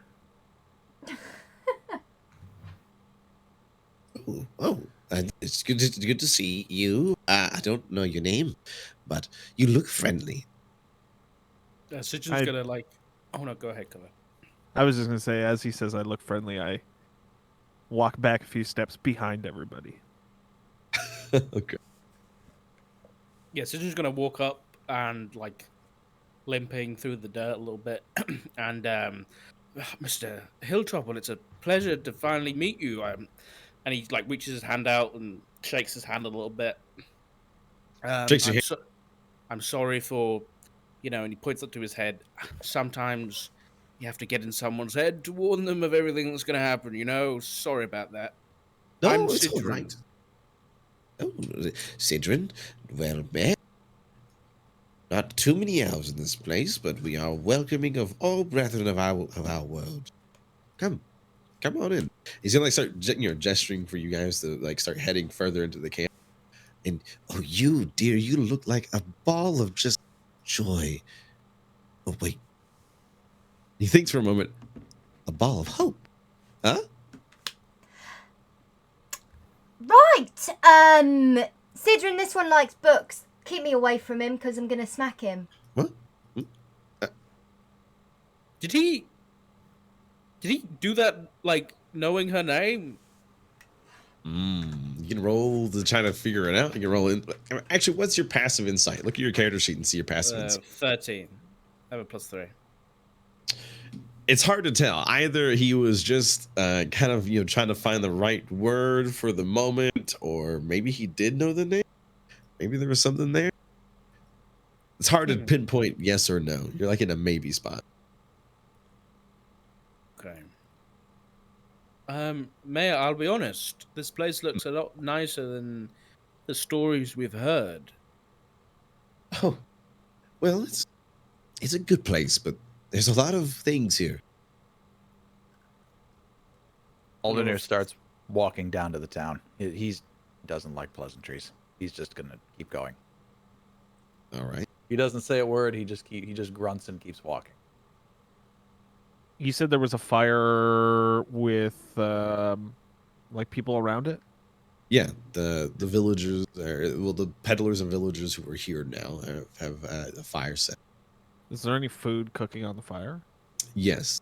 You see that there are people like they're handing the food out freely as well. It's like a charity thing going on here. With everyone having that experience, the wyvern, everyone's trying to take care of each other. Is there by any chance a roast on the fire or anything like that that I could not take from somebody but take myself? There There's, I'd say, about 4 to 5 rabbits that are like on a spit across this fire right now. They have a pretty long little like trench of flame going here. You could try to take one of the rabbits if you wanted to. Kivo, as he's going to follow Aldernir to the city or to the town, he's just going to walk past the fire and cut the ear of the rabbit off. Alright. That's all he wants, is he'll just cut the ear off. And as he cuts the ear of the rabbit off, kind of looks at it and seems a little upset, weird almost. Like you can tell that if anybody's looking at him, he's thinking about something from his past as he puts the rabbit ear in his pocket and follows Aldernir. Hope's probably been watching him, and whoever she's standing near. He's nuts, that one. He's mental. And she just watches Kivo walk away. Ald is gonna go in search of somewhere to just sit and rest. Like I said, he's very tired. He's doing his best to make sure nobody can tell, but he's very tired. But he is he's looking around. Like if you're able to see under the cowl, his eyes are moving all over the place. He's trying to see everything he can. It's like he's still on high alert. Right. Most part, there is no danger as you're moving. If you're wanting to head straight down to the town, you can. It's going to take a minute, but you guys can head on down there. He's going to walk slowly, assuming that the rest are going to try and catch up to him. So he's not going to take like his full, like he's not going to move as quick as he can. He's just going to walk slowly and figure that the politicians and the talkers will talk. He doesn't care. He's going to walk and they can catch him if they want to. Gotcha. So, the jerky guy will come up and he'll motion toward the mayor. Listen, my name is Ralph, and I was saved by these individuals. And he motions at, all of you, and Ald, who's walking away, especially him. I'm giving them my jerky, but I think you should. This is probably not fair of me, but I think you should do something for them. The mayor, kind of put on the spot in front of everybody, looks around and also sees Krill and the Thorn and goes, "Oh, all right. Fair enough. All of you, plus you two, the Turtle and you, sir, Thorn, Krill and Thorn, you will have free board in River's Inn, our town down here. I'll make sure that you can sleep for the night. I'll talk to the innkeeper. 1 night free. 1 night. After that, you'll have to figure something out." Well, greatly appreciated, sir. I usually like to do some light reading before I go to bed. You guys wouldn't happen to have a library around here now, would you? What kind of library? Are you looking for something that's, world and faith or what? What are you looking for? Just anything, really. I don't know. Would you guys have something here in town? We might. How about we head to town, and in the morning, if I see you, we'll talk more. All right. I seem a little guarded about your libraries. I understand you want to keep your knowledge close to your chest. It's just more strange that you're so, I don't know, hell-bent on it. But that's just me. I mean, perhaps you're not. I'm sorry. Listen, there are adventurers who come here all the time, and they always want something from us. And I'm just trying to make sure my people are protected is all. I will ease up. I do apologize. I should treat you better. You saved people. He looks a little taken aback as he realized he was kind of maybe being a little too guarded. Yes, we'll head down to the town. We'll call the night. In the morning, I'll come and find you. However, you, and he's pointing at Alt, he's gonna like come running up to you. You should probably get some care taken care of. Would you like some help? The eyes just kind of look down at him. I'm fine. All right. I But offer, but I will not say no if there is a surgeon that could look at the stinger in my back.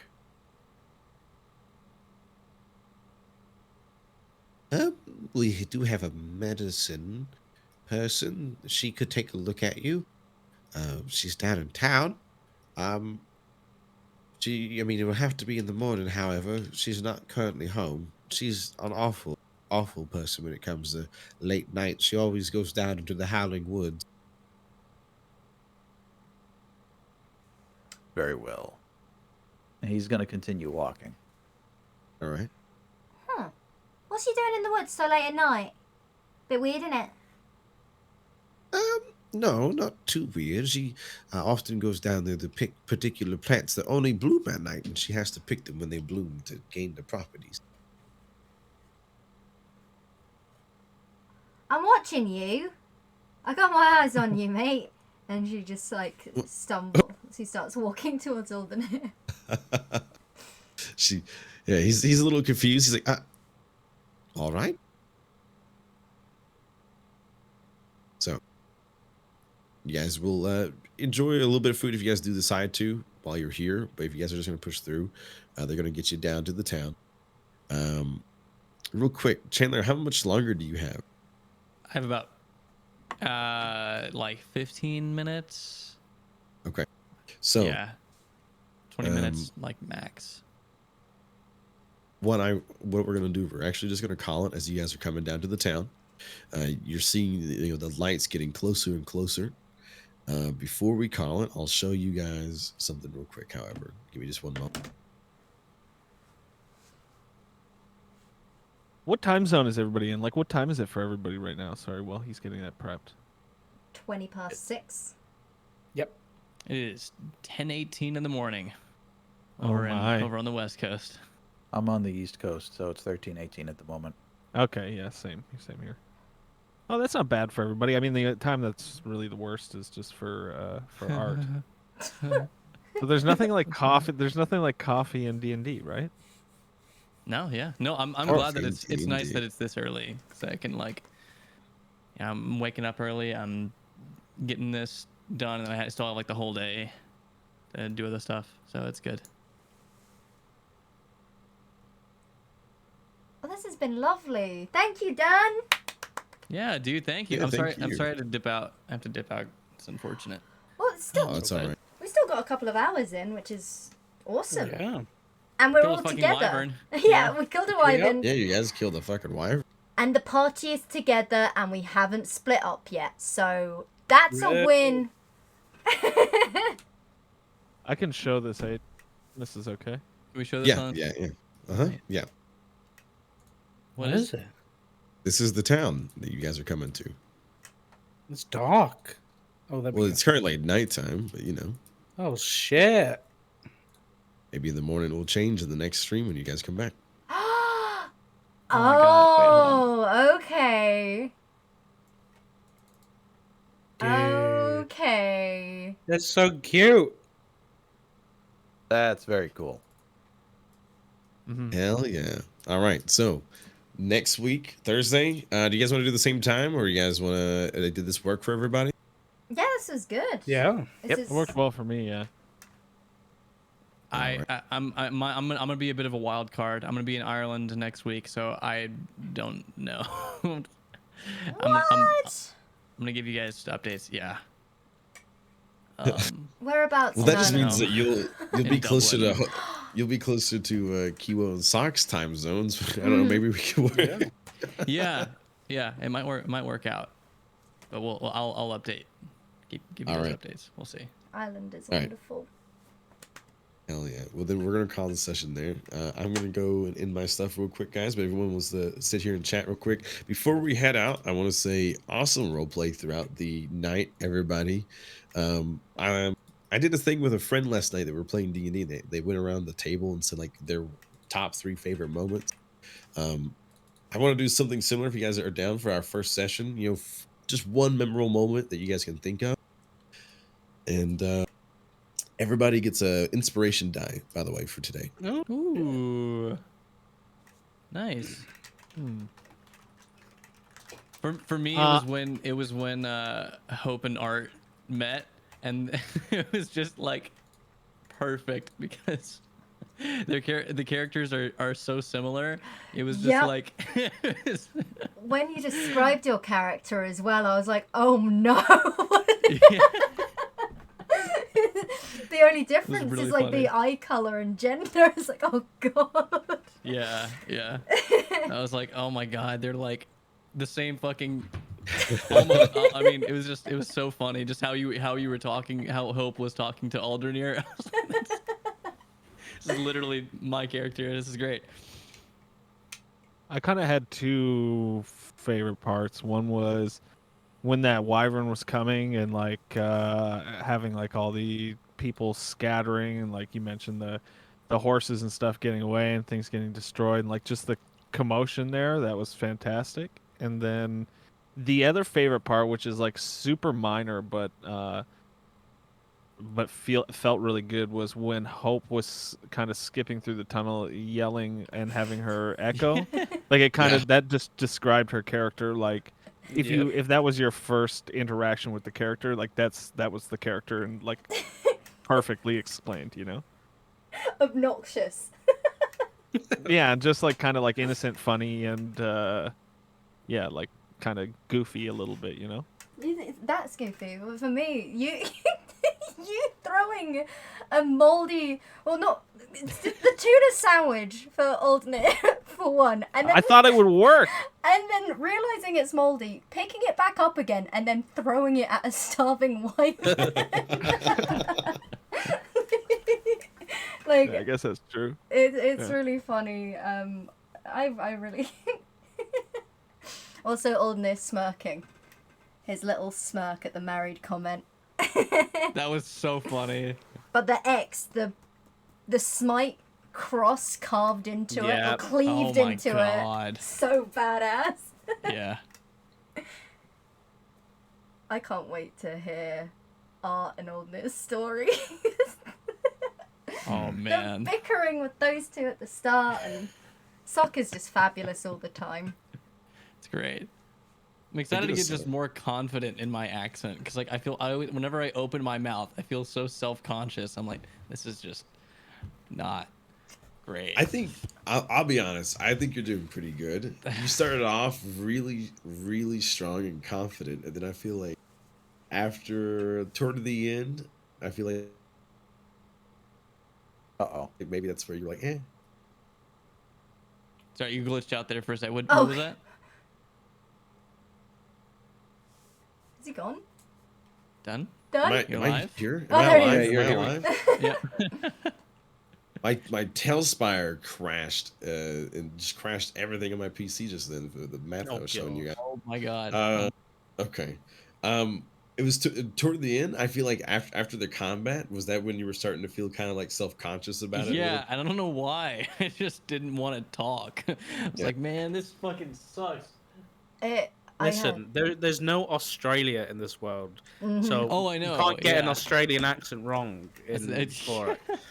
I think That's true. just going for it is always really fun, because I can't do accents. That's why I always stick to very like British dialects and stuff. So but for one campaign I was in with Sock, I was trying to do like a sort of mixed European accent, and it just kept changing, and I couldn't stick to it, and I was so self-conscious like throughout the whole thing. Like I was very quiet throughout like the majority of that campaign. It's like I'm gonna speak in third person and emote instead of actually talking. Fuck it. I miss scribbles. So we haven't heard favorite moments from Wayward and Sock. Go ahead, Sock. Honestly, mine is between. Oh, there's too many. The X on the throat was sick, and then Kiwo just big ball in that fucking wyvern, and then also Hope being Hope when we were trying to gauge Art and Aldenir was just everything was just too good. I have too many. Hell yeah. Alright. Okay. For me, it was the introduction of Hope, because it's like there's this massive half dragon that you can't see his face. He's got this gargantuan sword on his back, and she's just trying to like sneak around, and he obviously sees her. And then the other one was Art coming over as fast as he did and healing Aldenir. But that for him, that was like that was almost a surprise for him, because people don't help him. He's not used to that. Hell yeah, that was nice. Oh, That was good. I do have one DM moment that was pretty bloody fantastic. And that was when you were like, I've got to do the voice now. I'm sorry because your throat, and then you just like snap into the mayor's voice like perfectly. I was just like, there he is. That's what's up. That was so good. And the way you described that Appreciate fucking wyvern dying in the Oh my tree God. shit, that was sick. Hell yeah. Yeah, we impaled a wyvern Appreciate- with a tree. Yep. Drove it mad with the dissonant whispers. It's like it's gotta silence the sound. Silence, hit the ground hard. Oh, tree. I am, however, going to claim top DPS. Dude, you did got like it. you did like 40 something damage in 2 rounds. That was fucking It took crazy. like 40 something damage. Vengeance Paladins are Yeah. nasty. They can tank hits, and they hit like a truck. Yeah, when I heard 24, I think you got hit with 24 hits poison damage. I was like, ooh. Yeah. But, I mean, that's pretty good. I couldn't have taken another one of those, but I had enough. I had enough juice to take another hit or two, maybe. Yeah, Jeez. yeah. I'm looking at my character sheet, just 24 hit points. Like, oh, I know, right? So I gave you guys one bardic inspiration for you guys' role play over the entire night. So I want to do like a couple like shout out here moments. I want to give a bardic inspiration over to Flo, who was referring back to some previous established story for himself with some actions he did. I like how you're trying to like tie it in, and you're allowing other people to be aware of it. You know, kind of helps like generate the role play between all of you. And then 2 additional ones for Art and Ald. You guys both get one as well for doing pretty much a similar thing. And then you're basically all going to get one out of this. Kiwo and Hope, Sidrin and Hope, similar things. But what you guys were doing, I felt like Hope, you were really laying down the line of what your character was. The kind of Jinxie like individual. It was great, and everyone was immediately able to pick up on it, and immediately was kind of like, I think the entire party was excited to see what comes from it. And Sidrin, your character, I think you did an awesome job with laying down the act of not being an asshole anymore. Yeah. Yeah. I'm You also were very still an concerned. I'm very curious too, because I don't know anything about it, but you keep playing with your ring, and I'm curious to. I don't know anything about that, so that's exciting for me. We'll see. I have started notes on all of you too. Oh, I have 4 pages of notes this session, so Holy shit. 4? yep. Jeez. Oh I love no. note-taker. That's why I always Good luck. invite Sock to play D. Anytime I get to play D&D, it's like Sock, because I know he's gonna take all the notes. Yep, I got all the notes. Good luck trying to puzzle Aldenir out. Yep. There's some things. I've noticed some things. All right.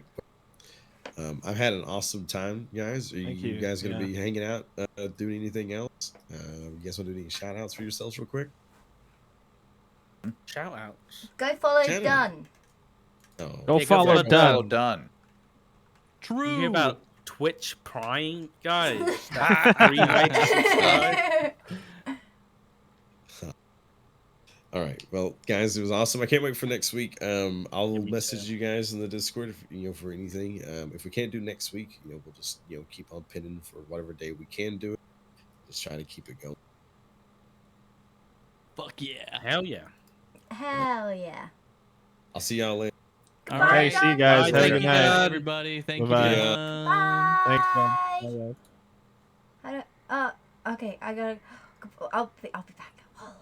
Bye. I'll be back. Alright guys, I am gonna be finishing up my stream now. I promised one of my IRL friends that I'd come and see them for a little bit, so I gotta go and shower. I hope that you enjoyed the stream today. I had a lot of fun. Yeah, I'm gonna go and I'm gonna say hi to my buddy and tell him about D&D because he's a good friend of mine. And I haven't actually seen them for ages. So I want to go. Yeah, it'll be... Oh, I'm sorry, but I've been live for like 7 hours today, which is a long time for me. But I will be back again streaming tomorrow. I will be streaming tomorrow. So that's cool. I'll be back tomorrow. And then after tomorrow, Saturday... I might be live for a little bit during the day, but you know what? I probably won't be live on Saturday, but I will definitely be live tomorrow. I'm gonna go hop in the shower because I stink. Rosa? I don't know who that is. Wait. Never. Oh wait. Yeah.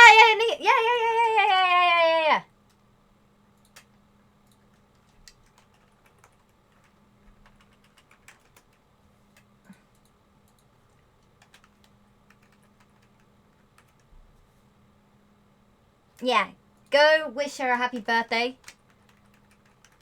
Alright, I gotta go. I love you all. Go give her some love. Alright, you take care, guys. Hugs, kisses, all the lame stuff. Goodbye.